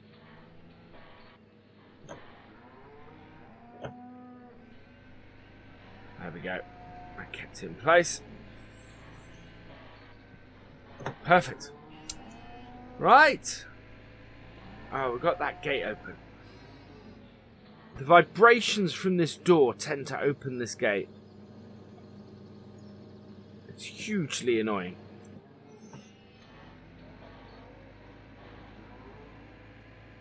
Right, and there we go. So this just goes in here. There we go. Right. Now I haven't quite decided where I'm going to park this yet. At the moment there is space in the shed because the John Deere isn't in there. So I'm gonna just put it in there for now. But yeah, long term I'm not 100% sure where we're going to store this. Could store it at the end shed where it's all the bales and everything. But we'll see how we go. But there we go. You can go in here for now. Fits in here rather nicely. There we go. So that is our new piece of equipment. Our little skid steer. I'm really impressed with it. I love it. It's just going to make this work around the yard so much easier. Yeah. And that's where I'm going to end today. I think next time we're either going to be doing... I think we're probably going to be doing some mowing. Trying to get those silage bales sorted before the end of the year. We still need to plant the radishes. I'll get the radishes in here fairly quickly. And we need to get the grass in. That'll all be within the next week. So I suspect that we will be doing a few vlogs over a short number of days, as we have been recently, while we try and get stuff done before winter. Today is November the 4th. It's a nice sunny day again. And we're up at our satellite yard here. This is the one that we're going to be getting some work done over the winter. The planning permission for here is going through quite nicely. So hopefully we'll be in a good position with this area in not too distant future. But why the reason we've come up here is because we have in storage here some fertilizer. So we filled up our fertilizer spreader because we're going back down, and our fields that we filled with that we planted recently, we are going to be making sure that they are all well fertilized and everything. I just need to connect up. There we go. Connect up the PTO, and then we are all set. So let's jump in, start her up, and we're going to head down and get this sorted. Now I'm hoping the rain's going to hold off. We are still due rain. We haven't had any yet, but it is coming. I know it's coming. So yeah, with any luck, it'll hold off certainly while we're doing this. We'll see what happens. The thing is, it can change a lot. The weather can really change really quickly. It just comes down the valley and just, yeah, absolutely changes. And you can suddenly find yourself in a downpour. We're not going up to the farmyard. We're going to pop down here for this. And come into the field here. So I'll just put my hazards on for a second. Not expecting anybody to come, but we've got to open the gate. Yeah, there we go. There we are. So we got this field and we got field 9 as well. We've had some issues where the seeder didn't touch the ground properly on here. So turn and in. There we go.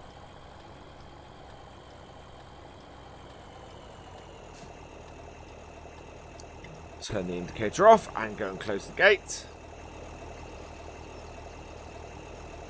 There we are.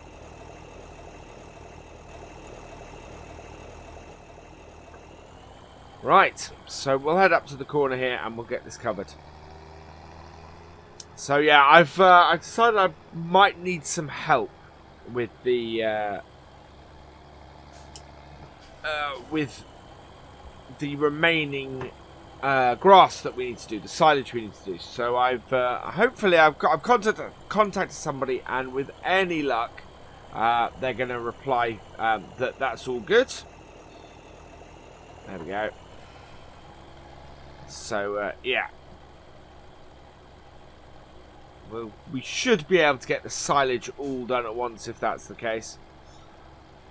In the meantime, while I'm trying to do that, we've got to get this. We've got to get this field, these fields done as far as the getting them planted and fertilized.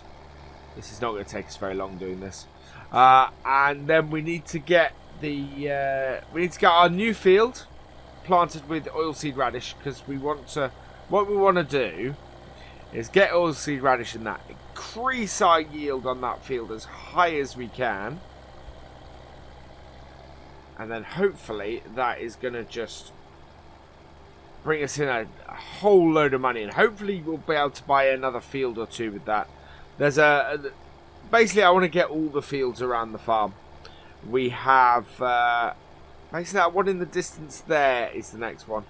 I think if we get that, we're going to end up ripping out the fence posts that are down the side of it, and maybe using it as an arable field. It's certainly it's a difficult field to use with the fence posts in at the moment. So that's what I'm looking at from that one. We'll go up and down now. There we go. Yeah, this is not going to take much to do coverage of this. How are we doing? Oh, we've got tons left in here. Absolutely brilliant.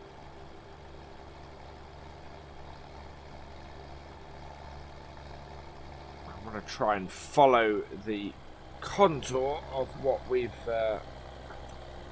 how we've planted it. There we go. Yeah, not the greatest, but at this point it doesn't matter so much. We're not doing really any damage to the crops. Hopefully we can get the full width. Yeah, there we go. That's got it. There we are. We're back on our tracks. Yeah, that's one field done. Brilliant. So yeah, the other thing we have to do, of course, is this field here. This field here we need to plant with grass. We could do it now. In fact, I want to do it now. I want to get it in before winter. And then with any luck, come springtime, it will be nice and full. So that would be good. Right, let's get this field done as well. We have plenty of... Oh. Yeah, there we go. There's plenty of fertilizer left. Until the grate starts showing, I'm not going to be worried, really. Yeah, this is all planted now, which is fantastic. And should be brilliant. This should be a nice yield off this field. I'm really looking forward to seeing what these fields produce. This one hasn't got quite as many lumps and bumps in as the other one had.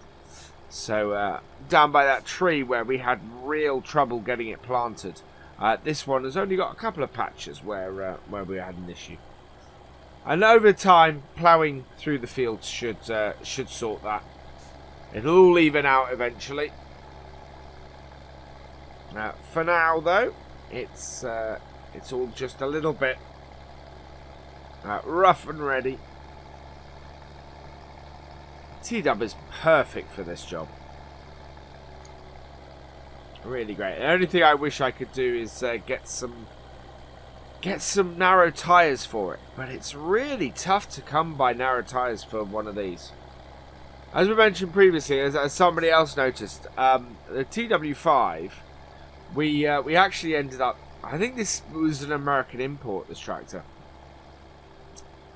And, yeah, didn't come from Britain. And as a result, it's... or mainland Britain. As a result, it's... yeah, it's a little bit of an oddity. And the trouble is that getting parts for it can sometimes be... Where parts aren't parts that are common to T-Dubs and the other tractors, it can be a little bit of a pain. Right, we'll come in here. I'm not too worried about that. Not making it easy for myself, though. Right, not far off the end of this. We just need to head down the hill now, I think. Yeah. Kind of started this at the wrong end, I think. That's alright. And heading down the hill. We'll head out the bottom gate. And that will be that done really quite nice and swiftly. I'm quite pleased with the speed of that job. Right, what we're going to do is we're going to go and plant the grass now. So we'll head back up to the yard with this.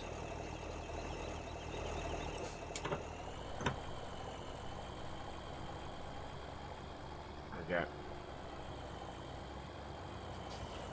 Yeah, we'll get the grass planted today. That will be a big, very useful job to us, actually. We'll leave this on here, and then at the end we might be able to just run over quickly and get the...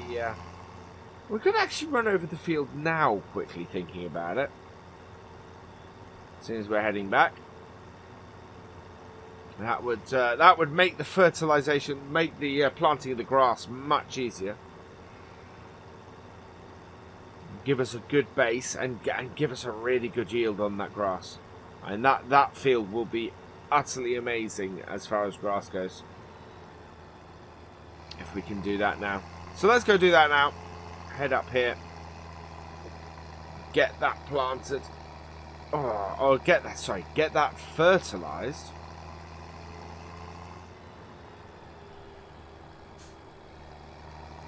There we are.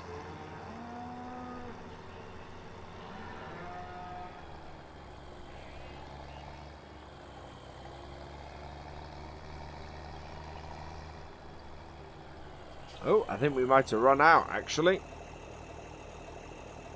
Let's slow that down. Yeah, we run out. Ah. It's okay. We'll head back to the yard then.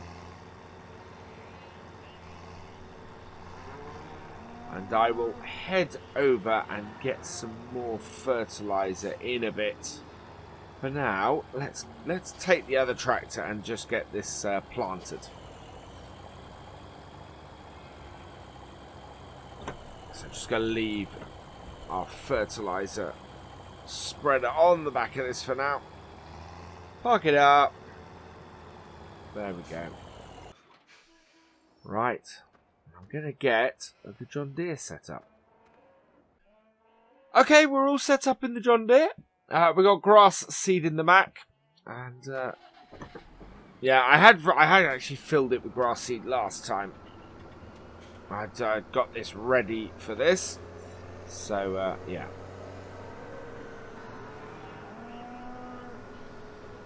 Get our fields done. I think I must have already done some fertilizing on this looking at it.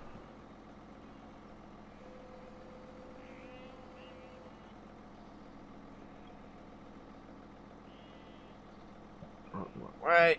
And away we go.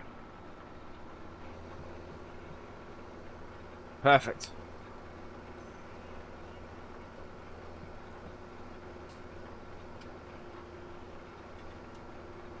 Oh, it's not quite right up to the edge. There we go.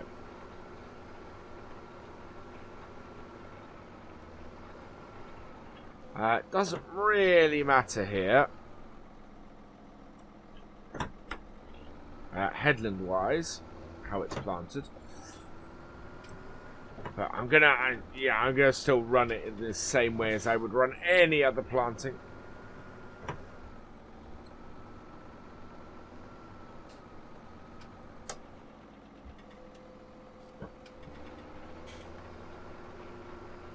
Keep that nose pretty close.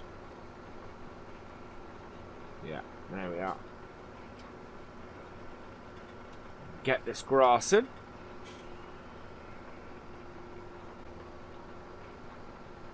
About a third of the way through the field now, and yeah, I've remembered that we did do some fertilizer on this field because we spread the muck on here. So this already is has a nice base on it, has a nice grounding for going forwards, and should already be producing a really good yield. We will do some solid fertilizer on it once we have once we finish this, and I'll go and fill up the other tractor and get it done. And then when it's when the grass is growing nicely, what we'll do is we'll give it some slurry, because we like to slurry the grass, and that always produces a better yield. So yeah, we'll spread slurry on here later. So that will work out well. I'm less worried about the fact that we haven't tried to do any fertilizing at this point, because we are going to have plenty of ample opportunity, before we finish and before this is ready to have its first cut next spring. And this will be a good field for this. It's a good field in that, because it's not a slightly odd shape compared to the other fields we've done. It's got that thing where oh, okay, let's get that down. It's got that thing where for grass that's fine, because we basically just go round in circles when it comes to the grass. Whereas for doing wheat or doing anything else, it makes it slightly awkward. And it's not a huge field either. And it's basically the smallest of all of our fields at the moment that we have that are set up as arable.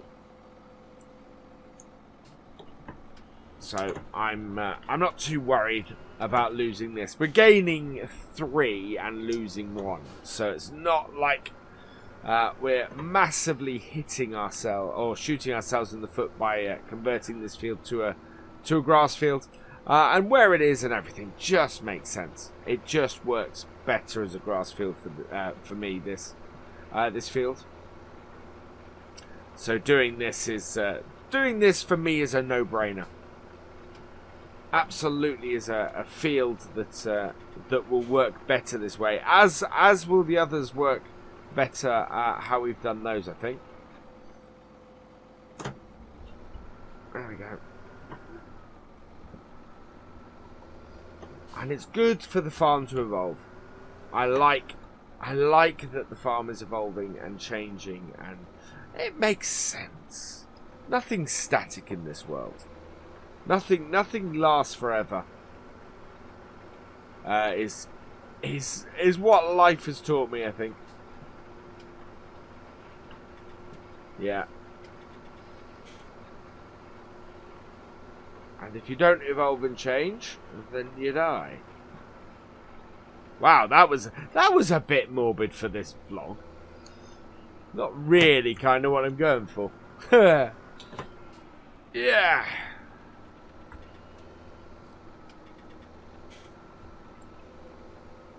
we are. The seed is going down nicely though. This will be a decent grass field.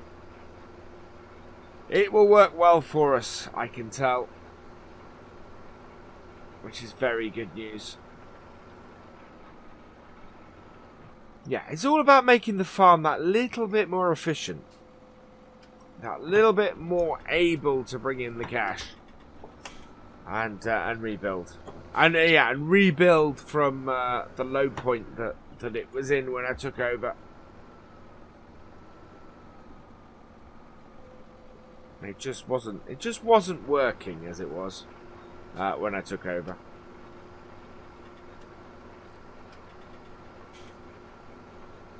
That's why we'd sold off so much of the estate, so much of the farm,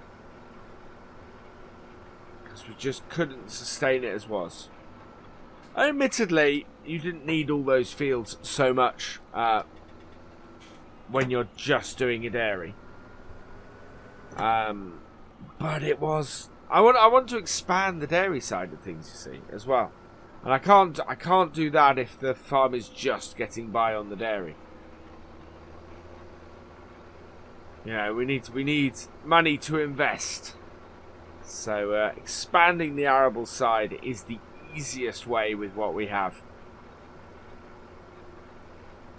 And then once we've done that, we can get ourselves some more cows and expand the dairy side. And it's really a case of using all of our equipment to the best potential. Although I have been offered a demo. What happened there? Why have I got no guide? Interesting. Well, that one's down. Glad the guide didn't accidentally fall the other way, though. That would have worried me.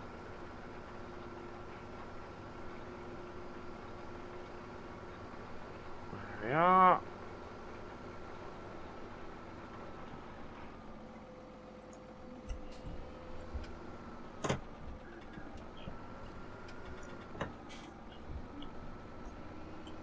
And up. Round.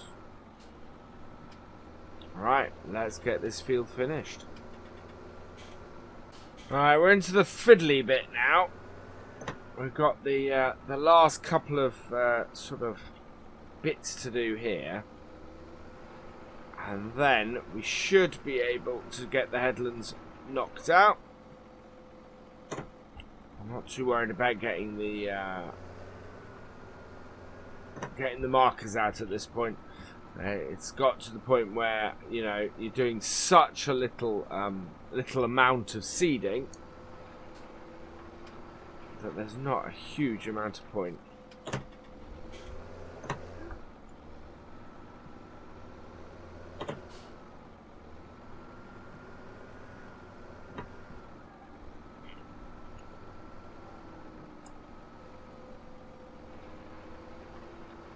Alright, and one more, I think.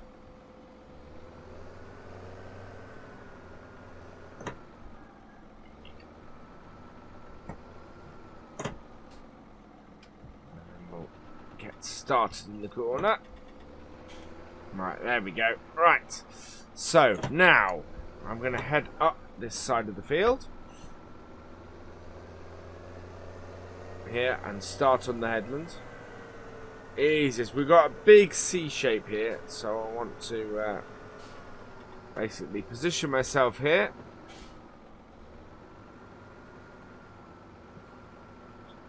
Yeah, there we go.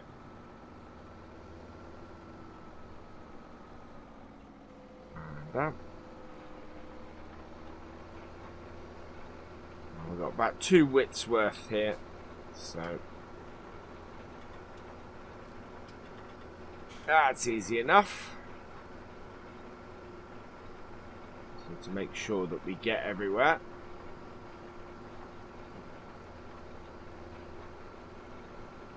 And we should end up back at that top corner as a result. Oh, this cuts. We cut quite deep into the field on a couple of these. That's going to be a push. Yeah, that was quite a late restart, that one. Yeah, we're gonna have to run back over ourselves a little bit there, I think. Same in that corner. That's alright. Quite often there are just a few little bits that need refinement. Especially when it comes to this. Right, there we go. Yeah.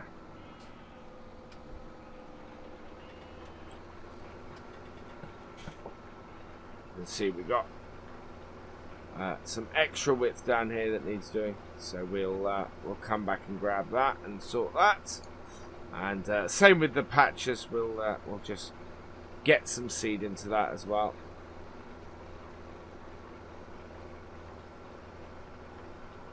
Yeah, drive up to that corner there and have a go.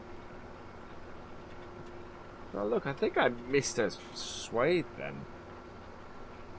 Never mind. Right. So around here. That will get us. Oh, I see what it is. Whoa. It's not going to the hedge.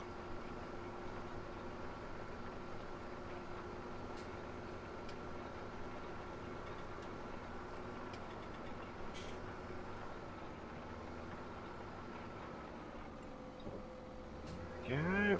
Now we have a very thin bit here, by those things.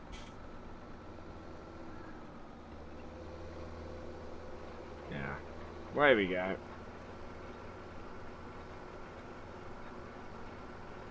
Be a little bit thicker grass, a little bit extra seed on the headlands. Trying to clear this up. That'll be fine. Grass is grass, as they say.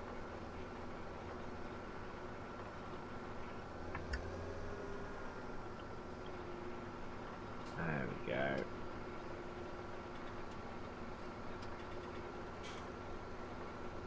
Nicely covered, nicely covering our errors. Wow, I really came a little bit far out here. That's all right. Like that.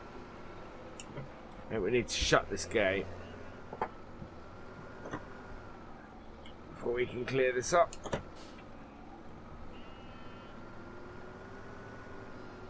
Don't really want to hit the cedar on it. Let's jump out.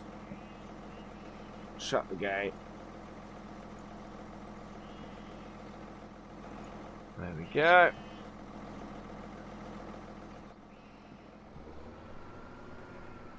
Down and away we go.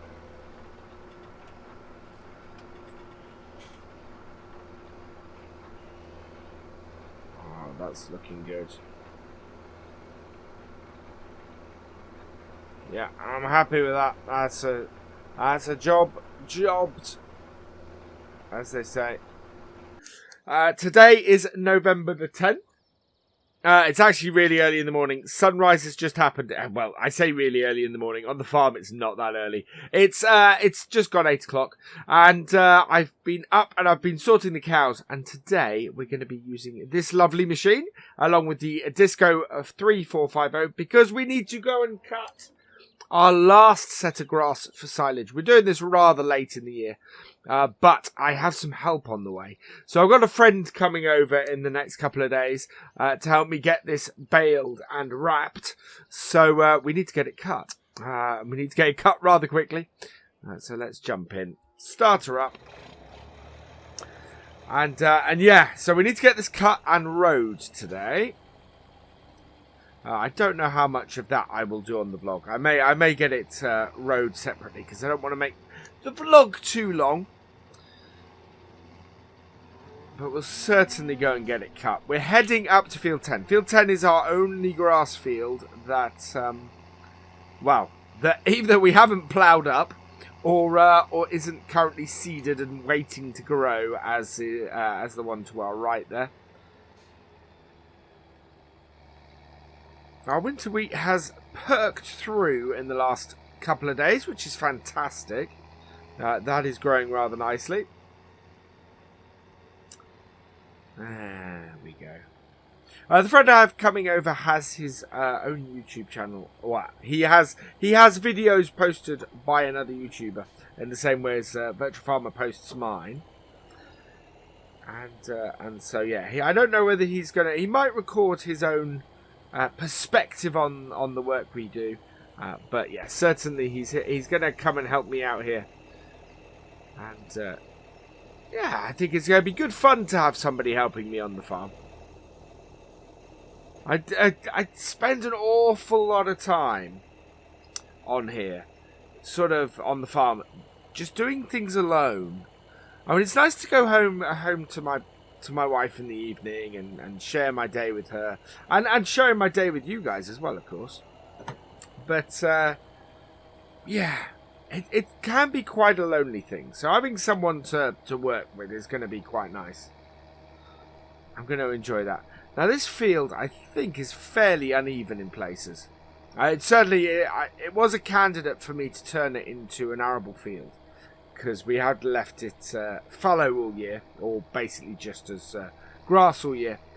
But it's you'll see what I mean. I think it's a very uneven field, and as a result, I took a look at it and went, that's not going to seed very well. Even the fields we have, you know, we're going to have problems, or we have had problems trying to seed a few patches of it because the seeder just jumped because they were rough. And it's that's an issue that I'm going to have to look at on the fields and get them sort of cleared and levelled a bit, I think, as we go forward. And that will happen naturally just through ploughing anyway. But this field was just a little bit too much. Although reviewing it now, it's not too bad. I know, well, yeah, it is very sort of bumpy. Not as extreme as I remembered it being, but it's not. You couldn't do arable on this very easily.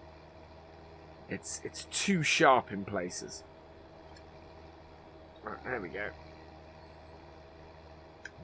Move on to our second thing. So we're basically just going to go round in circles as always, doing this and getting it cut. There we go, around the corner.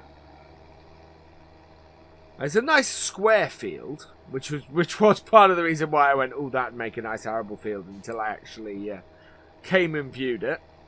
But it is, yeah, it's a nice big field for us to get grass off, and we'll get a lot of silage off here. And as I said, the bales that we ultimately create off here, I'm going to be selling off. Because we can make quite a bit of money selling off the bales on here.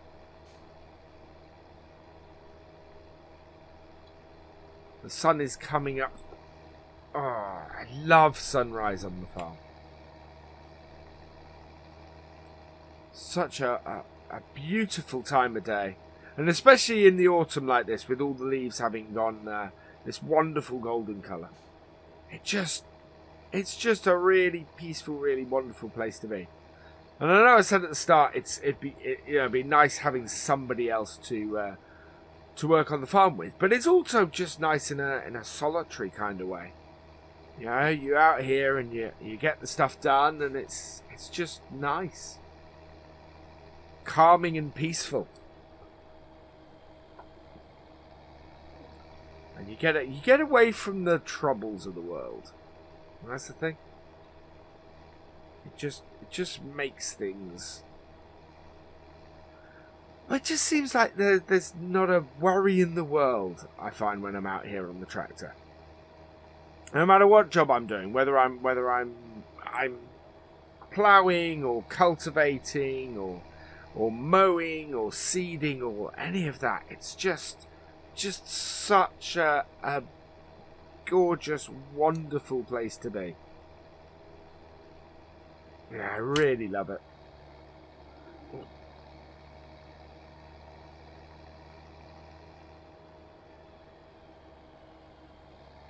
Oh, there we go.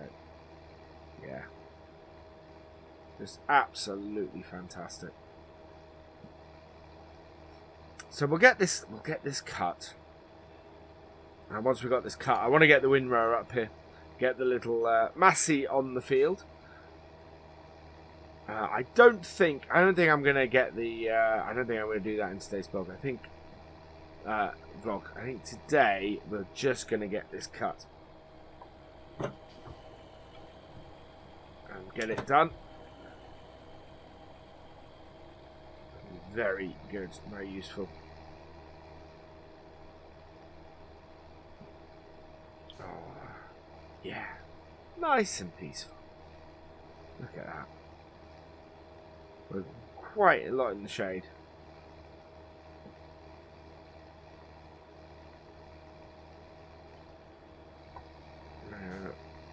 Fourth way round. I'm considering testing out some larger mowers for the farm. We do have a lot of grass work, and I am looking at buying a couple more grass fields in general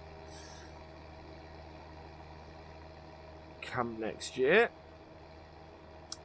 And as a result, I think some bigger mowers for use on the farm would be quite good. I don't know if our John Deere, obviously this wouldn't be able to run any butterfly mowers or anything like that, but I don't know if our John Deere might. I don't know if our John Deere has the kind of power to do that, but it would allow us to do these jobs a bit quicker. The other thing to do would be there's a nice trailed mower that I'm looking at that is allows you to swath as well, so we could do that too, and that would be good. We might get that on trial or something come spring, maybe.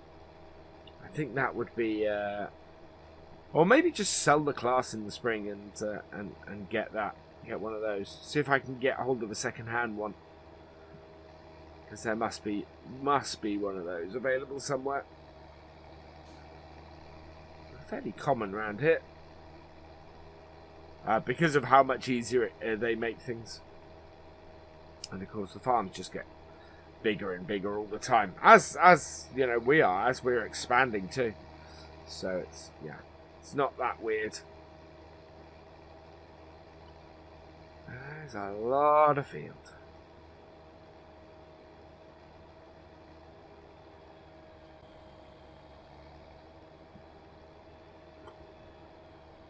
Right,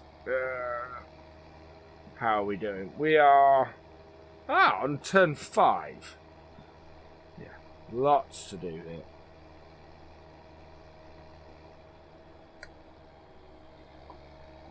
Lots to get done, and yeah, I really quite like how well this mower does work on the farm, though. Does tend to get things done quite quickly because it is a slightly wider mower, or a slightly wide mower, but it's yeah, it is one of those things where without a mower on the front, or we destroy too much grass if we drive over the grass. So we have to do these ever contracting circles around the field to get the grass cut. I'd quite like to do one where I can go up and down. So cut a couple of headlands and then just run up and down with it, which is why I'm considering something that I can either use as for swathing or stuff like that. So basically, I can control things a little bit better. But we could put a one with a swather on the back and then a front-mounted mower as well, and that would then allow us to do things really actually quite nicely and quite easily, and would require less of us doing less of the rowing work when we want to make silage bales. Of course, when we want to make hay bales, we wouldn't swath it. We would leave it as it was, and because we'd have to ted it and then row it. But yeah, certainly for making silage bales, it would make the whole thing easier.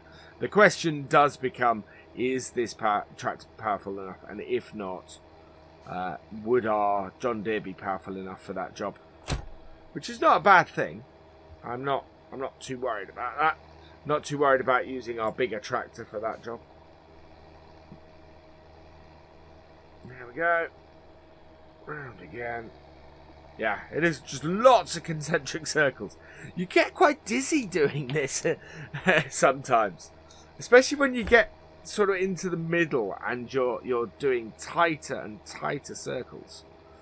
It just gets that much more difficult to do.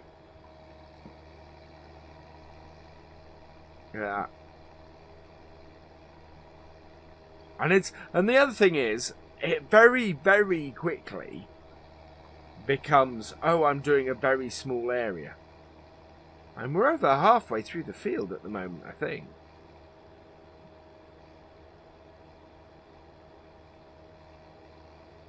And it just, yeah. Because you're also taking the ends out at the same time. It just disappears very, very quickly. And you suddenly go, oh, I'm turning really quickly now. And sometimes, if you have a sort of an oblongy field, what happens is that you end up having to not do the ends because your turns get too tight. And when that happens, yeah, it then does become an up and down. At the moment, we're not in that position. We're still just sort of cutting around, but it is getting bit by bit smaller. I'm not missing stuff in the corners. That would be an issue if I was, but it's all good. Now you see, we're just coming over the lip of that hill now, and that's an area where it's ready to cut, or yeah, where it's ready to turn. I'm trying not to overturn in the corners, because the trouble is that then creates strange shapes in the corners. If you can keep your corners square, it makes the whole job much easier. You don't have to then do correcting stuff, which is then just a pain in the butt.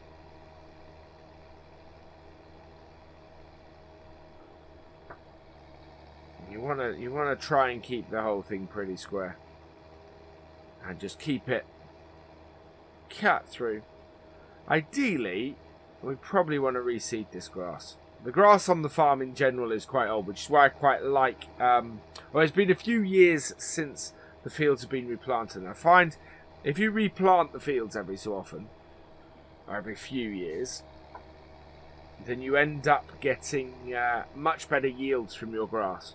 It's part of the reason why I wanted to rotate the fields, because that means that the one we've just planted will produce better grass, and the ones that we've switched over means that they will be better when they go back to grass in a few years. We'll get a few years worth of arable crops out of them. In the meantime, yeah, this one I don't think we can really turn to arable ever.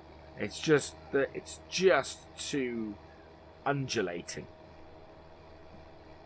I can just see my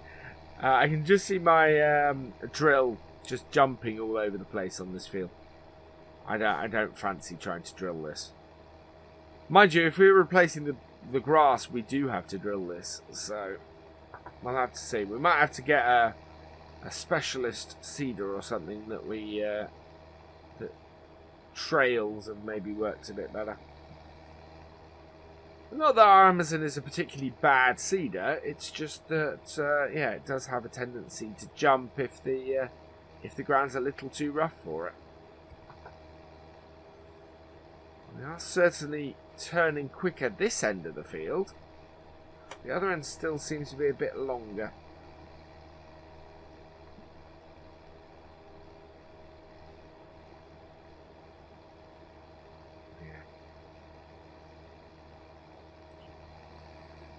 Counterclockwise. No, we're going clockwise, aren't we? Yeah, clockwise around the field. Yeah.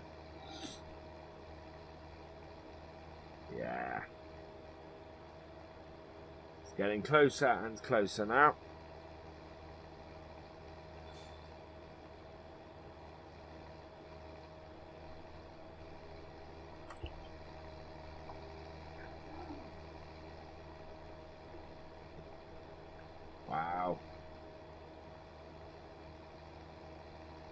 That's very nice.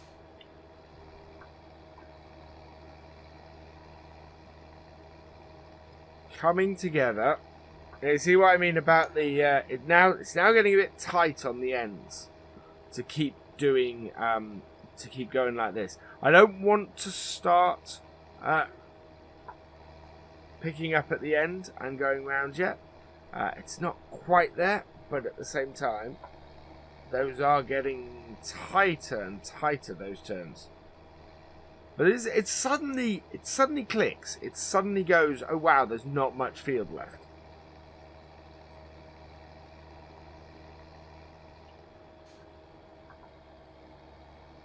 Which is the incredible thing I find when doing this. You go from going, oh, I've got tons of field to do, to, oh my god, I'm nearly done. And, oh my god, I'm nearly done. You know? There it is. We've only got about 5 or 6 new rows, and more rows. And then we really will be done.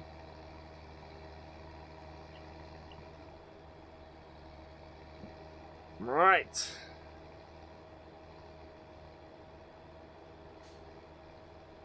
There we go. Round.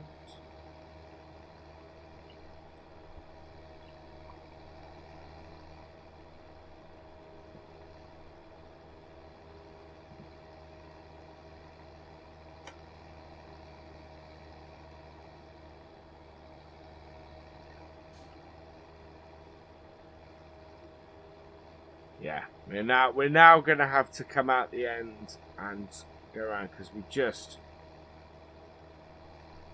it's just too difficult to do the quick turn that we need to do. But this should do it. Couple more runs and the field will be done. And I will get to windrowing it. With my little, with the Massey. And we'll get it ready for when our help arrives. Which, yeah, will be in the next couple of days. So,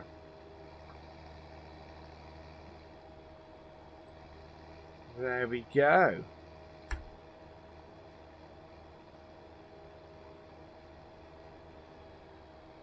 Right, that has got the job done. I'm quite pleased with that. That's worked well.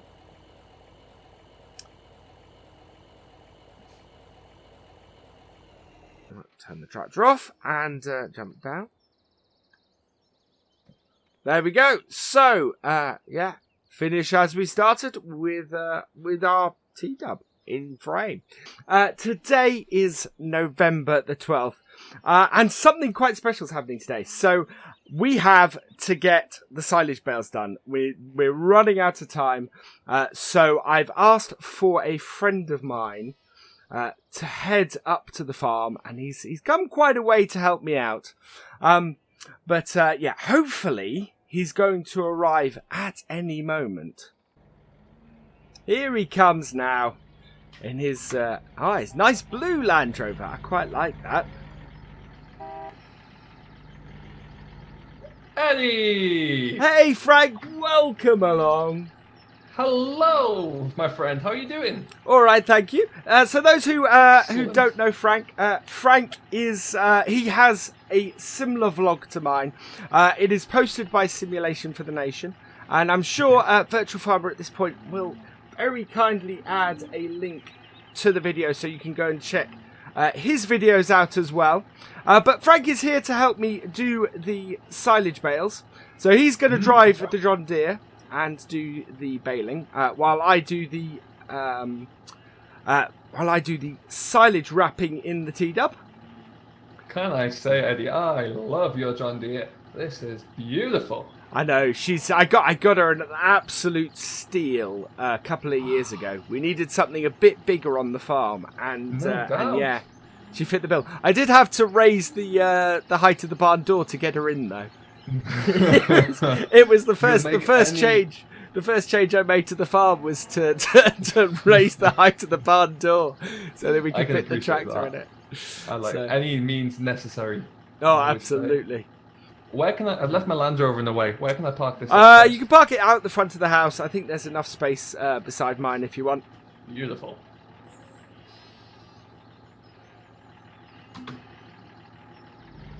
There we go.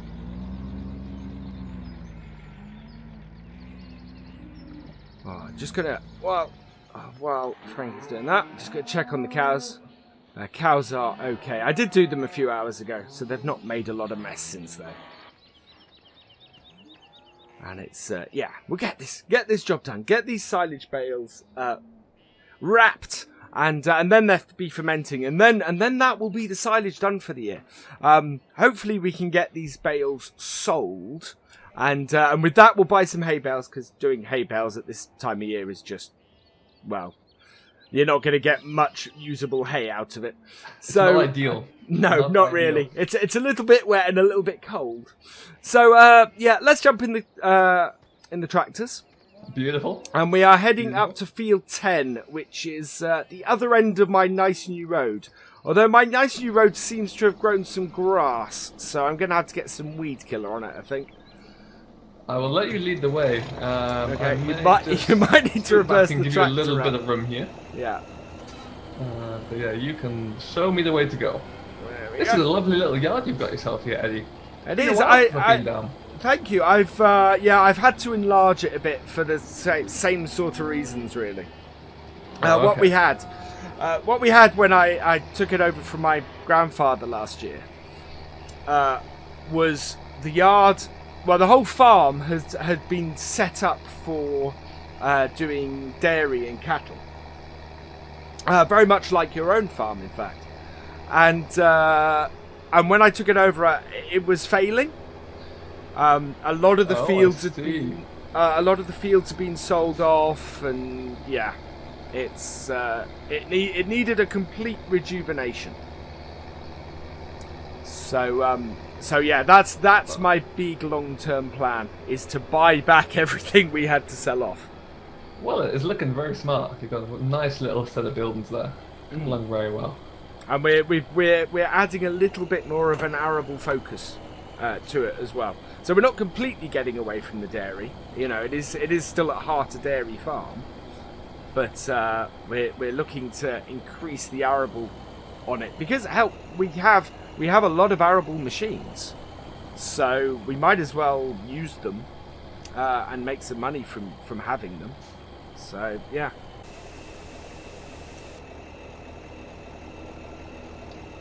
When we go, here we go through the gateway. Lovely stuff. There we are. All right, this is a nice little field you got here, Eddie. Yeah, this field has been left fallow all year. So this is the first grass that we've got off it. I did a vlog the other day, a couple of days ago, on this where I cut it, but I thought that cutting and rowing it at the same time was a little too long for my vlog, so I rode it. I rode it off camera. Looking good, given the time of year. We've got quite a nice bit of grass here as well. Yeah, well, that was the thing. This is the only grass field that I haven't already harvested this year, and it's the only grass field that I haven't converted to an arable field for next year. Right. And it's mainly because it's too hilly. We'd never get a seeder to do every spot on it. I had enough trouble getting the seeder to do every spot on our other fields, so and even then they didn't. So. Yeah. Oh well, I feel like there's no time like the present, so I'm going to jump back in, and then let's see. What's your bet? How many bales am I going to make? Ooh, off a field this size, I reckon we're going to get probably about a dozen, maybe 15 bales. A dozen. I will. Which would be good. Take you up on. I'm going to go 14. Okay. All right. That's smack bang in the middle of a dozen stroke 15 bales. Exactly. Yeah. You know me, I'm a smart man here. I'm gonna bring the silage bales here for fermenting. Okay. Lovely, that makes sense. No problem at all. But no matter where you start, I should have enough space to. I'll try and stop them from rolling down the hill as we get going as well. I'll see what I can do. Cool. Excellent. Lovely. Onwards. onwards. Your headset on? I am all kitted up, ready to go. Brilliant. Let's just get my... This tractor is very much like I have a 6810, so the younger brother of this. This is a lovely little machine. But you might find that they get swapped over. I might take this one back home with me. Well, I think I might get something a bit more modern out on a demonstration. I'm considering because we have got one of our fields that still needs planting. It's only being planted with radish, so I'm not overly worried about which time of year I plant it, so long as I get it in before the winter. Sure. Yep. But yeah, I was considering trying out a wider seeder and maybe a slightly more modern tractor from our local tractor dealer, which is Bolton's, who basically do everything round here.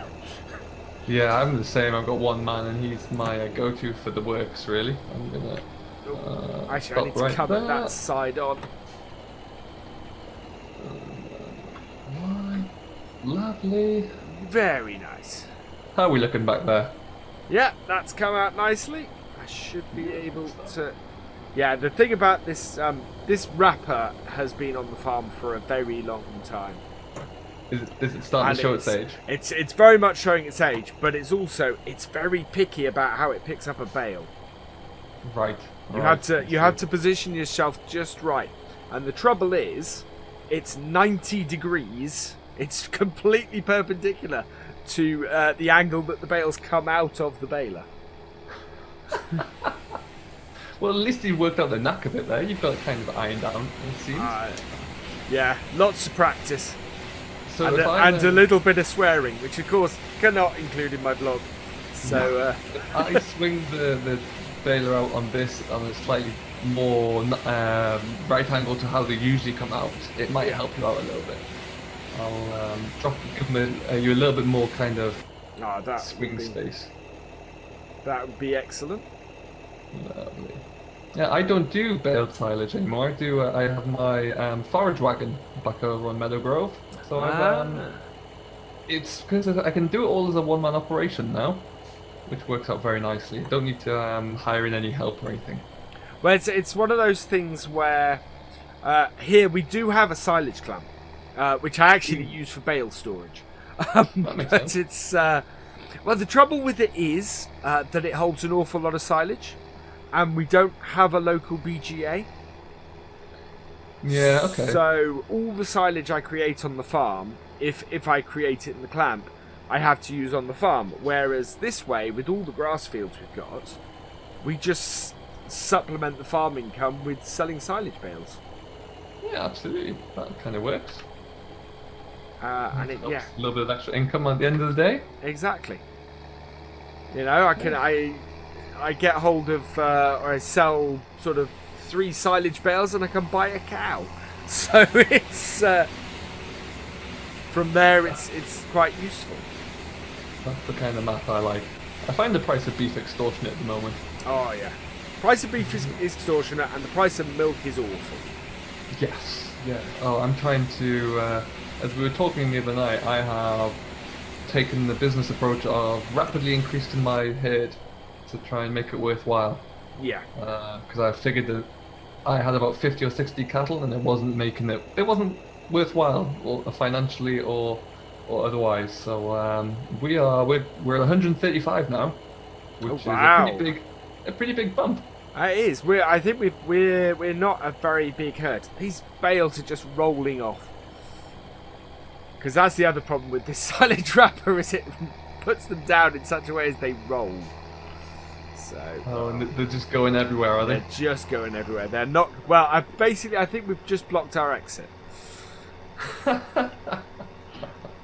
might have to go through the other farmer's field to get out of the field. Ah, dear. It's that kind of day. Nice sunny day, though.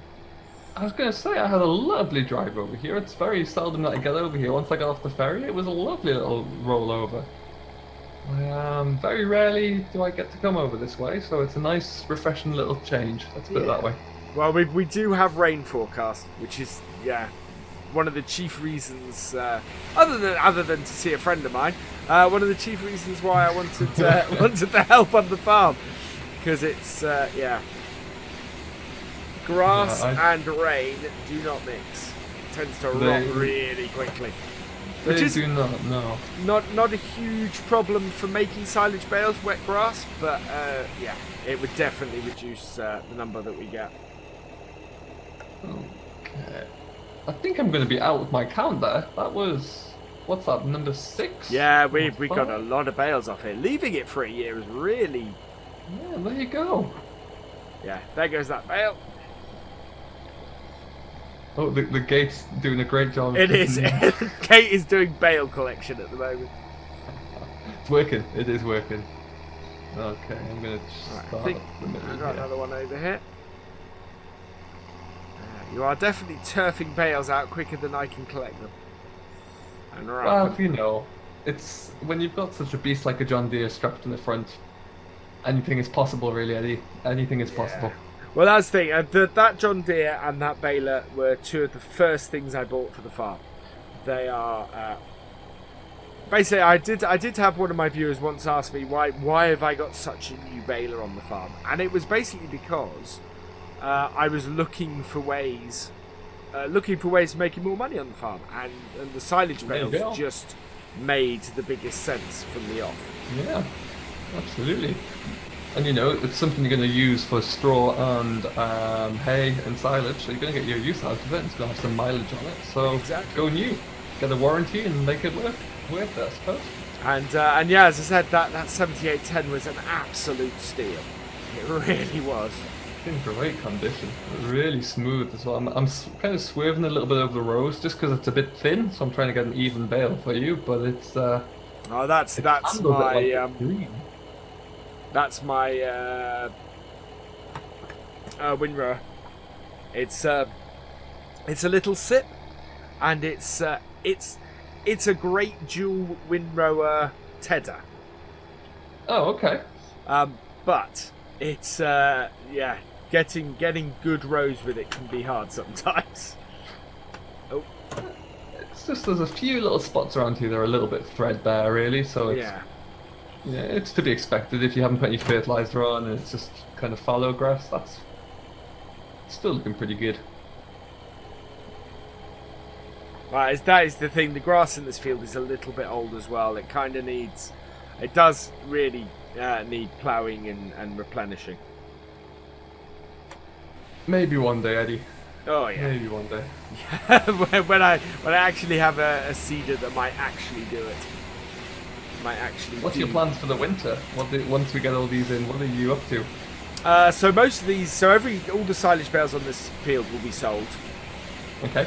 We're going to use them to buy. So every silage bale here, we should be able to buy at least one hay bale and one straw bale. Because we need to supplement those that we got on the farm over the summer. Mm-hmm. And then, the plan for the winter very much is improvements to the farm. So we have an old cattle barn up the top end, across the road a little bit away from the farm. So we're going to try and build a grain store in it. Oh, okay. Because at the moment we lose money simply because we have nowhere to store grain. So what we end up doing every year is harvesting and immediately selling it. And the best time to sell grain is during the winter. So and you just can't hold it. We just can't hold it. We can't dry it. We can't do any of that kind of thing with it. Because as I said, this classically has been a dairy farm. So so we're gonna build some grain storage facility. And we're also going to make some space to winter the combine up there as well. Lovely, lovely. And so that then isn't in the yard, and that creates a little bit more space for us as well. And I've got mine.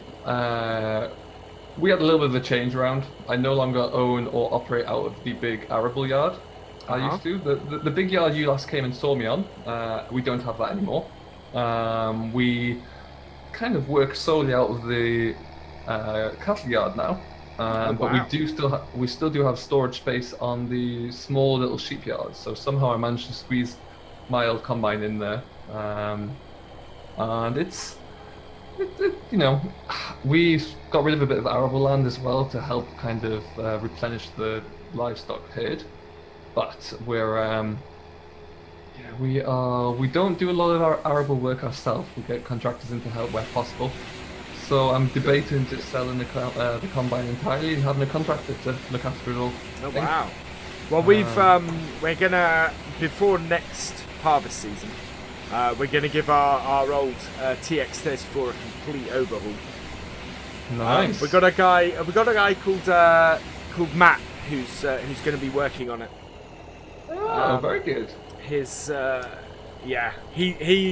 does wonders. He did, in fact, he did this T-dub. He refurbished this T-dub for me. That does look rather glorious. He did a fantastic job on this tractor. And I've seen to come to Meadow Grove? Sorry? Would he like to come to Meadow Grove and help me out a little bit? I don't see why not. You put him up with a board and he might. I can make a good breakfast. I'll get in touch with him, see what he wants to do. But yeah, I've seen some of his other work as well, and it's fantastic. So yeah, he's. I think you might be full. Oh, I've just noticed I am. I've seen a long string of hay behind you, or grass behind you.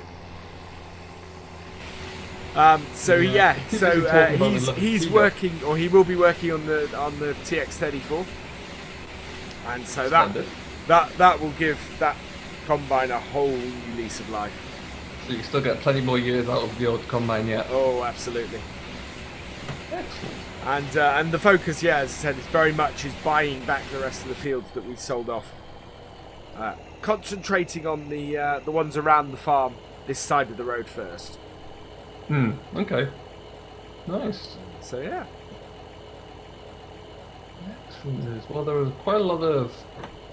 There was an old farmer not too far away from me who kind of retired, and there was a big farm that kind of changed their practices. So there we go. Missed it again. My pickup was up that time. Frank, you're having a nightmare here.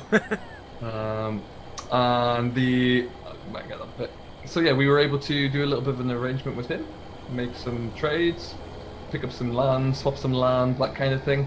So I've got all my land kind of back up close around the farm now, rather than being spread out over the county, really. Yeah. So yeah, I'm quite happy with how things have developed there. So it's looking quite good, and it means that we've sold our milk contracts and everything. So we're really changing a little bit now. So it'll be a bit different. It'll be good for you to come over and check it out, because I'll have to pop over and help you out a bit. I think.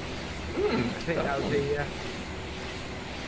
You can come over and help me with my silage. I was gonna say I can't come and return the favour. Absolutely. Okay, I will stop this time now. Frank is paying attention. There we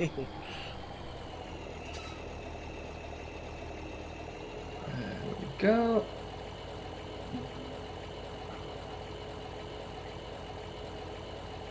I'm surprised at how nice it is for so late in the year. It's really quite strange. Yeah, we get days like this at the moment. And I take full advantage of them when I do. Oh, absolutely. It's you know, the amount of stuff we've actually got quite late in the autumn doing some stuff, and nice. and it's one of those things where. I didn't mean to get this late in the year with so much left to do, and so I've had a whole string of vlogs which have come out in sort of covering the last 2 weeks because we've just been so busy. Yeah, it happens. It does happen.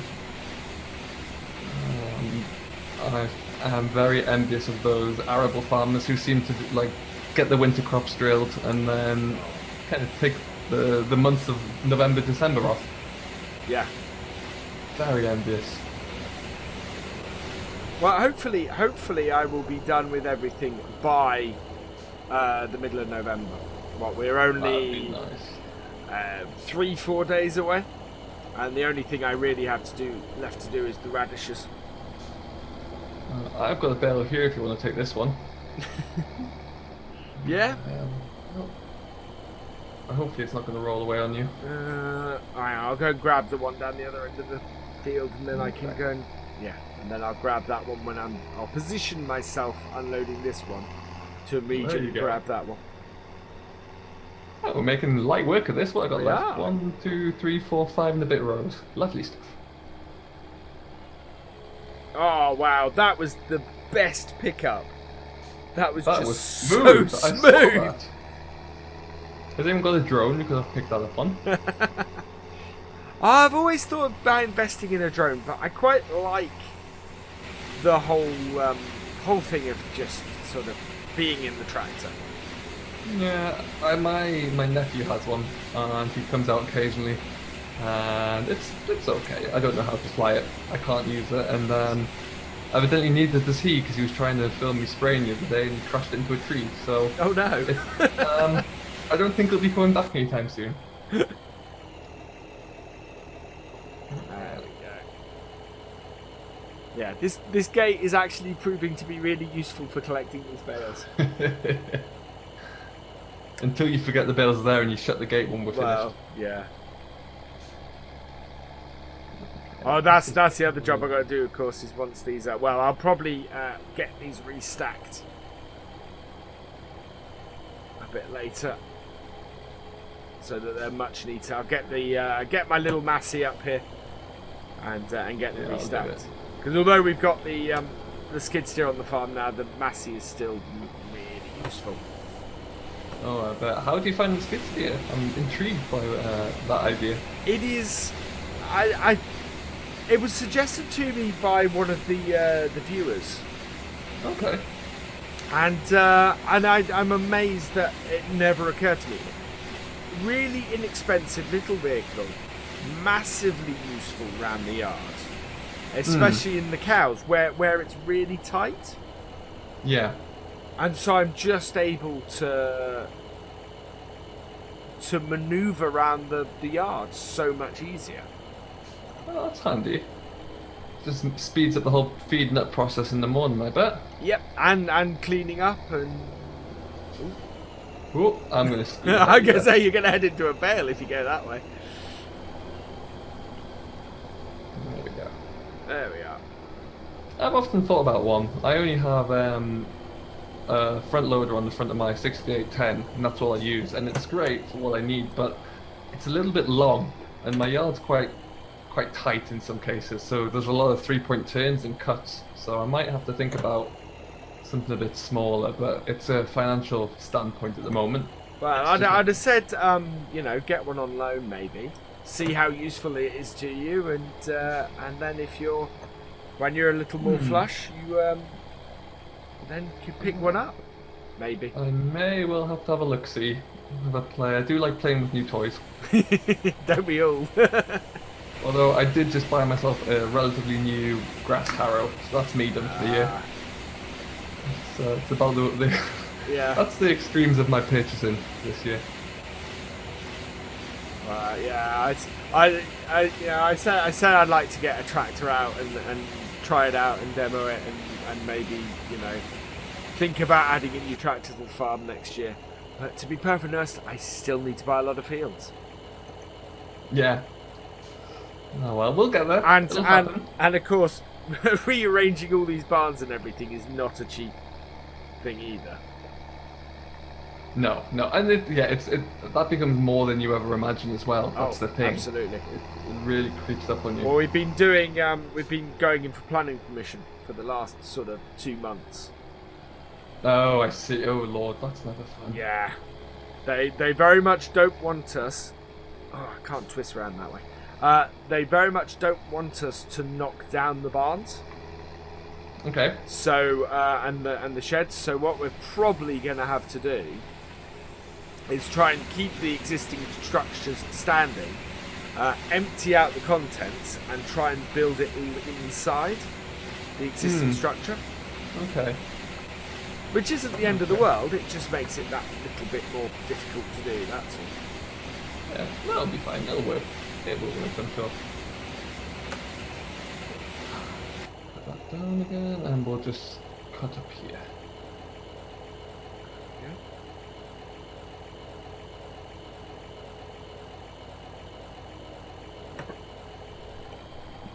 Excellent. Quite. How many bales have you got? Have you got a count going there? What have we got? 1, 2, 3, 4, 5, 6, 7, 8, 9, 10, 11, 12, 13, and 1 hiding. 14. This is 15 I'm about to wrap. I think we both underestimated. I think we did. That's good news, at least. That is very good news. I'm going to have to check bale prices later, I think, to see how much this lot is worth. It'll take a few days to ferment, and we'll probably end up selling them early December, I think. Well, if it's anything like over in the UK, there's a big demand. And straw, if you have any straw, it's like holding gold bricks. It's incredible. Yeah, absolutely. Absolutely stunning. Yeah, silage over winter is like gold dust. And I have bales to sell here, and I have some bales in one of my other fields to sell as well. So we're we should look do very nice. pretty well off this. Just kick that one over here somewhere. That's lovely. And we have sold some bales already this year, and they very much help pay for the skid steer. Excellent. Oh, good. That's nice. Walk into a dealership with a big wad of cash. Yeah. Give me your skid steer. Yeah, I'm very happy I didn't have to buy it on HP. Yeah, I've got myself clear of all of that. We did have a brand new New Holland T7210 when we were still kind of focusing on the arable aspect, and I sold it. I got rid of it. It had how many hours? I think it had in the region of about 400 hours on the clock, and we sold it just to get rid of the HP, give us a little bit of an injection for some extra purchasing for cattle, really. So nice. Well, I do like the T7. I mean, I got the John Deere, but I'm much more of a Ford New Holland man myself normally. It was a great machine, don't get me wrong, but just too much for what we needed. Yeah. Just too big. Yeah, that's the thing. That 7810 is the most I should ever need on this farm. It is lovely. I'm going to stop it here. Although I think what I would like to get a pair of butterfly mowers, so larger mower setup on here. Because half the farm will always be grass. I'll always have half the farm down as grass. And, it just make the whole job of mowing it that much quicker. The trouble is, I'm not sure that the 7810 is powerful enough. I was thinking it might struggle a little bit. There are some surprising hills here. Yeah. It might be on its knees a little bit. I'm sure it could do it, but it might be on its knees. Yeah. That's the thing. Yeah, anything sort of up the other side there, I think it would really struggle on. So, right.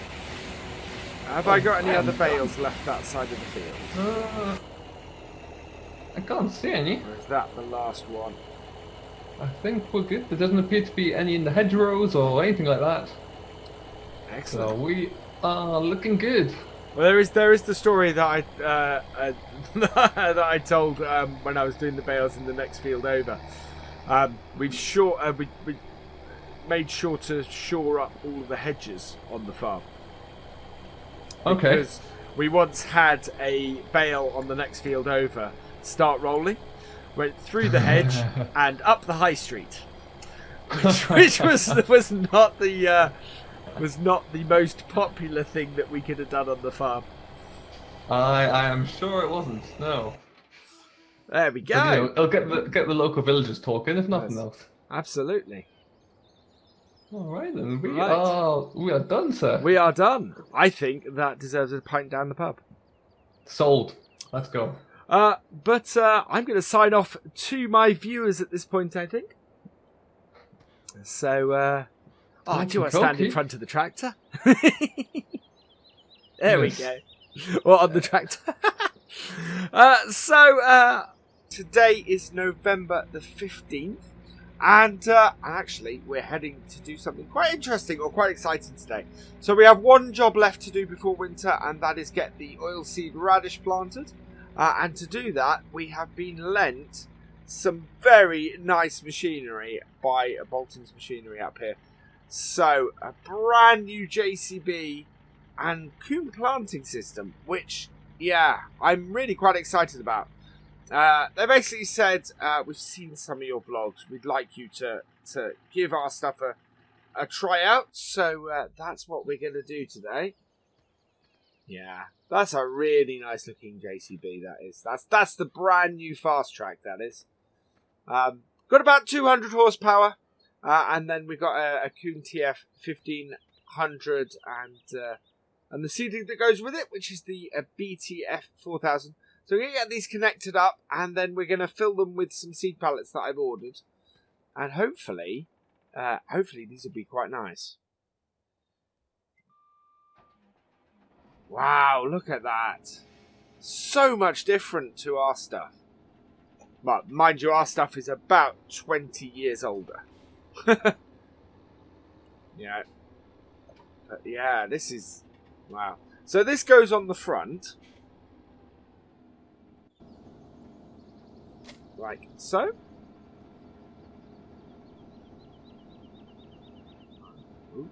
And there we are. And we'll lift that up. We're going to have to load it with seed. But this should be a really manoeuvrable tractor. It's got four-wheel steer on it, which is fantastic. And slightly more powerful than the other tractors we've got. There we go. Oh, very cool. Very nice, this. Right, now I want to get it just in front of the seeder. Oh, the seed's here. Or actually, we just want to park it here. I'll lift up back. Right, I'm going to drop the front.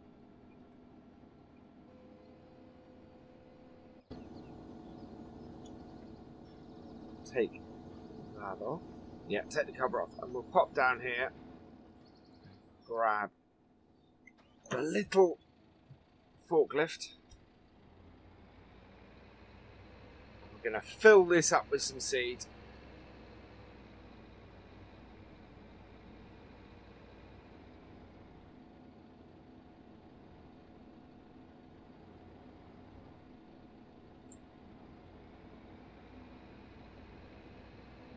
There we go. Ah, perfect. So this holds. This should hold 1.5 of these bags, which will be more than enough for us to get the radishes done.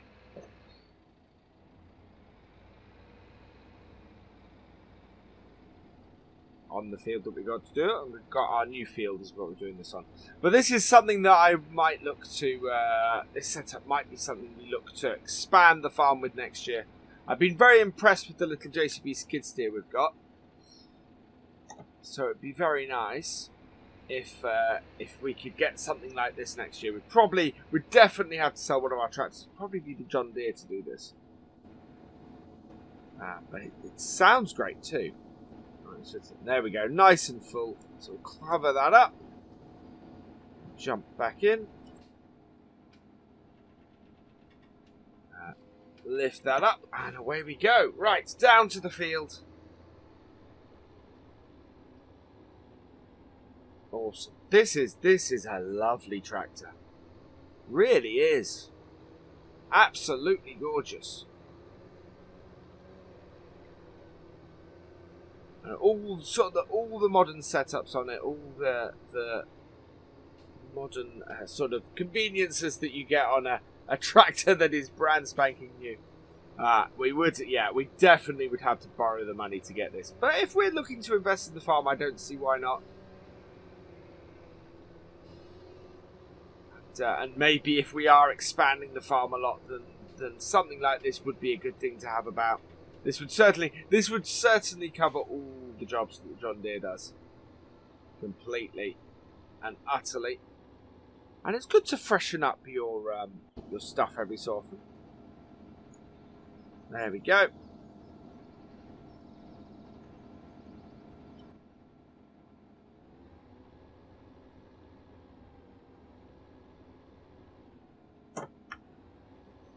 See if we can get it through the gateway. That's the only thing that worries me. Is can we get the seeder through the gateway? So we have very tight gateways around here. Yeah, there we go. We're in. Perfect. Right. Absolutely wonderful. So that's it. We've got it in here. Right. So let's get the back lowered down. Well, let's get it turned on first. Back lowered down. Oh, that's the front. Back lowered down. On.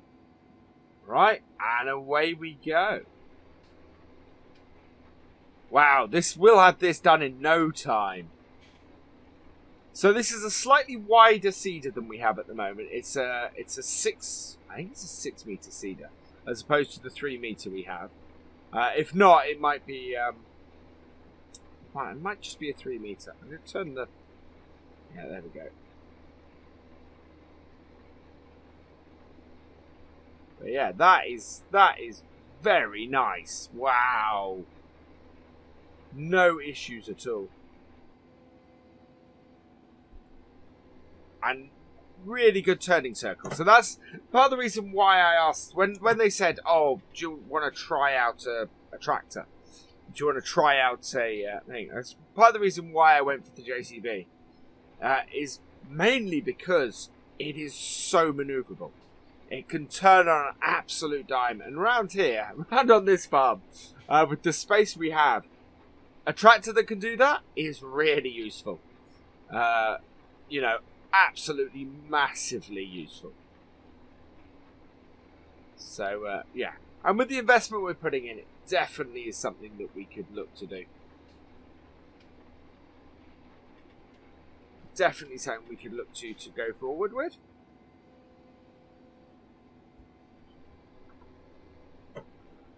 I'm liking it. I'm liking this tractor a lot.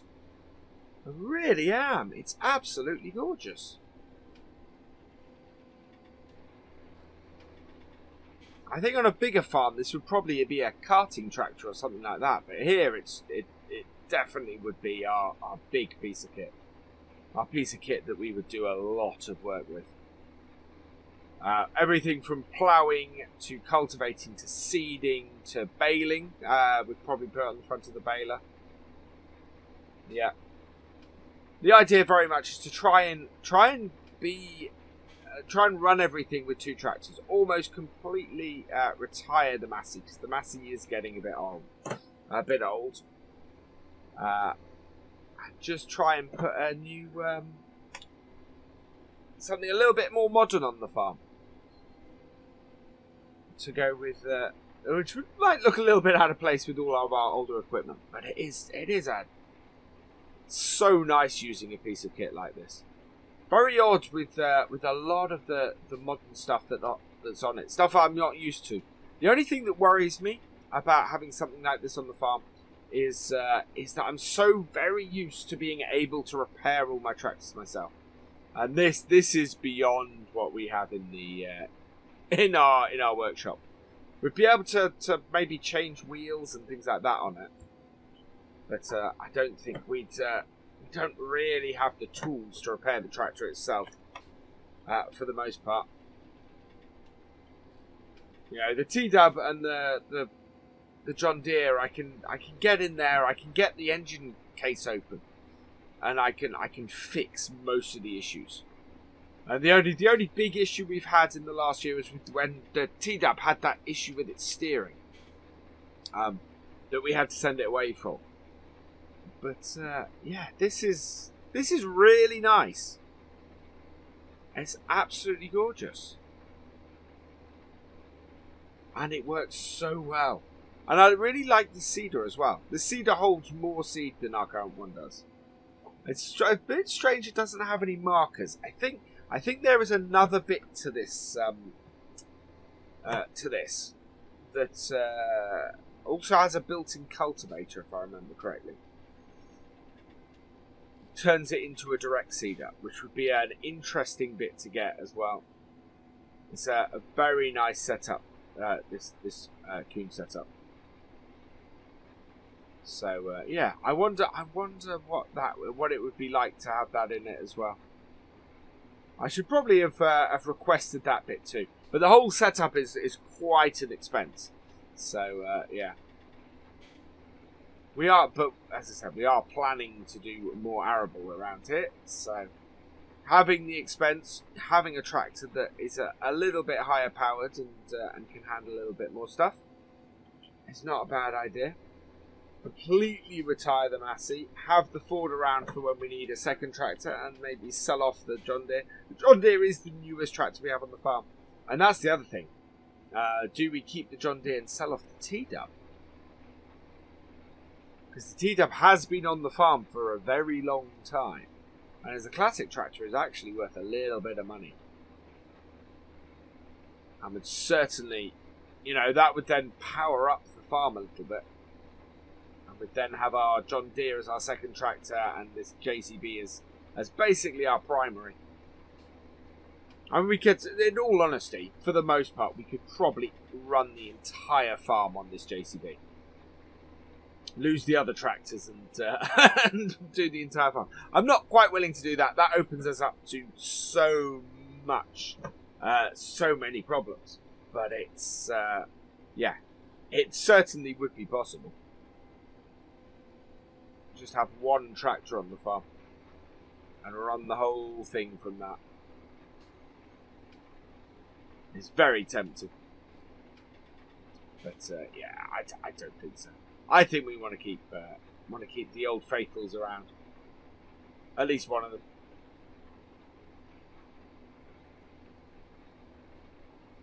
And just keep going with this at the moment. But yeah, this is certainly very tempting.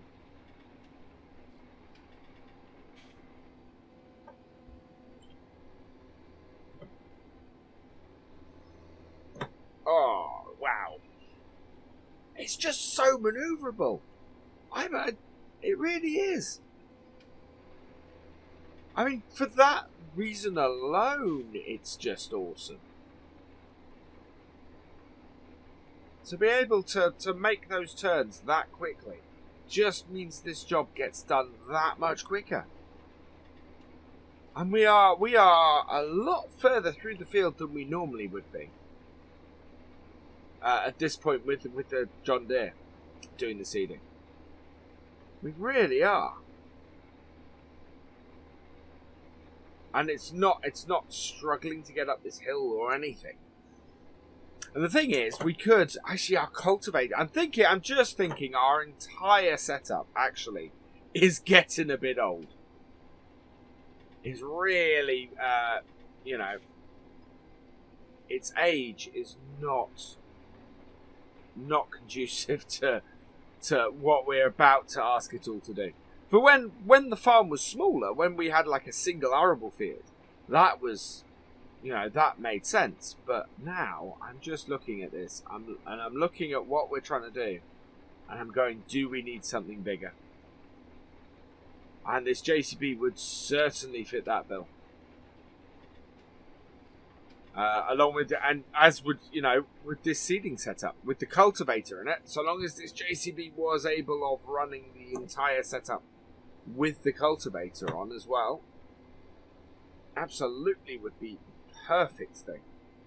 I may have to ask them. I may have to ask them up at the shop. See if they think it will. I don't think the power requirement of the drill is too big. It's all about what the power requirement of the cultivator is. Because yeah, this has 215 horsepower. This is the lowest engines JCB they do of this type. And yeah, it's certainly handling this job no problem whatsoever. I'm wondering if it would handle the rest of it without an issue. There we go.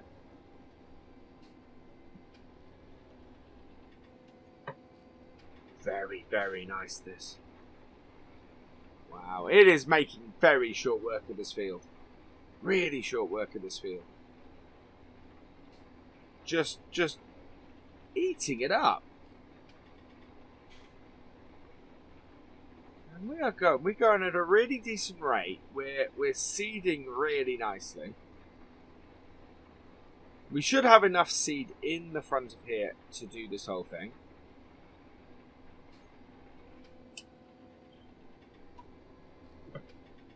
Yeah. Look at that. Just, and so quickly round. That is absolutely glorious.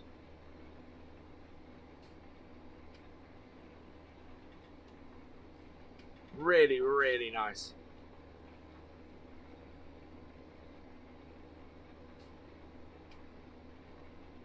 Wow. Oh. It's a really relaxing, nice cab to be in as well. The ride, I tell you something, the ride is a lot less stiff. These newer tractors, they definitely know how to improve how the ride on it when you're driving across plough furrows like we are. It makes a huge difference. There we go. Massive difference. Yeah, I think there's if I remember correctly, this is part of a setup that includes a subsoiler and a cultivator and the work. So you could actually, in one go on a field, plough, well, essentially plough, because you're subsoiling, cultivate and seed in one go with one piece of machinery. I'm not sure this JCB would have the power to do that, but it would be cool. It would be awesome to be able to do that. We'd save so much time on the farm. And we have a few days at the moment that we do. That we have basically, where we're just dealing with the animals. Because there's always that on the farm. There's always the times that you spend where you are, where you're waiting for stuff to grow, and you have a bit less of the downtime when you're doing dairy and sheep as well, because obviously they need seeing to every day. But yeah, certainly the arable side of it definitely has downtime. Which is useful. I mean, that's when we do a lot of stuff around the farm.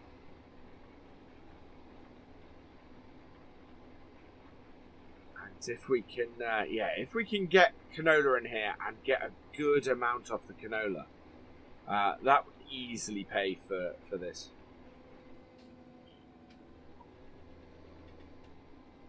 And pay for further investment in the farm. Which this is exactly what this would be. This would be an investment in the farm to have this tractor. Wow, the lights are bright. Full daytime. that looks like that's. Oh, that's almost blinding. We could work quite late with the lights on this as well.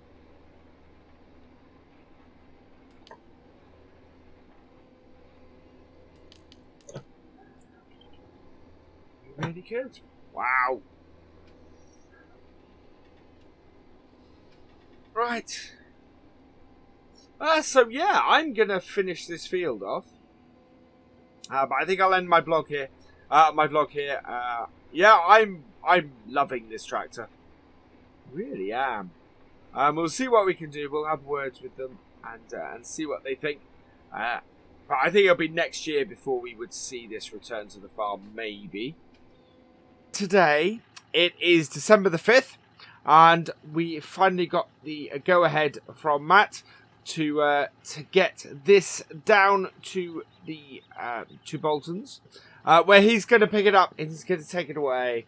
And with any luck, come springtime, we should have a nicely reconditioned combine. So yeah, I'm very much looking forward to getting this back in a condition that is going to be amazing. So let's hook on the trailer. We're going to use the defender to take the trailer down there first, and then we're going to come back. So yeah, let's jump in and head down there with this.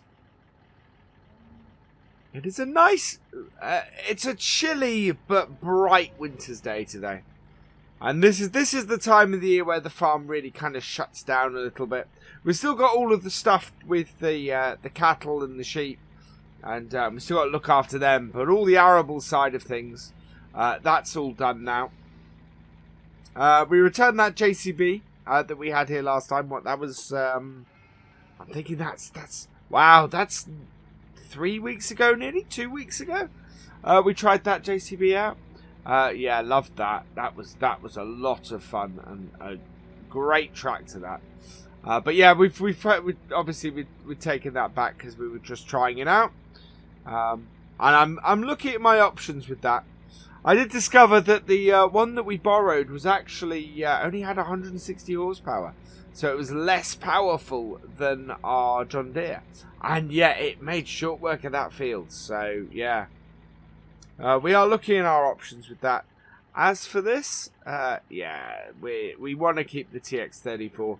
It's a cracking combine. It's perfect for what we're doing on the farm. Right, we're just going to park this down the side for him. He's going to take it away, and yeah, we look forward to getting it back. If we can't do anything with it, then we'll of course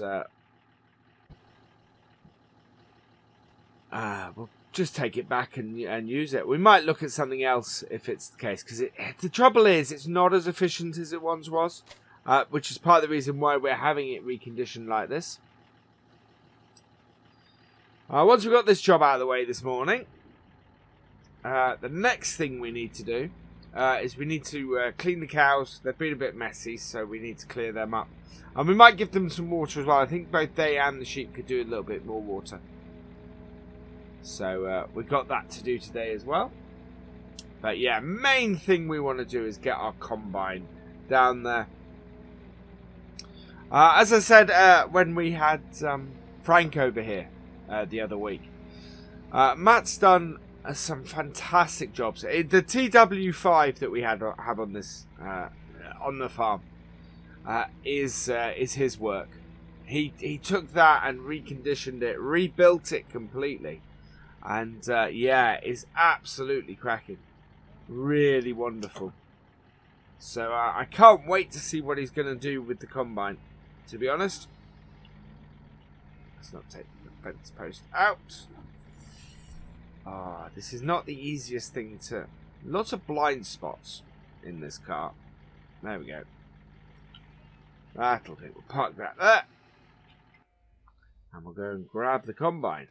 So we should be alright getting the combine down the road. We won't need an escort for this short journey. We will get all of the lights and everything on though. There we go.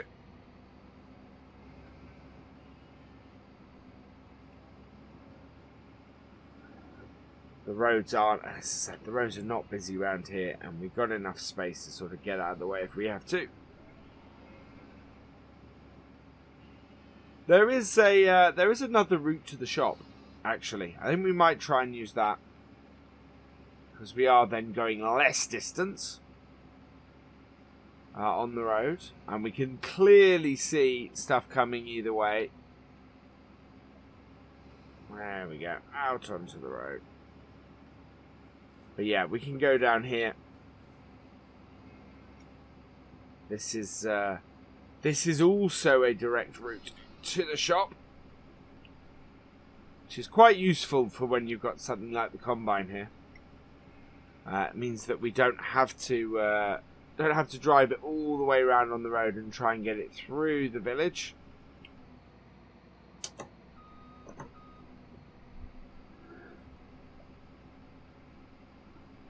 It is quite a little bit overgrown, this, and we have got to watch out for the tree branches. But otherwise, we're okay. There we go. Yeah, and it just comes out near the back of the shop. So we do have to run on the road a little bit, but not much. So yeah, lot less distance. Oh, we have to run the road. That was not good. Yeah. So similarly, out of here and in here. Perfect. And of course we can take that. We can walk back along there as well, which is what I'll do. Oh, it's what? It's 9 o'clock in the morning that we're doing this. So he'll come up and he'll pick this up. I'm going to leave the keys in the shop. There we go. Perfect. So yeah. Bye-bye combine.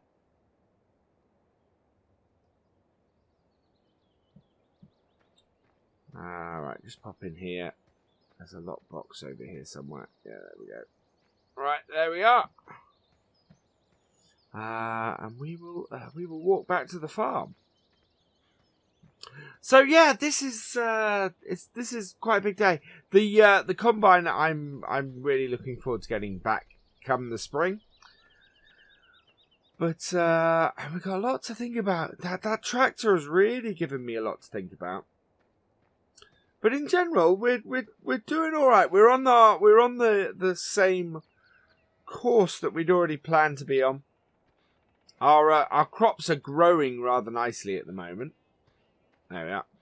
Back up the road to the farm, and yeah, it's all good. Right, let's have a quick look down here. Yeah, I think we could do with a bit of a clean-up down here. Definitely do with a bit of a clean-up down here. Right, the skid steer's in here, so let's jump in that. Get it started. And we'll go and sort the cows out. Whoa. There we go.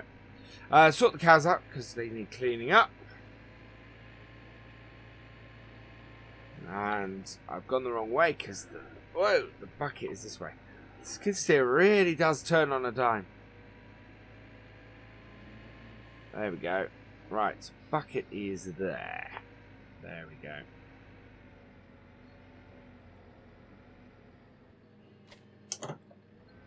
Perfect. Yeah, this little skid steer just manoeuvres around this yard so well. It's like it was made for here, and I'm slightly surprised I didn't consider it before. Right, we have two lots of different things here.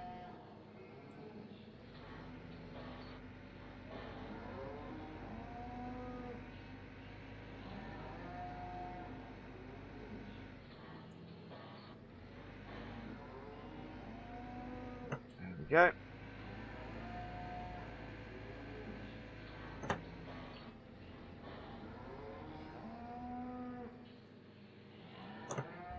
Oh.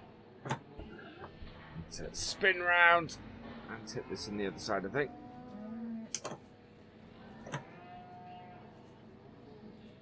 There we go.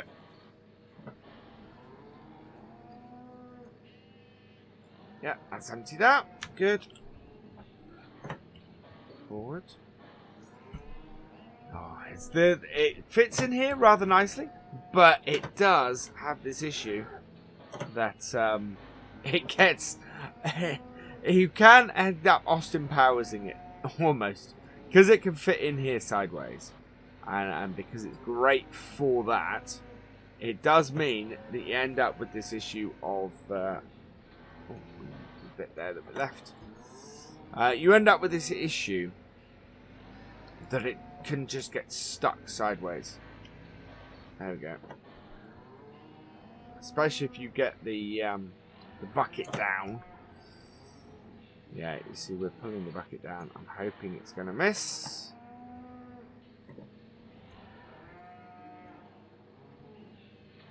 There we go. Yeah, now we need to get the bucket up. Spin back round. You can now get the grass cleaned up as well.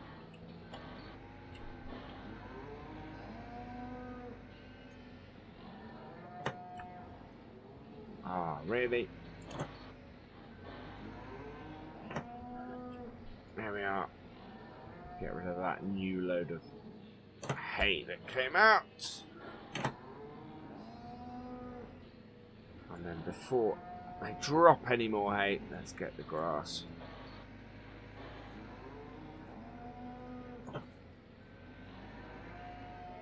There we are. Right, let's turn.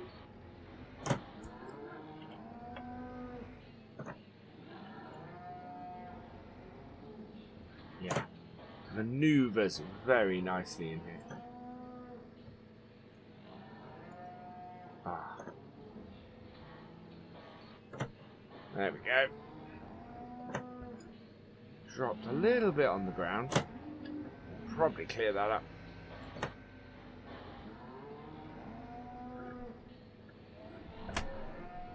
It's one of those things. We missed the trough, which annoys me.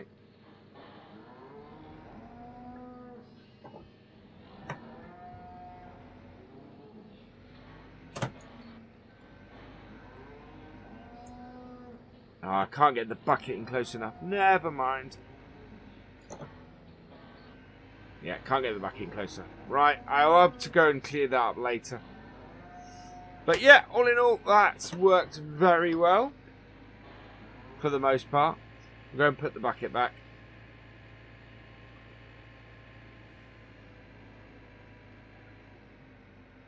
And there we are.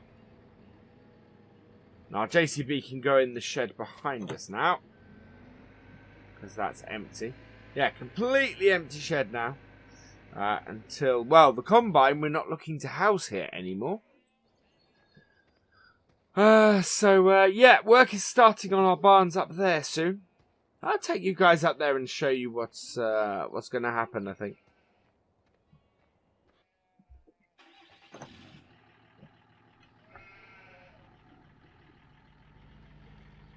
So yeah, so that's actually, everything's running quite nicely on the farm. Really liking it, really working well. We're entering the winter in a strong position, which is always fantastic.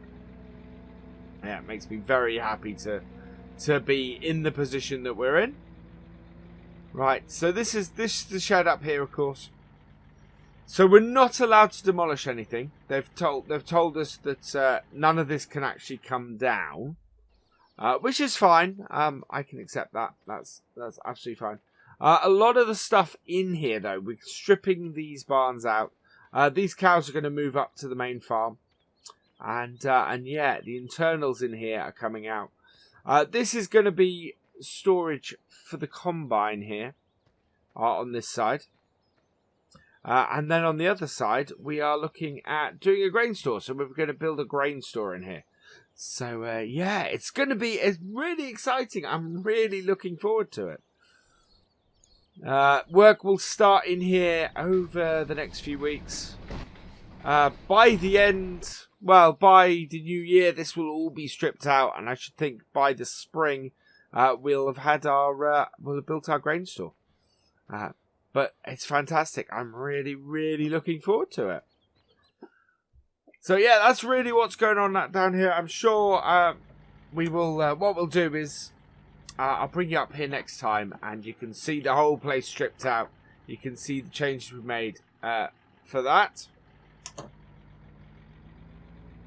More changes to the farmer, fantastic. And then I'm looking at other fields that I can then expand into and and get more stuff done. I think, just saying, as we got a little bit of time on this vlog compared to other times. Not a lot to do on the farm today as we've entered winter. The big thing, as I said, we had to do was get the combine up there. Head up here. So this is the field I want to get next. This one here. Two reasons for that.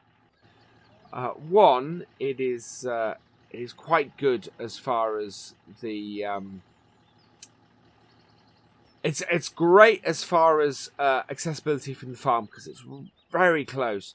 But it'll also ease our ability to get into this field here and give the cows a drink. And the other thing is, it's quite a long field. It's a nice long field. So we'll probably get rid of the fence on it, to be honest. The fence, we're not looking to put any animals into it, and the fence will get in the way of us doing any arable stuff in it, which I quite like to do. I think it's a good field for that. So I think we will end up knocking that down. And also, our cut for this has sort of left the fence a little bit hanging here. So I want to move this fence, which means that this gate has to go. So, yeah. It's all good. Right. I need to turn around. Oh, I just need to reverse out. Carefully. We're going to use the wing mirrors for it. Stick close to that side. There we go. There we are. Right, let's go park up the land. And, yeah, and that's it for today. As I said, we are entering the winter. And it's, the farm has gone fairly quiet as a result. Today is, actually December the 19th. So I think I said in my last vlog that I'd probably see you in the new year. What I completely forgot was before Christmas, we had the company who's buying these bales off us coming to pick them up. So, yeah, we need to get these loaded. They'll be here tomorrow to buy these and some of the other ones that we made this summer. Because we still have an abundance of these that will get us through winter.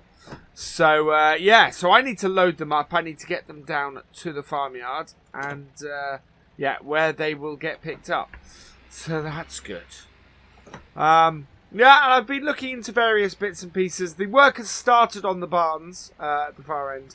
Nothing really to show you this. They're starting the strip out at the moment. I'm hoping come early January I will be able to... Whoa. What? Whoa, whoa, whoa, whoa, whoa. What's happening with the... Wow, we've had a lot of rain. And I'm guessing it's made the ground really slippy. Because that was just sliding down the hill then. That's not good. We might have to try and do this from a different angle. Because we can't do this with the skid steer. Because the skid steer won't get up here.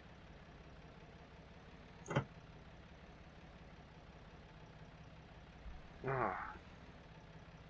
Yeah. Ah. This is when it gets fun doing this kind of thing. When the whole thing won't cooperate. That's why we need to fill it from... I think we actually need to fill it from this side. Because if we look at the grab opens more on the right than the left. So trying to fill it from the other side is actually gonna be not gonna work out very well for us. And that's why we clipped that first bale. So I'm just gonna carefully push that back on. As long as we've got no nails or anything in here, it won't tear anything. So there we are. That's good. I'm gonna just. The good thing to do with this is to make sure that you lash down the bales as quickly as possible. It means that they don't tend to get moved by anything else. I'm kind of hoping that I'm going to get all the bales on this load, but we do have a lot of bales here. When we can get 8 on, and I think we've got 12 plus ish to get on here. Right, I need to get one on from this side. So we're going to have a try at that. Yeah, it's always great fun trying to load up like this. We might have to move the Ford, I think. Oh, actually, that's on there pretty well. Again, we'll push it on.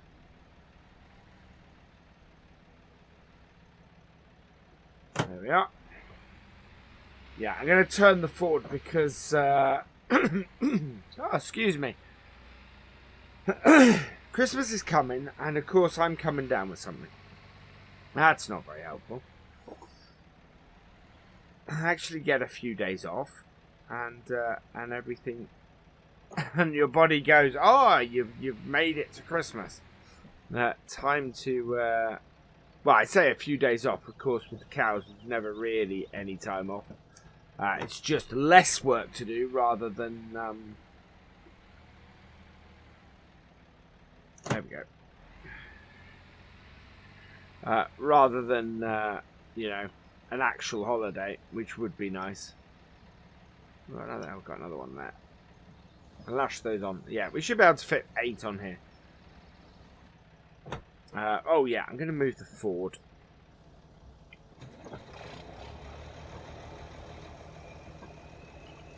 There we go.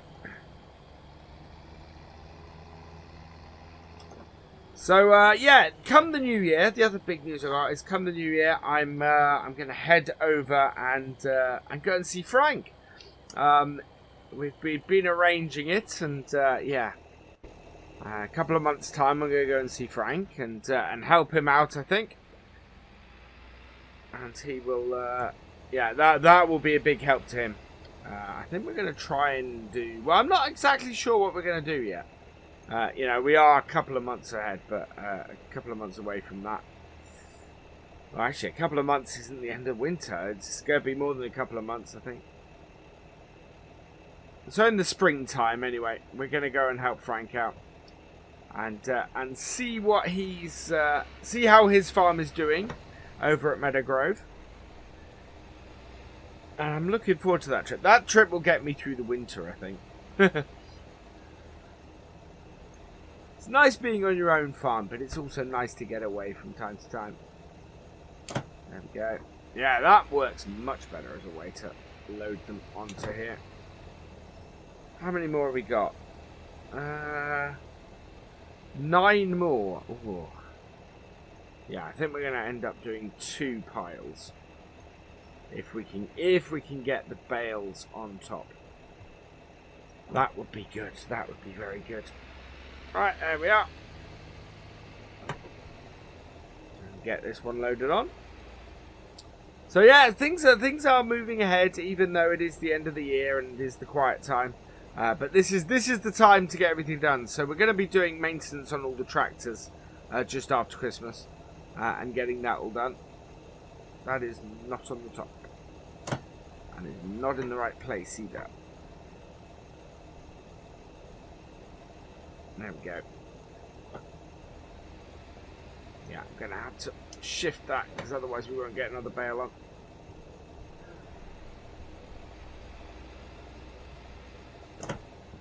And let's go to shift both of them.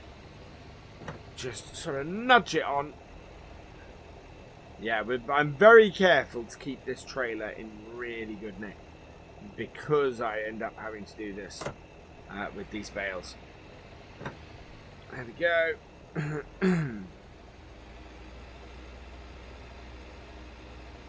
Right, round here. Same here. Whoa! Oh, Eddie, that is not how to do that. Forgot about the hill. Right. Oh, that's appallingly bad.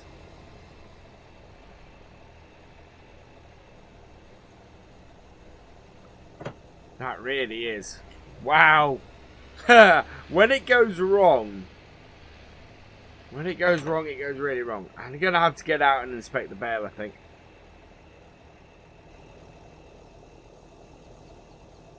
I think we're alright.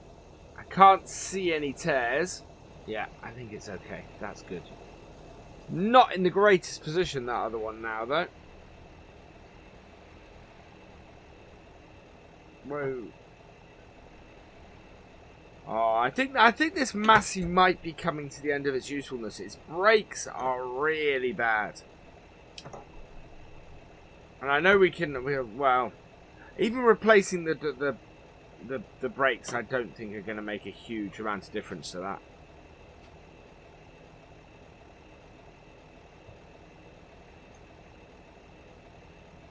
There we go. Right, let's go and get this on the trailer. Ah, yeah, that was not good. That was not good at all. I think we're about to lose it. It's slipping out of our grasp. These things are not the easiest things to use as far as loading bales goes. Really not. So if it's not, it's not that, you know, the tractor's slipping sideways. It's that the tractor's slipping downhill.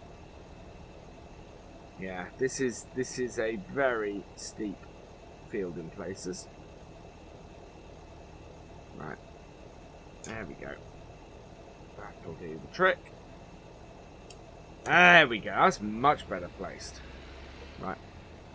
So let's strap those two on. Ooh, wow. I might see if I can come from the other side. Just push that back on, because that other one is not safely on there at all.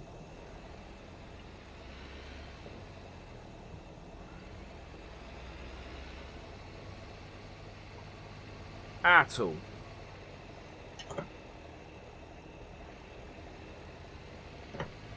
Right, now we've got to be careful. We're going uphill, fortunately, so that is aiding our brakes, but yeah, I don't want a repeat of what I just did. Actually, that should do it. That there I am happy with.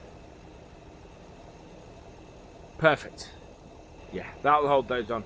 Right, let's get another two on here.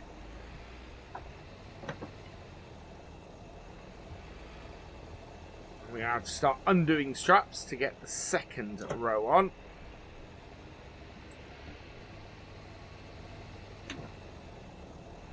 Oh, I've left the Ford on. It's probably quite a waste of fuel, that really.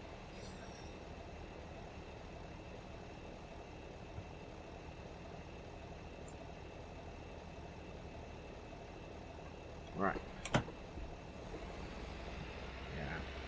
This tractor's beginning to feel its age a bit. I think it's one of those things where it's probably due a bit of a retirement.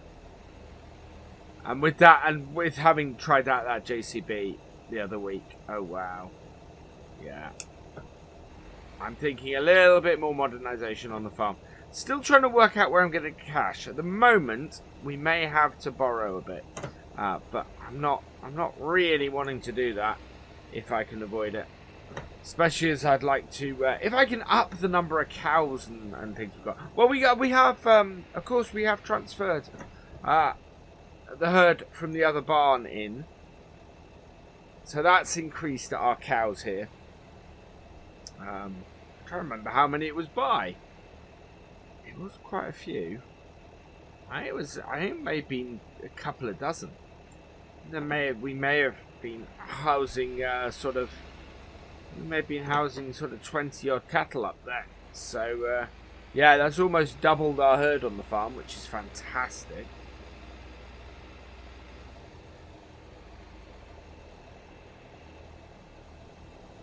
Yeah, you see, downhill, the brakes on this are utterly useless.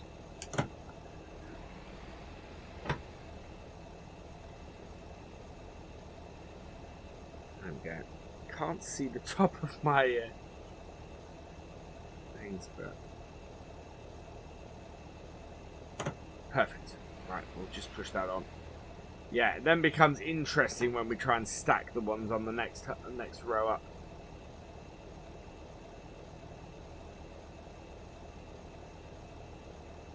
go. That'll do. Right, there's our first row.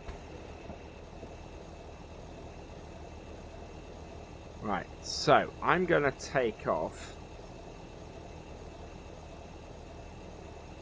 Don't need anything really other than the middle one on each of these. And that will allow us then. Yeah, there we go. Those are still strapped on quite nicely. So now we can put straps and get the next lot on top.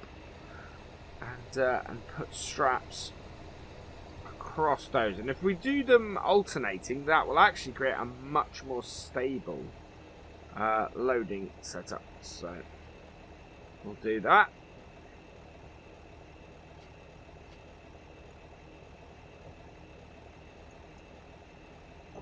There we are.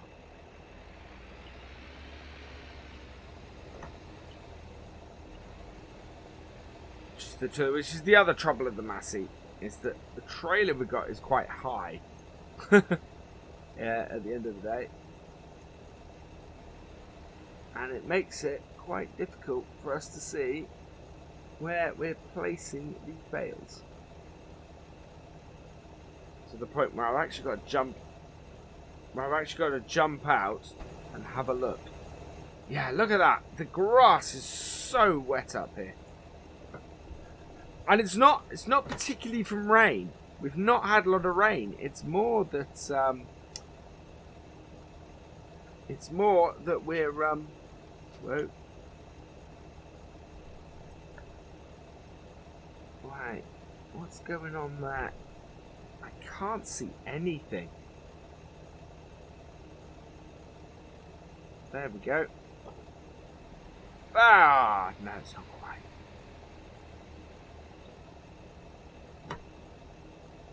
Again, we'll stop that rolling. We'll go and check that bale. I think it's going to be easier for me, actually. We'll get these back down to the yard, and then I'll come and load these up again in a bit. But yeah. Oh, let's turn the Massey off first. First lot loaded up. Let's head back down, and we'll take these down to the yard. And yeah, that will be that job jobbed. Well, half this job, and I'll probably leave you guys there. I need to come out of this field wider.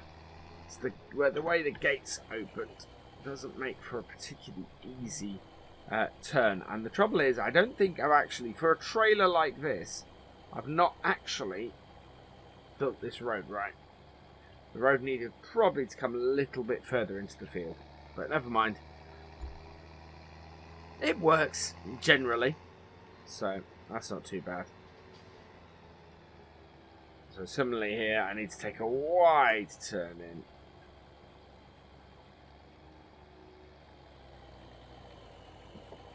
Ah, wow, a really wide turn. These gates are fairly tight. Yeah, that's not been the most successful loading session, really. I'm actually going to go and need to get. Yeah, they'll load up from the yard here. I'm going to have to go and get the Massey, so I'll take the Landy up there for that in a moment, and we can get these unloaded here. Yeah, that's pretty much what we've been doing today. I'm going to get the rest of those off the field. I'm going to get these unloaded. Today is January the 9th. And first thing I'll say is Happy New Year. So yeah, New Year's rolled around.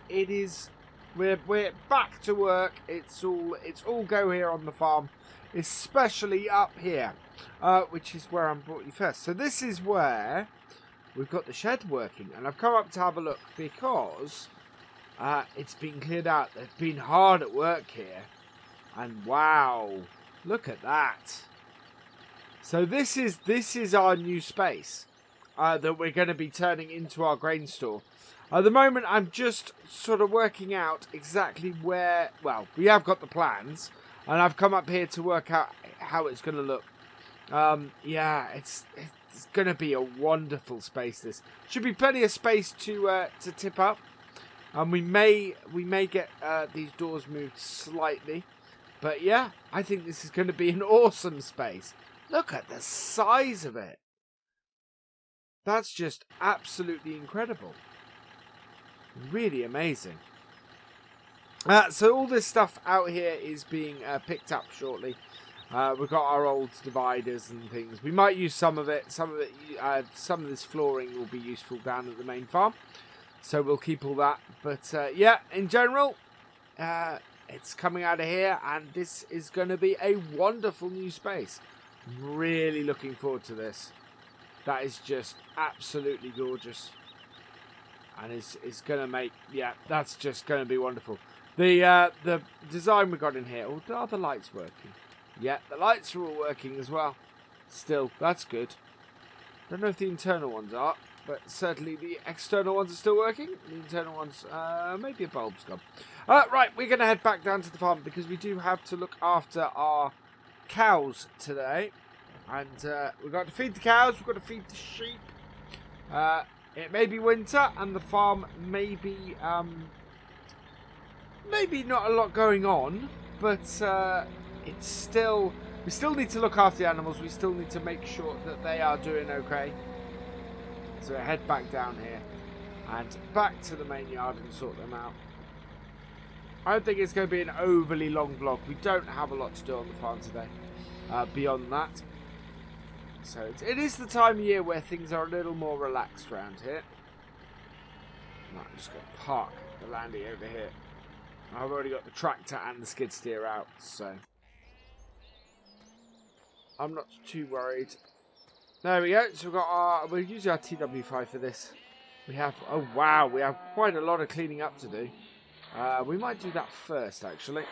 I'll move the T-dub out of the way. And go and put the bucket on the skid steer. Messy cows, though. Really messy cows. Skid steer's in here. There we go. Start her up and away we go.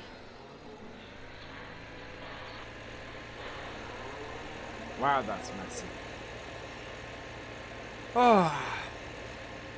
So, yeah, we need to get the bucket to clean this up. So, we'll switch that around.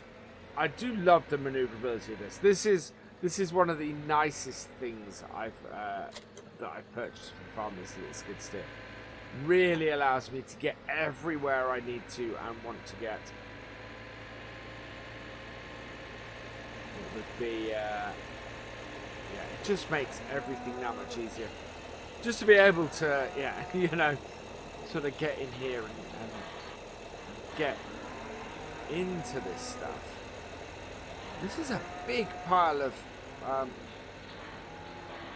hay we've got that's fallen out of the feeding trough. There we go.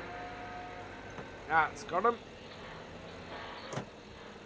And yeah, it's the fact that I can get it 90 degrees on, and then we can just empty into the trough. Whoa. Should be able to empty into the trough. I haven't. Lift it up. Oh.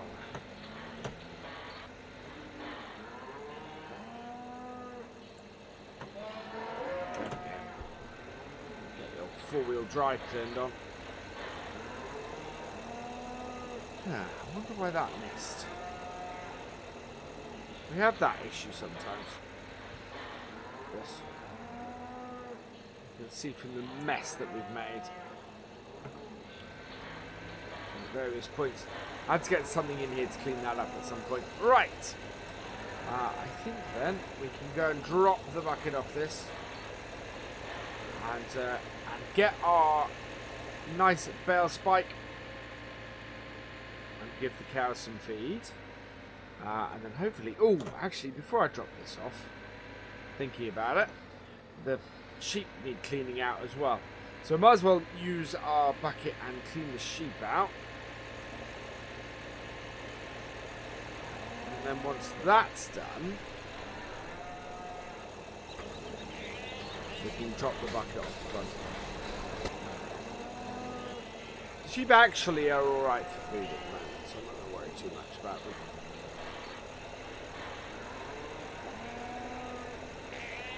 We will need some more feed, but not quite yet by the looks of it, I think. This will clean them up nicely. There we go. Right, that keeps the sheep clean. Whoa! Caught on the fencing there. Not good. Not good for the fencing. The skid steer will be able to handle it, right? Is that up? Right, now we'll go and grab the veil spike.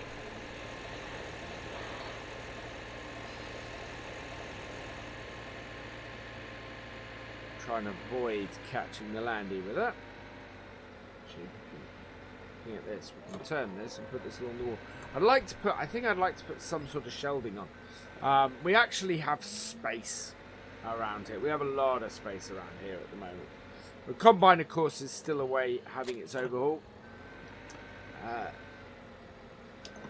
And that shed there, of course, is currently empty as a result. Yeah, I don't quite know what I'm going to do. Part of me is tempted actually to cancel the work they're doing up the top and put the grain store in that space. But to be honest, that would cost a lot of money right now. But it has been tempting. And basically then just keep the combine and other equipment up the top end. I need to move my T-dub because it was in the wrong place. Now, there we go. The great thing about this gavel is it will actually pick up stuff itself if I positioned it right. But now, what we're going to do, we're going to use the skid steer. Skid steer works wonderfully doing this. Right, we need to take one of these off here. Almost got through previous year's silage.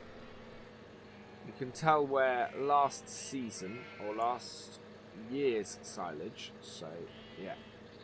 Whoa! Oh no! Oh, we're okay. Skid steer didn't go into reverse then, it was still stuck in forwards. That wasn't good. Wait. Right, let's go get this bale off here before I drop it.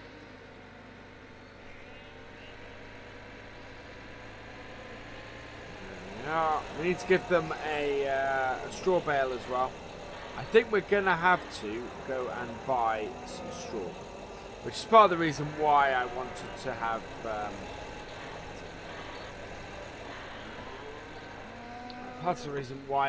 increase the arable aspect of the farm. Is we never seem to have enough straw. We end up costing money every year when we try and just trying to keep our heads above water as far as straw goes. You know, on its own. So. Yeah, having a couple of fields full of wheat next year will be good, and also, you know, having a different crop as well. I think we may end up buying a few more fields. I have something I can't really discuss at the moment in the pipeline that may help with expanding the farm a bit come New Year.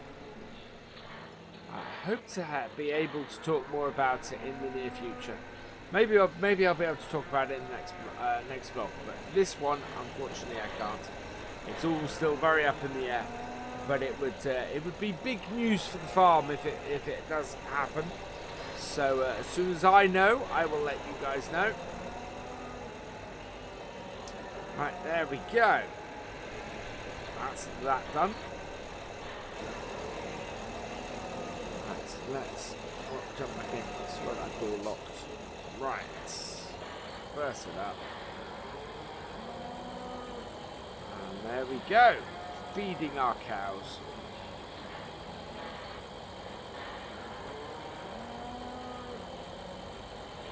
seem excited by it. Certainly.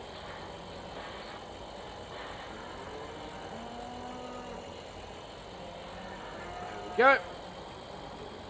That will do them. Right, we need to give them some straw as well, so I'm just going to park the tractor over here.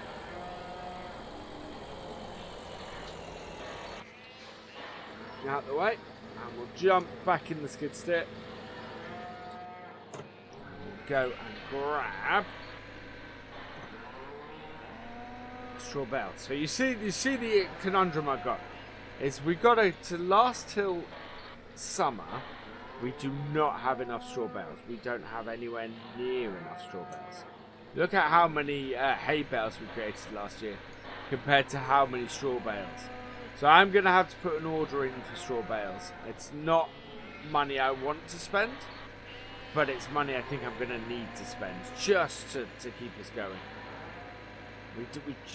You know, realistically, we do not have enough. Right, let's open this door.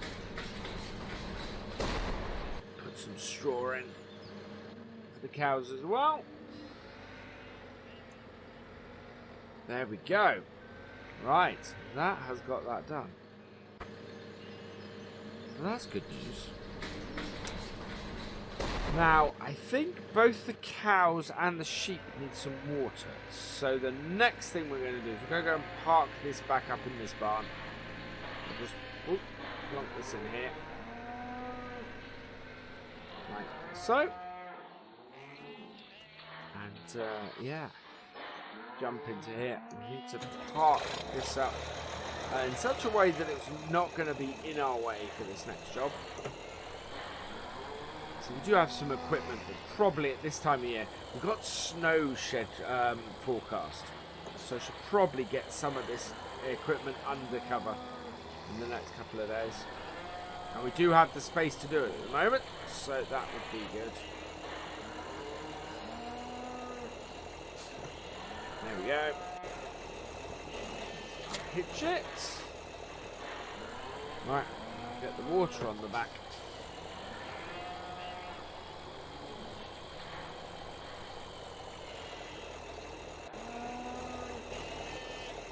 Right, let's get that all hooked up.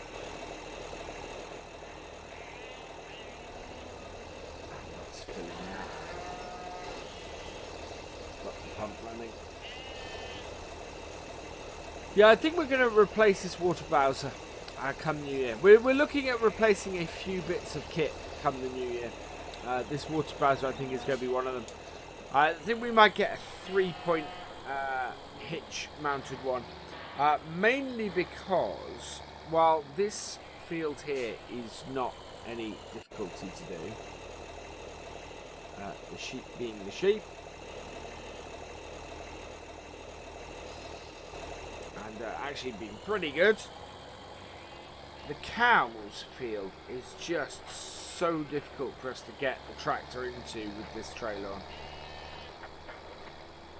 It's not an easy job to do.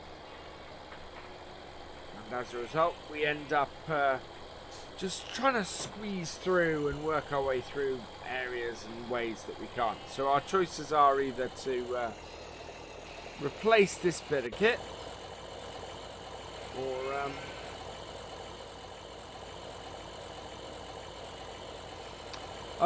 or widen the gates. I'm not 100% sure about widening the gates.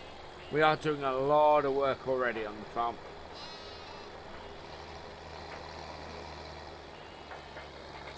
Right, so that is water for the sheep.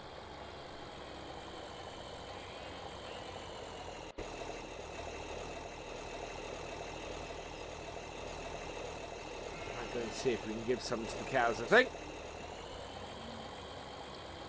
Yeah, so next time we do have snow forecast. If snow happens, if we get snowfall, what we'll be doing is we'll be clearing the local roads. So if that happens, if we do get snowfall, then I will do that for a vlog, because obviously that's a pretty important job that we or service that we provide around here. think we're going to buy this field. I don't see why not. It would be perfect for us here. And I can then rip out this fence, which just restricts it. I mean, that would get rid of a huge restriction on us getting into this field. And we'll probably have an arable field there as well for it. I think increase the arable possibilities on the farm a bit further. Oh, that's tight. Yeah, you see, this is why I'm considering getting rid of this water trailer. It is very big. I'm sure it holds a lot of water, but it's indicator. It's got no indicator on its stern line, so it's very difficult to tell how full we are.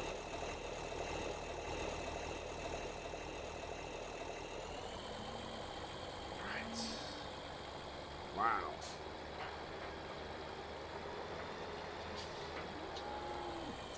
Working our way through the cows.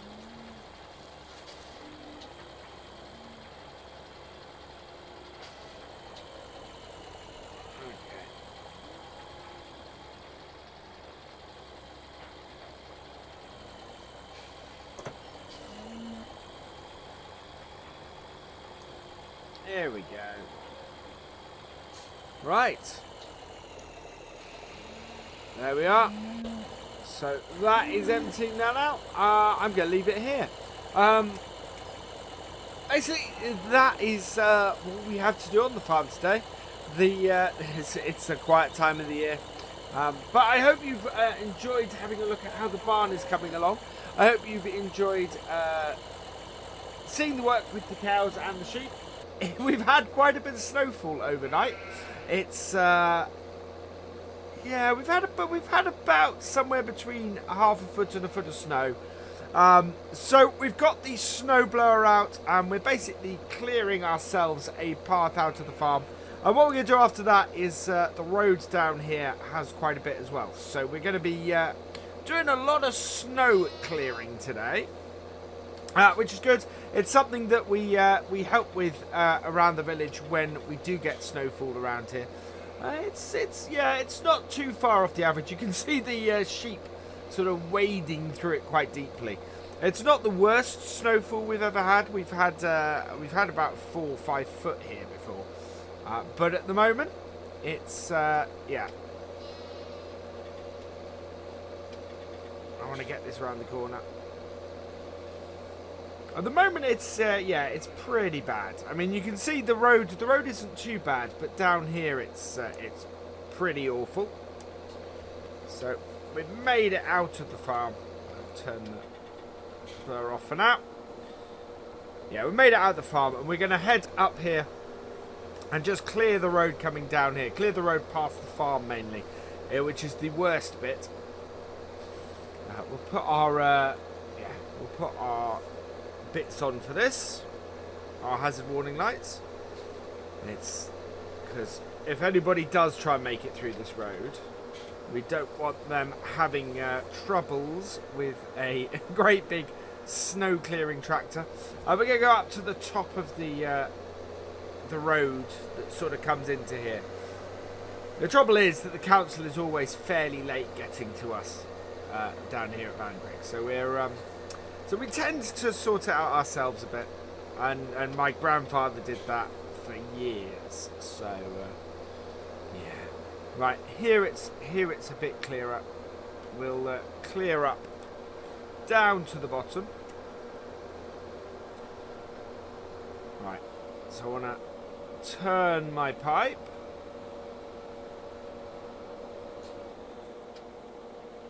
Down with the blower. There we go. I'll just clear out the road a bit. Like so. There we are. So we'll clear this way going up here. I'll just clear these drifts off the road, because it's more the drifts than anything else that cause the issues. But yeah, I was getting all ready for spring. It's February the 6th today, And, yeah. I thought winter, we were beginning to warm up a little bit, and I was beginning to look forward to getting the spring stuff going. But, yeah, it's not happening at the moment, as you can tell. I don't think this snow is going to be about here too long. Just long enough to cause us a bit of disruption. There we go. So lift that up. We'll get the hedge in it. Yeah. Just sort of clear it enough for people to be able to get hit. To get into the village. There we go. And down.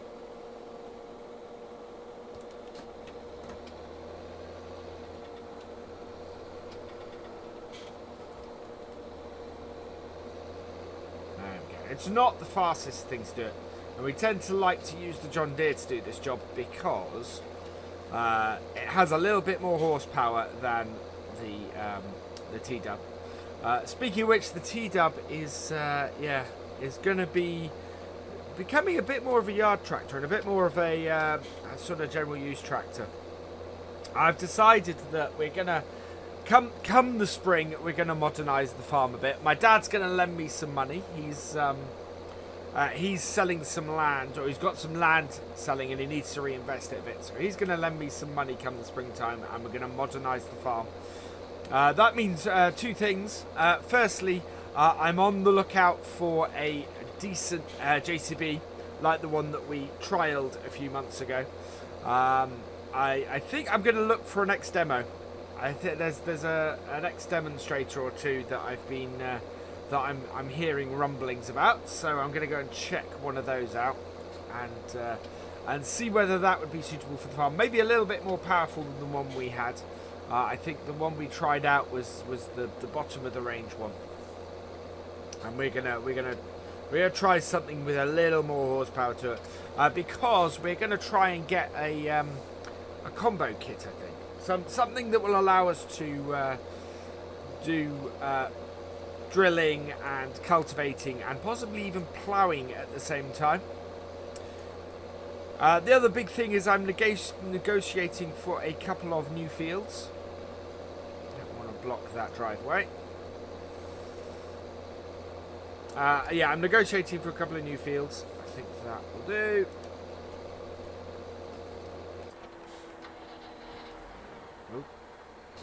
Go up here. So I think this field here, So this so this field here to our right, the one the other side of it, and then the one the other side of the fence as well. Maybe even 4 fields. Basically, we should have enough money easily to get a few new fields in.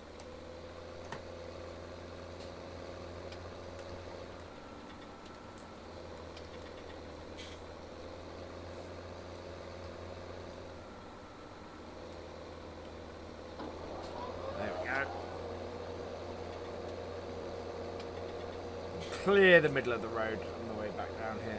Oh, it's not the best piece of clearing I've ever done.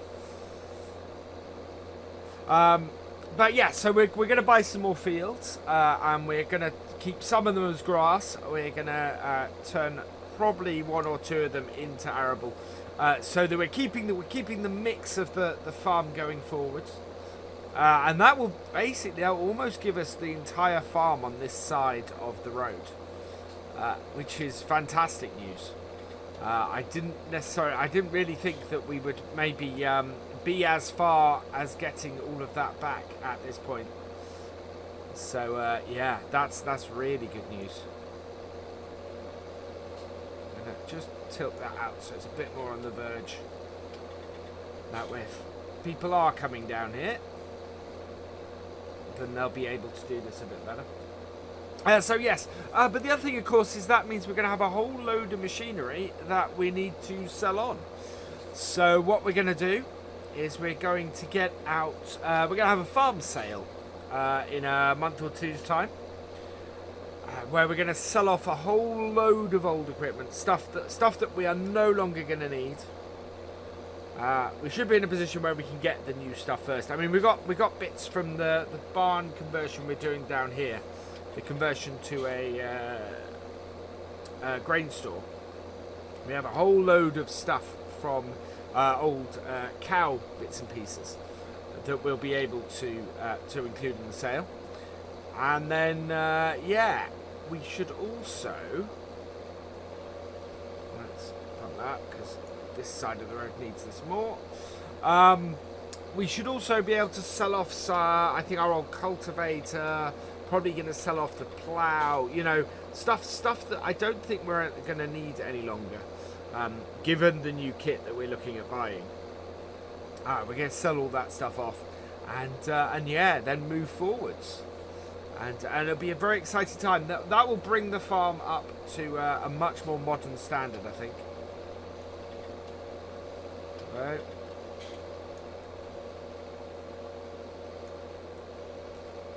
Let's see if we can blast this the other side of the gateway. Yeah, there we go.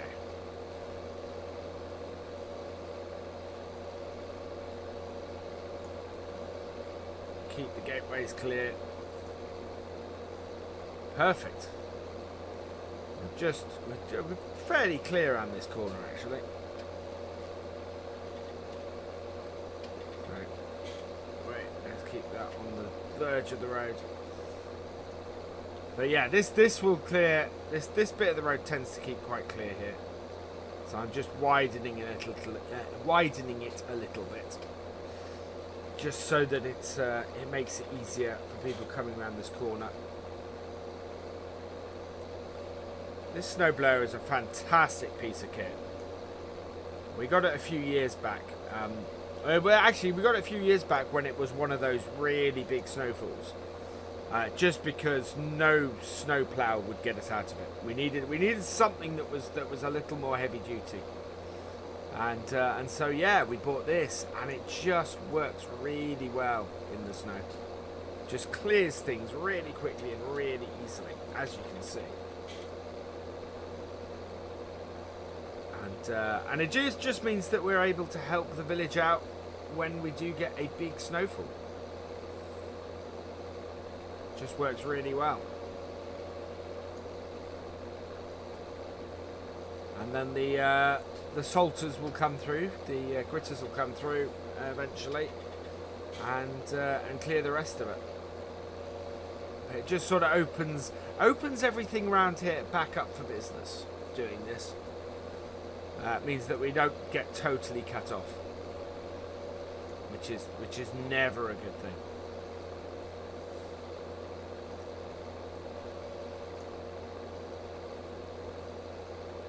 Like that, that's just clearing the road really nicely.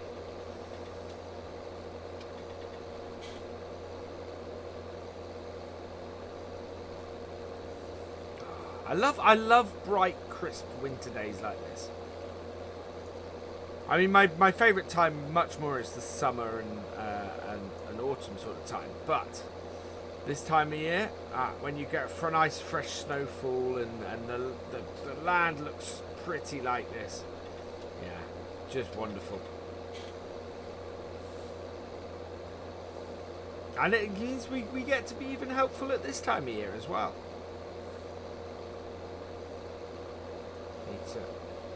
It's more over that side of the road. There we go. Yeah, it just means we get to clear all this through.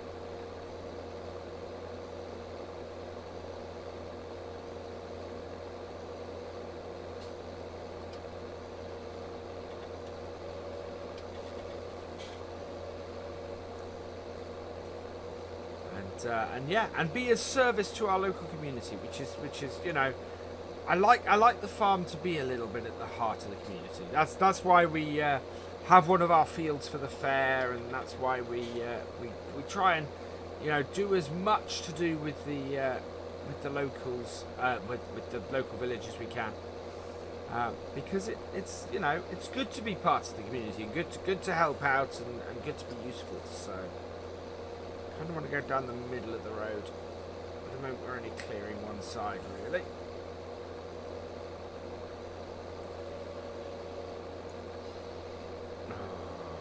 down into the middle here.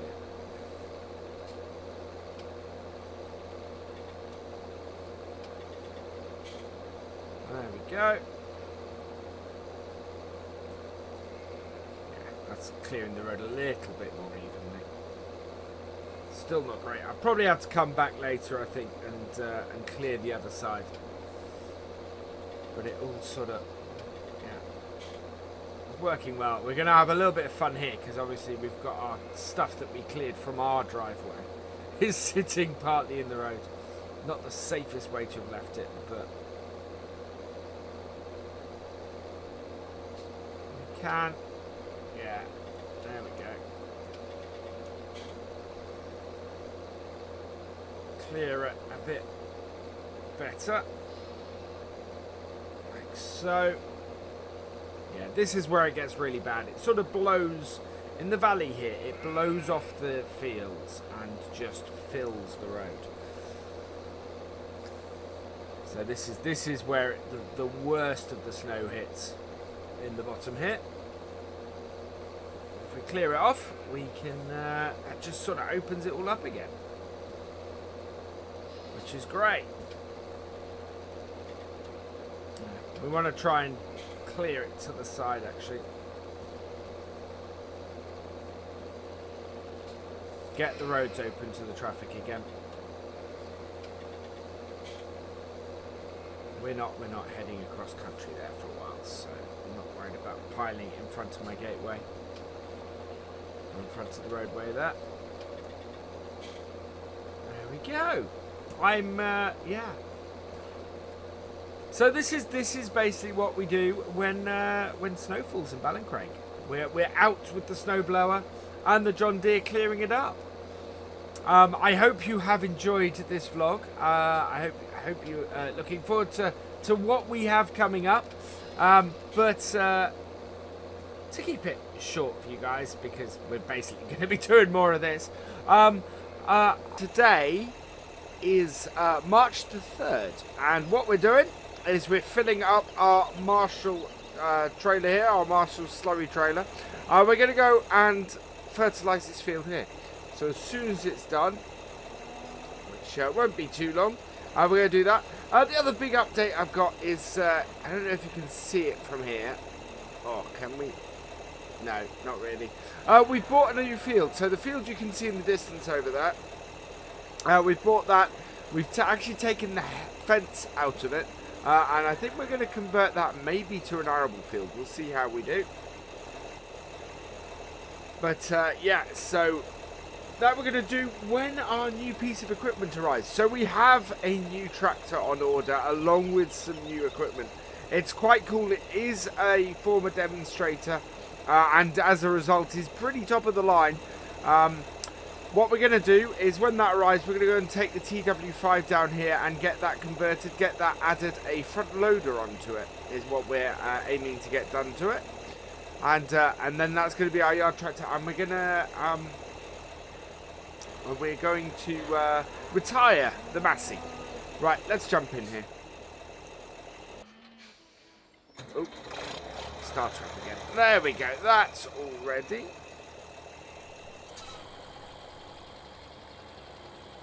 So this should be enough slurry, I think, to do this field. If not, we'll come and refill it in a moment. But yeah, certainly should be. Right, let's open her up. And away we go. Good bit of slurry on the field will massively increase our grass yield from here. Make a big difference. Which is what we're after this year. We're after increasing our yields all around. We've got all the other fields need doing as well. They all need, obviously not slurry spreading, but they're going to need to be sprayed as well. They're that should be, yeah. They won't need a huge amount of fertilization, I don't think, but they all need spraying. And I think we're going to probably reseed the new grass field we've got. As I said, I think I'm probably going to turn it into arable, but we'll see how we go with that. Yeah, I'm thinking of turning that one and the one just over the other side from it into arable, and then there's another grass field over that way as well that I want to buy, that I think we will probably turn into, we'll probably keep as grass, because it seems to be fairly well maintained grass. Basically any field I have to go and replant the grass on, in order to up our yield on it, because most of the grass on these fields has been here a long time, and therefore has got a little bit old and a little bit not quite the level of yield that you would maybe want to get off it. So yeah, I very much want to increase the yield of our grass, and this is doing it well. This will be a very good yield on this field, which of course is our former single agricultural field on the farm. A single arable field on the farm. Everything's agricultural, of course, but it should produce a good amount of grass for us this year, and then we'll have the same thing, hopefully on another new grass field. And that's what I really want to do, is get another grass field into action, along with the other stuff we've got. Oh, I think we might have run out. Hang on. Yeah, we have. We need to go refill. Not bad. We've got most of the field done. We just need this last little bit, which won't take us very long to fill up. And then I'll go and show you the new field we've got, actually. We'll go and take a closer look and the changes that we've already got. The sheep are already producing wool again for the year. We need to go and sell some of that soon, actually. Wool prices spike in the spring, so yeah, I want to go and make sure that we take full advantage of that. Which is also part of the reason why the grain store is, why we're building the grain store. Because we want to make sure that we're maximising the money that we get in from the farm in general. If we can't do that, then it kind of goes against us. And if we're doing more arable stuff, then definitely want to be maximising the amount of money we can get for things. Come on, need to reverse up here and not go along the wall, really. There we go. Pull it out. I can't see round that way. There we are. So let's reverse this up, and we'll go and hook all our hoses up.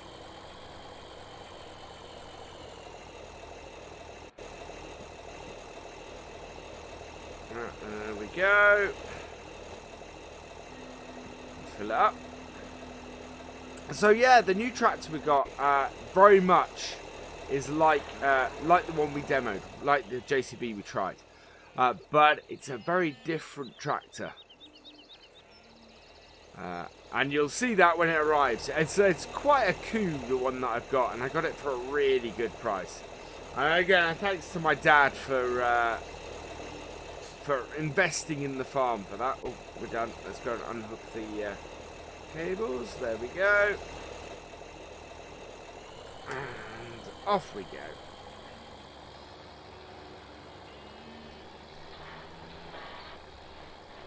There we are. Right, so it's back up the field this way.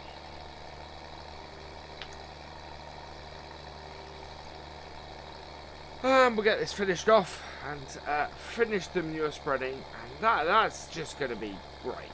That will sort us out really nicely on this field. I think we only need to do, if I remember correctly, we only need to do it once more. I'll just finish that little end bit off and then get this bit done. Yeah. This will give us a really good amount of grass. I suspect we will get as much grass off this field, upping these yields, as we did off a couple of the other fields, just by the size and the shape of them. Because our field 10 as well, but field 10 at the top does have this issue where putting the silage on it will actually make no difference to the yield. So ideally we need to get that replanted. which we may look to do this year, I think. Get a good amount of grass off that field. We're going to need to get it reseeded, which we could do now, actually. We could do in the spring. It would mean it'd be out of action till the summer harvest, till the summer haymaking.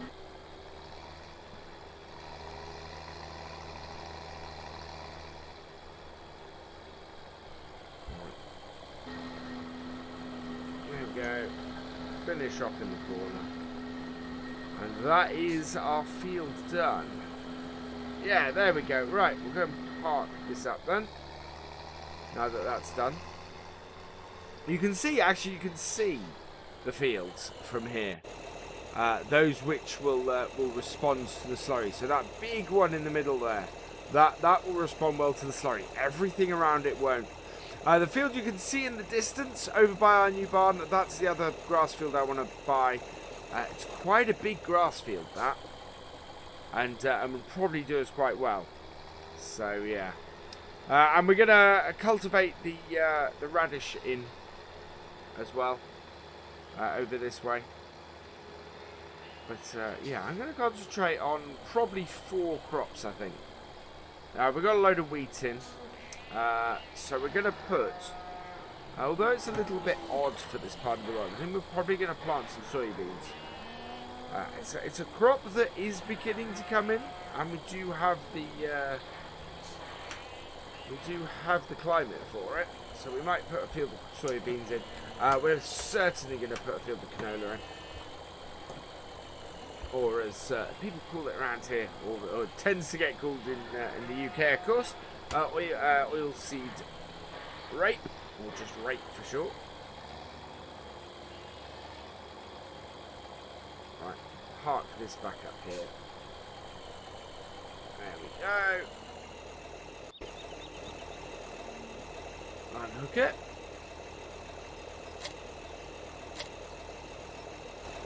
All done, and back we go. Right, I am just going to take you up the other end of the farm here and show you the new field we've done, and show you the changes we've got up there, because we have had a little bit of work done in the last few weeks. So the farm has changed just a little bit, mainly around here. And a couple of bits for the better, as far as I'm concerned, as far as sorting our cows out as well. So it's here.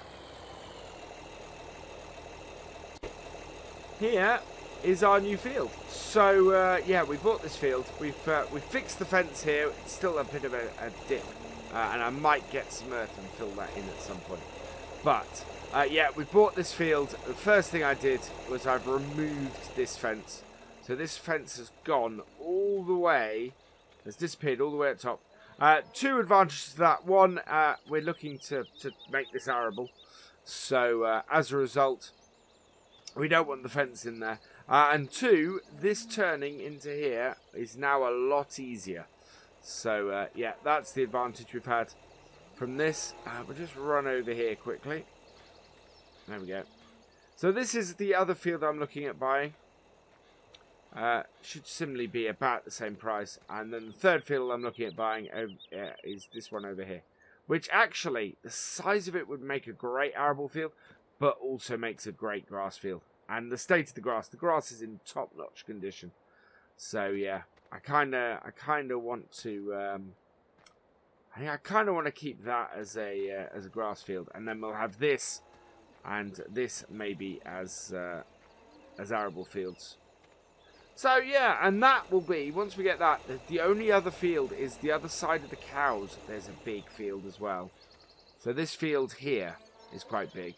And then we've got a field at the top that's quite big as well. So I'd like to possibly, well, I want to get those 2 as well. And then that's everything this side of the road repurchased as part of the farm. So we'll see how much money we have left after we've done all the upgrades and things. As I said last time we had one of these vlogs, I'm going to be having a farm sale. So I should think the next time you guys are here, we should be going to pick up the new tractor and drop this one off Because, as I said, this one is having a new front loader attachment put on it down at Bolton's Machinery. We're going to have to give it a wash, I think. Yeah, and then this will become basically our run-around tractor for collecting bales and things. We'll then do karting and things with our 7810, and then our big stuff we're going to do with our new JCB when it arrives, which will be great. And yeah, one of the first jobs it's going to have to do is to cultivate the radish herein and get this planted, which is fantastic stuff to get on with. But yeah, lots of old machinery as a result to sell on. Our cedar here, we're gonna have to get that cleaned up. So we're gonna get everything washed and everything in a bit. We'll probably, I think we're getting some care tires with it as well. So it'll, while it's a pretty big tractor, well, pretty big by our standards, it will be doing most of that. So yeah, I think this is where we're gonna end it today. As you can see, actually, there's still a fair amount of snow about. But I should think that'll disappear in the next few days. That's all the stuff that we piled up while we were clearing the roads. So, yeah, that'll have melted probably by the middle of the month, I'd have thought. Right, that's where we're going to leave it. Today is March the 16th. We're all clear. And, yeah, we're heading down to Bolton's Machinery. That is because our nice, clean TW5 here is going in to have a front loader bracket added to it. So that is going to be done with that. That is because the Massey Ferguson that we currently have, our little Massey, that is going to be retired. We're going to turn that into a show tractor and put that into storage.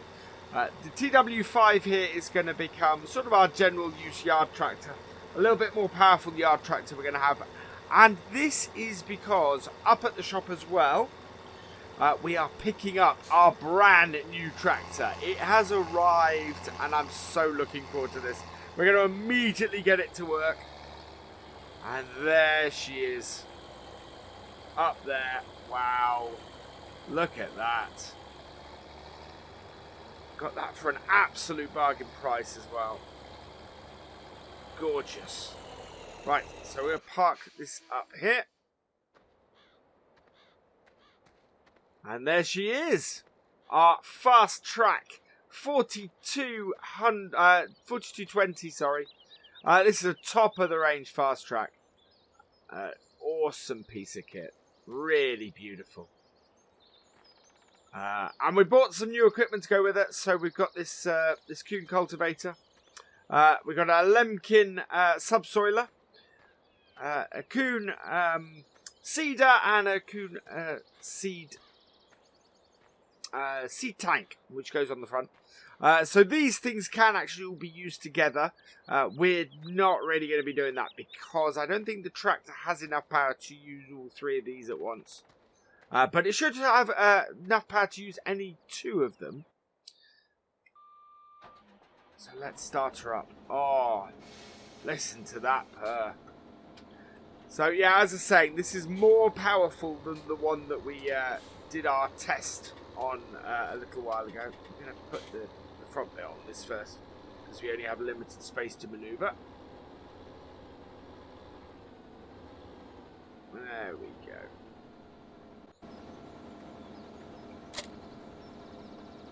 Alright, that's hooked on, and we'll lift it. Perfect. Right. Of course, this is wonderfully manoeuvrable, which is part of the reason why I wanted it for the farm. It's, yeah. All the small spaces and everything for a tractor this size on a farm would normally be an issue. But when you got four-wheel steering, this will get pretty much everywhere we want it to. Right, there we go. Go and hook this up. Excellent. And lift it up. Right, we'll get the cultivator attached. So we're going to get all this transported back to the farm. And once we've done that, we're going to drop off the seeding components to it, and we're going to go and get field 3 sorted. So we're going to cultivate and plough field 3. Oh, I need to lower that.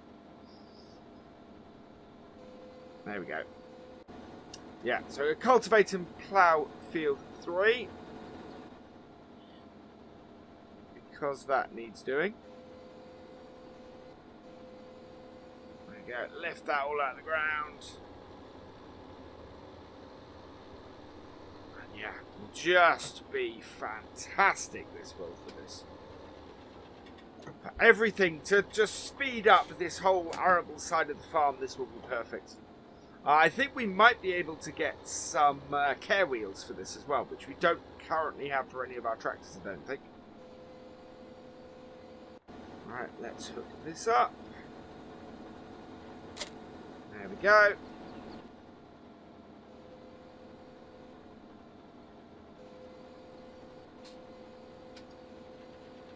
There we are. That's all done.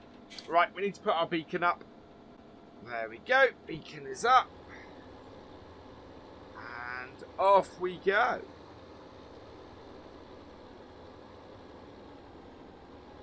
Right, turn our beacons on. Need to clear the gate post, and yeah, we are quite long. That's the other reason for this being quite useful, that it's as maneuverable as it is. Because we just, otherwise we couldn't move a piece of equipment like this around. It just wouldn't be possible. Yeah, we're very, very long at the moment. I'm going to have to drop the front. Well, the thing is, I need to drop the front tank off fairly quickly. But the downside to that, of course, is that we're fairly rear heavy as it is at the moment before dropping the tank off. We're going to be really rear heavy once we've got the tank off. Right, there we go. There we are. Back up to the main farm. Right, I've got to be careful going around here. So, yeah, at the moment, while we're this length, it is really a case of being careful how much I swing round everywhere. Because the last thing I want to do is cause issues with this. Right. Oh. Yeah, we are way too long to do most things. Right, we're going to have to go into here, I think. And then back out. Carefully back out. Yeah, it's everything about this at the moment is too long. And I'm trying not to catch it on any of the buildings or anything. Right, so we're going to drop off our seed tank here. We'll turn it off that.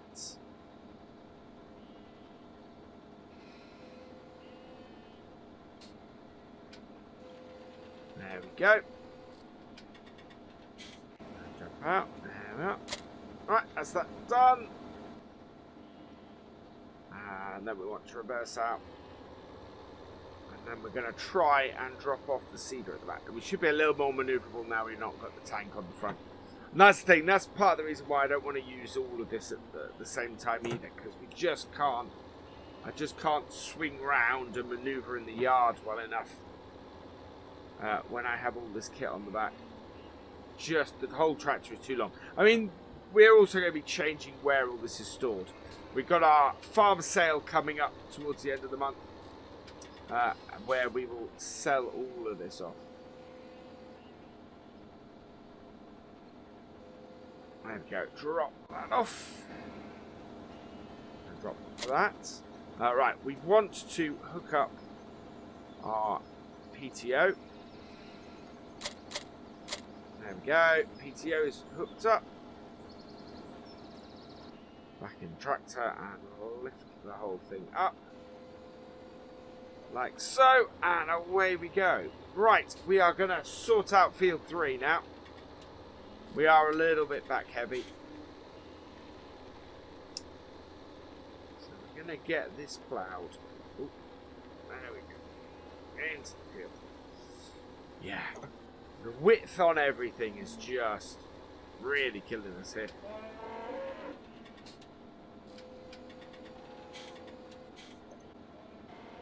There we are. And away we go. Yeah, brilliant. Absolutely awesome. Look at that. Beautifully straight. And it's just handling it really well. I love that.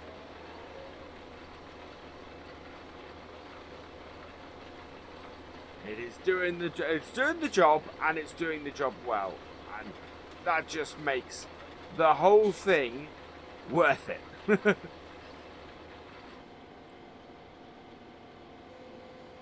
Right, lift it all up, turn us around.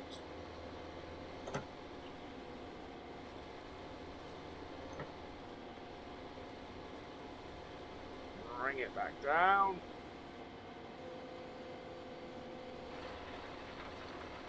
And away we go. As long as we're not leaving any grass, no, we're good. Perfect. Oh, yeah, I'm very happy with this purchase. This is absolutely wonderful. So this is an ex-demonstrator tractor. Hence the reason why it's the special edition. And it, yeah. I did get the, yeah. These special editions did come with Union Jacks on the nose, which you guys might notice are missing. I didn't think it was probably the wisest thing to do in this part of the world.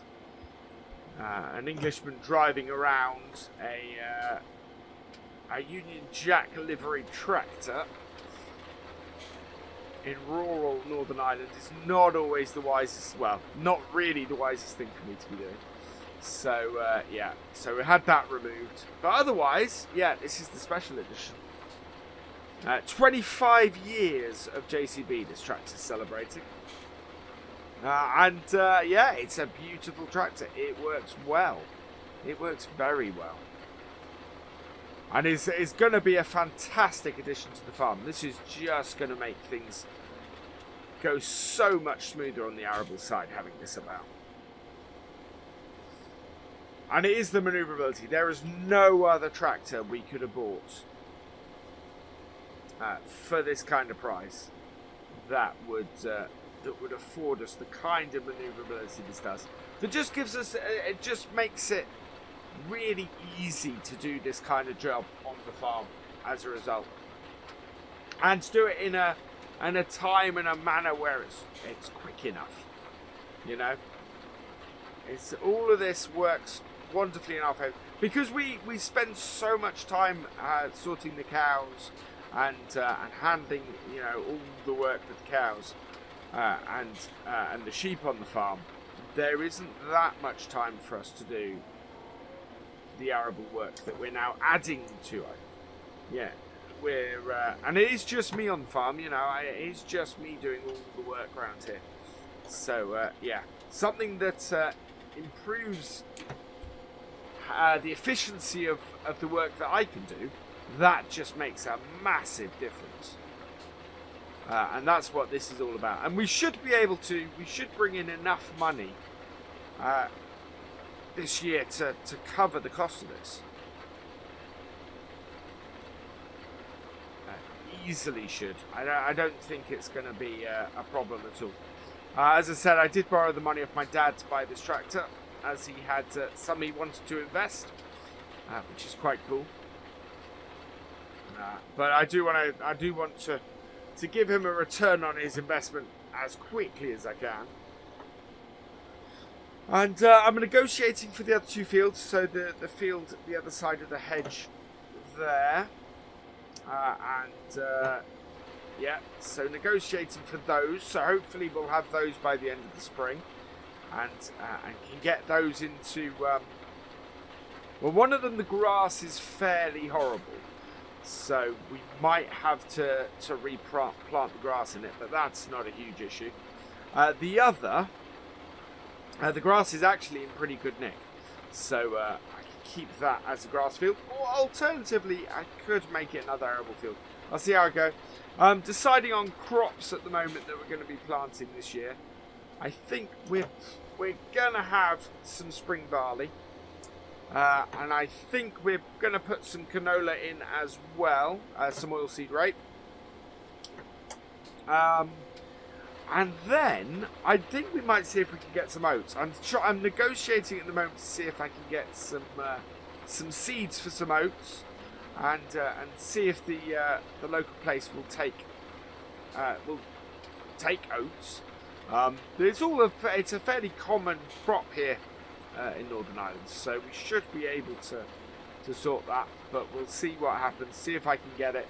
See if we can. See if we've got the equipment that will handle it. Which we should have. Left a small bit there. Let's just reverse up and grab that. Absolutely perfect. Yeah, we shouldn't need to do more than one headland on this as well, I think. God, this is going to be a fantastic arable field. This is. But yeah, we're looking at crops we can handle with our current combine when it comes back. Because, of course, that is still with Matt having its overhaul. And, yeah, we're eagerly awaiting the return of that. And work is due to restart on the grain store in the next few days. So there's that too. It's all go round here. Which is fantastic. The farm is busy and there's lots going on, and yeah, and it is still just me. But it is nice to see that things are progressing now. And things are going well. And this kit is working very nicely. This is really motoring through this job. We'll have it finished in no time. This field is not quite as square as I initially thought it was. Which isn't a bad thing. I mean, that does kind of work in my favour. But, yeah. Not at all as initially square as I thought it was.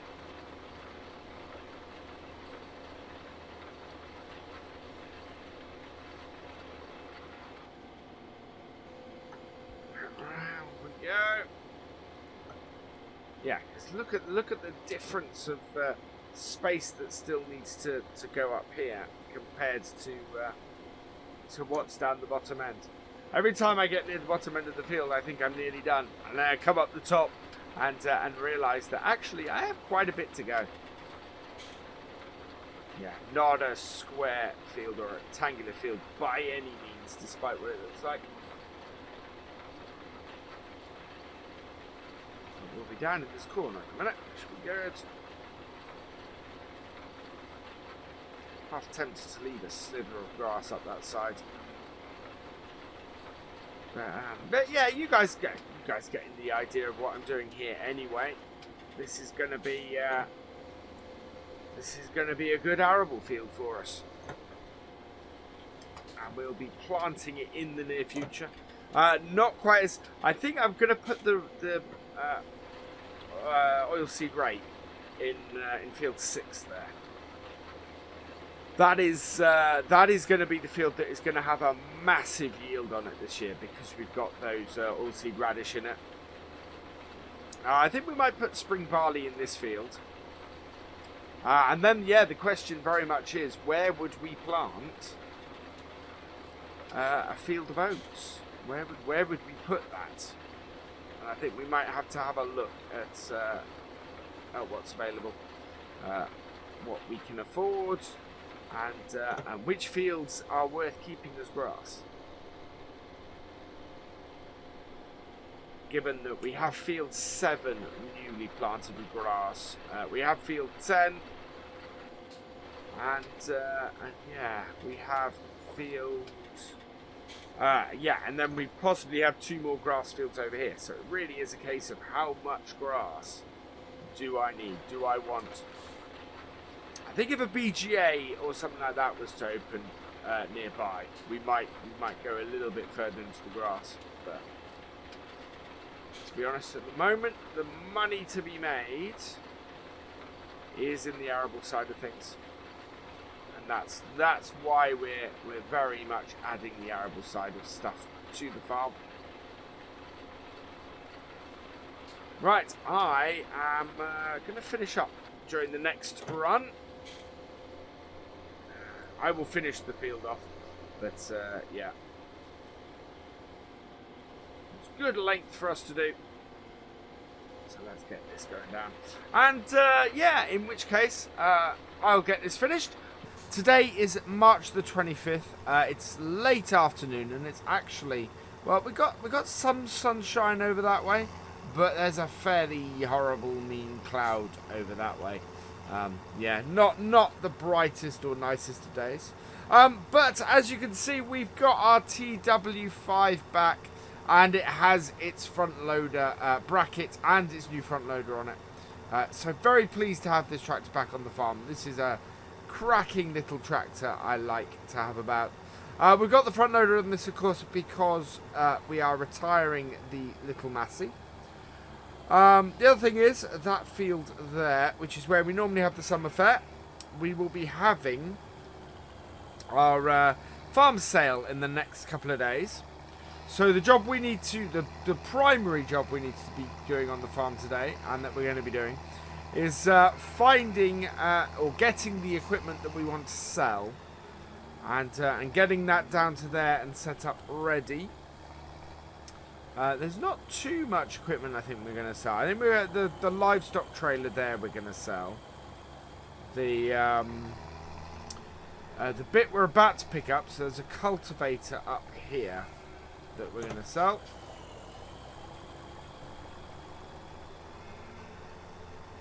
There we go. And then we've got some equipment over the other side. So we've got a... okay, let's hook this up. We've got our old cedar that needs to go, and a couple of other bits I think over that way. Right, fold that up. We're going to take this down to our pressure washer over here and get that washed. There it is. Right, and backing up and round. There we go. Turn it off. Jump out. Yeah, so this is our new stole front loader that we've got the front loader brackets on for. Yeah, really looks nice. Love that. Right, let's get this all done and washed.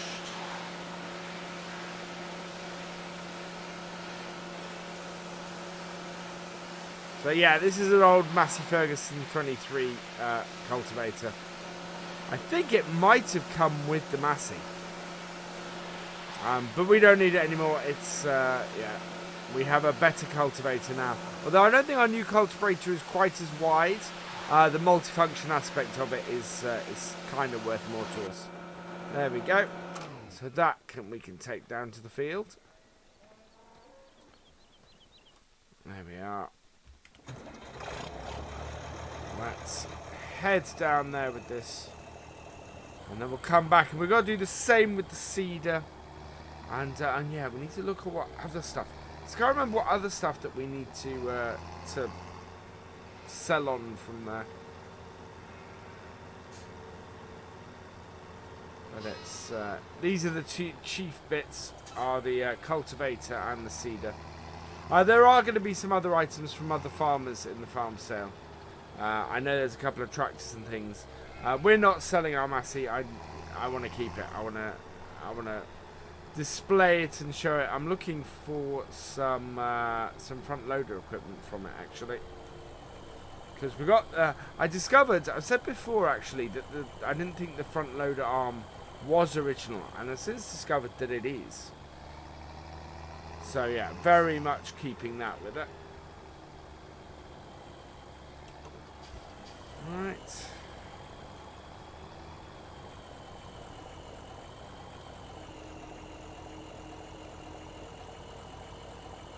Okay, there we are. And we'll detach it.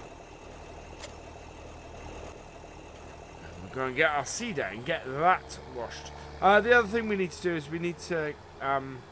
we've sown some fresh grass seed. And that needs fertilising. So I might fertilise that using using some more slurry. Because I do like to try and fertilise all my grass with slurry.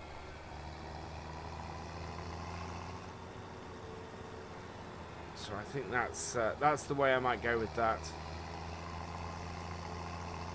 Although I could put solid fertilizer on it just to get it started, but it tends to be as we tend to feed it to the animals. I'd like to try and keep that side of things a bit more organic. Right. So where are we? I think we want to head this way. Right. So and in here we should have. So the class mower we're keeping. The baler we're keeping, the bale trailer we're keeping, the seeder is going. Yeah, it is basically just the seeder because I've decided to keep the plough now as well.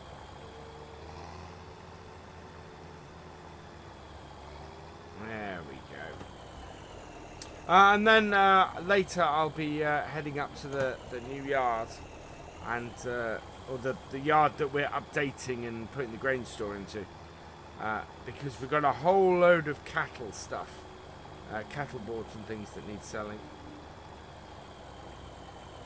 Right, here we are. We need to give this a wash as well.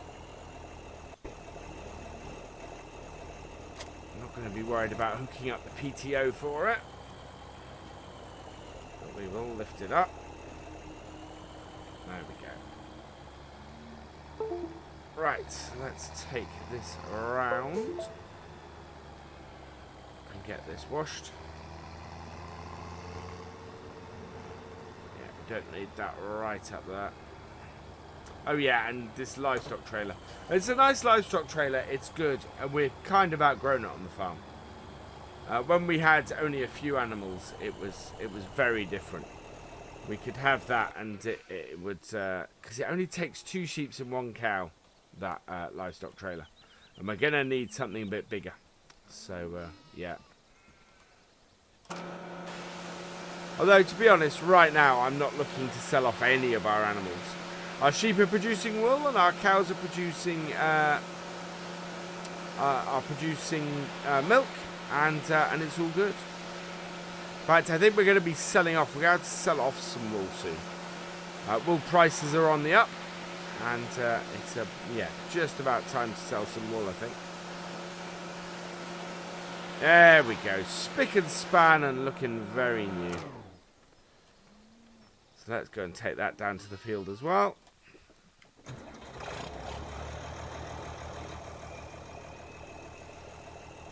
There we go. Now, I'm not sure we're going to need the front weights on this tractor anymore. We're not really going to be using this tractor for anything that requires that. I have got a new mower ordered and on the way. It's a... so we've got our class disco that does... that we pull behind at the moment. We are going to add a front mower to that. Now that we're using the John Deere to do things like mowing, basically we have a little bit more horsepower to work with, so we're going to do dual mowers on that, and as we expanded how much grass we have to cut. Oh. I don't need to do that. Let's take it out a little bit wider. Try and get through the gate a little bit more carefully, shall we? There we go. I don't want to damage this before I've had a chance to sell it, really. Alright, so we'll park this over here as well.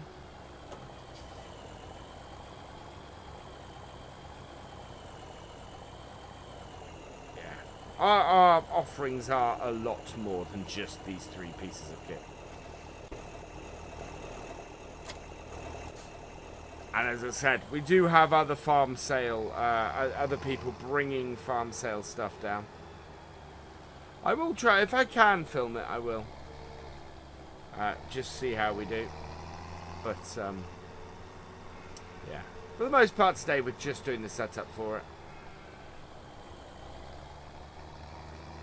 Okay, there we are.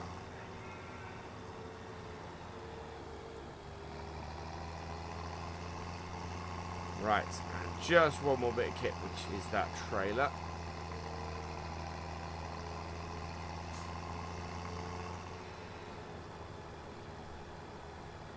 And here.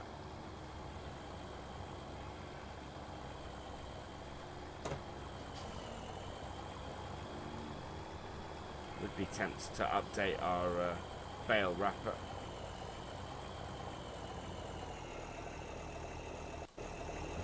There we are. Yeah, it's been a good little animal trailer while it lasted, but it's we're not really using it. We're not really got any use for it on the farm, so we might as well sell it off. Move it on.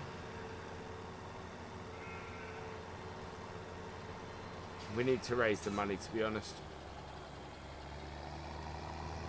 And most of the farm is doing well. We have got a large amount of investment we've done recently, so it's anything, and because of the size of the yard as well, because the farm is not that big.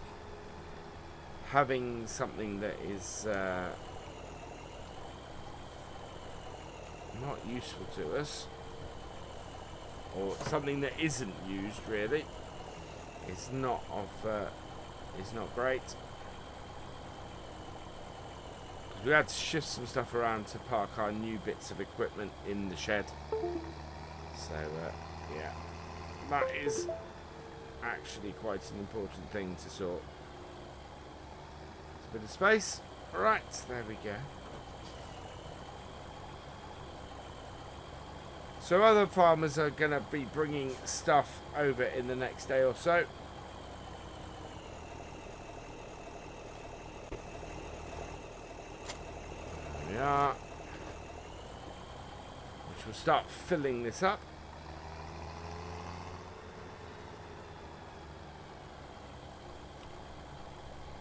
Right, and round. And away we go.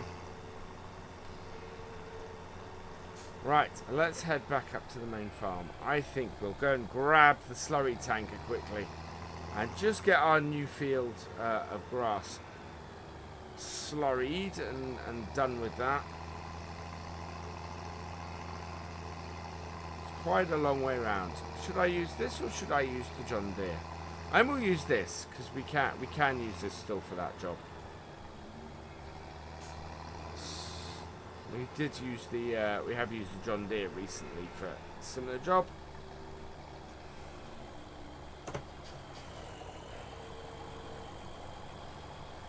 I think we'll probably sell off a load of wheels as well, and we need to clear out. We have so many old tyres on the farm; it's ridiculous. We do not need this many old tyres. Sometimes one or two old tyres comes in useful, but yeah, we have more than we need. Right, let's refill that. This is the time of year where we do an awful lot of work with the slurry. But this should be a fairly quick job. There we go. Nope, I'm going to unhook our hoses. There we are, and away we go. Right, and round. Ooh, that was close.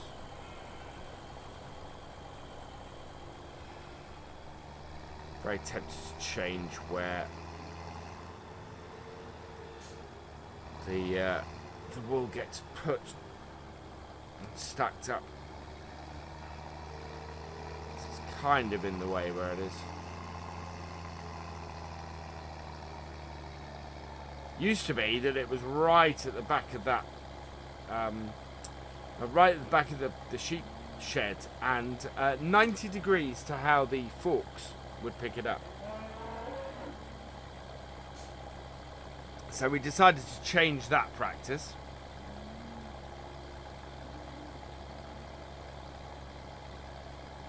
and have it so that it you know, we just stack it outside now.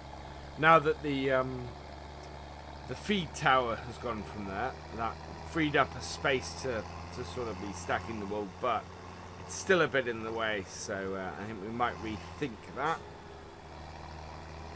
Here we go. So this field we've replanted with grass. It was a grass field already. We have purchased this, of course, I should say. Purchased this and the field next to it as well. There we go. Do love using the T-Dog. Right. So, we'll go over to the other corner.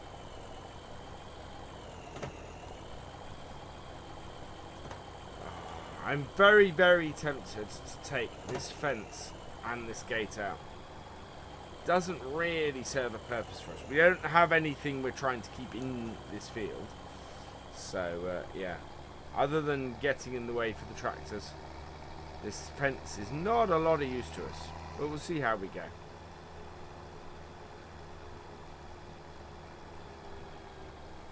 Right. So, let's turn it on and get the job done.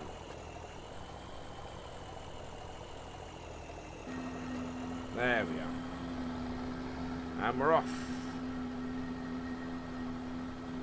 It's a slightly different angle to how the field has been planted. So we probably should actually do that. Turn around the end.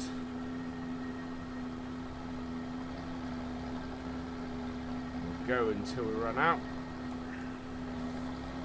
Basically. Around. Then try and straighten up. And what we'll try and do now is try and fit so that we're roughly how it's sewn. Should do us quite nicely.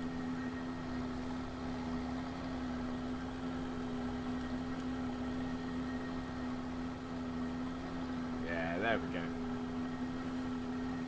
Really overly happy about driving over where I've already been, but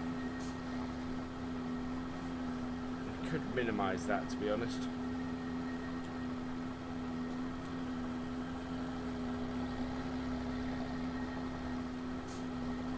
This might do all of this field.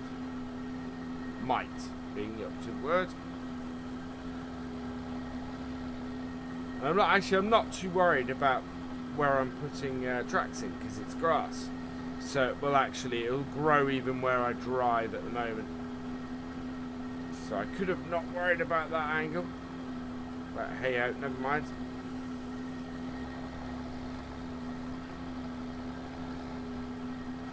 Yeah. Being a little less worried about going with the grain of the plant now, because we are just going to be mowing this as it is grass field. Hopefully we'll end up back at the gateway there. If not, no biggie. Oh, there we are. We're out of. So let's go refill this. Right. And in fact, I think that's probably a good place for me to end. I will of course go and get this field finished.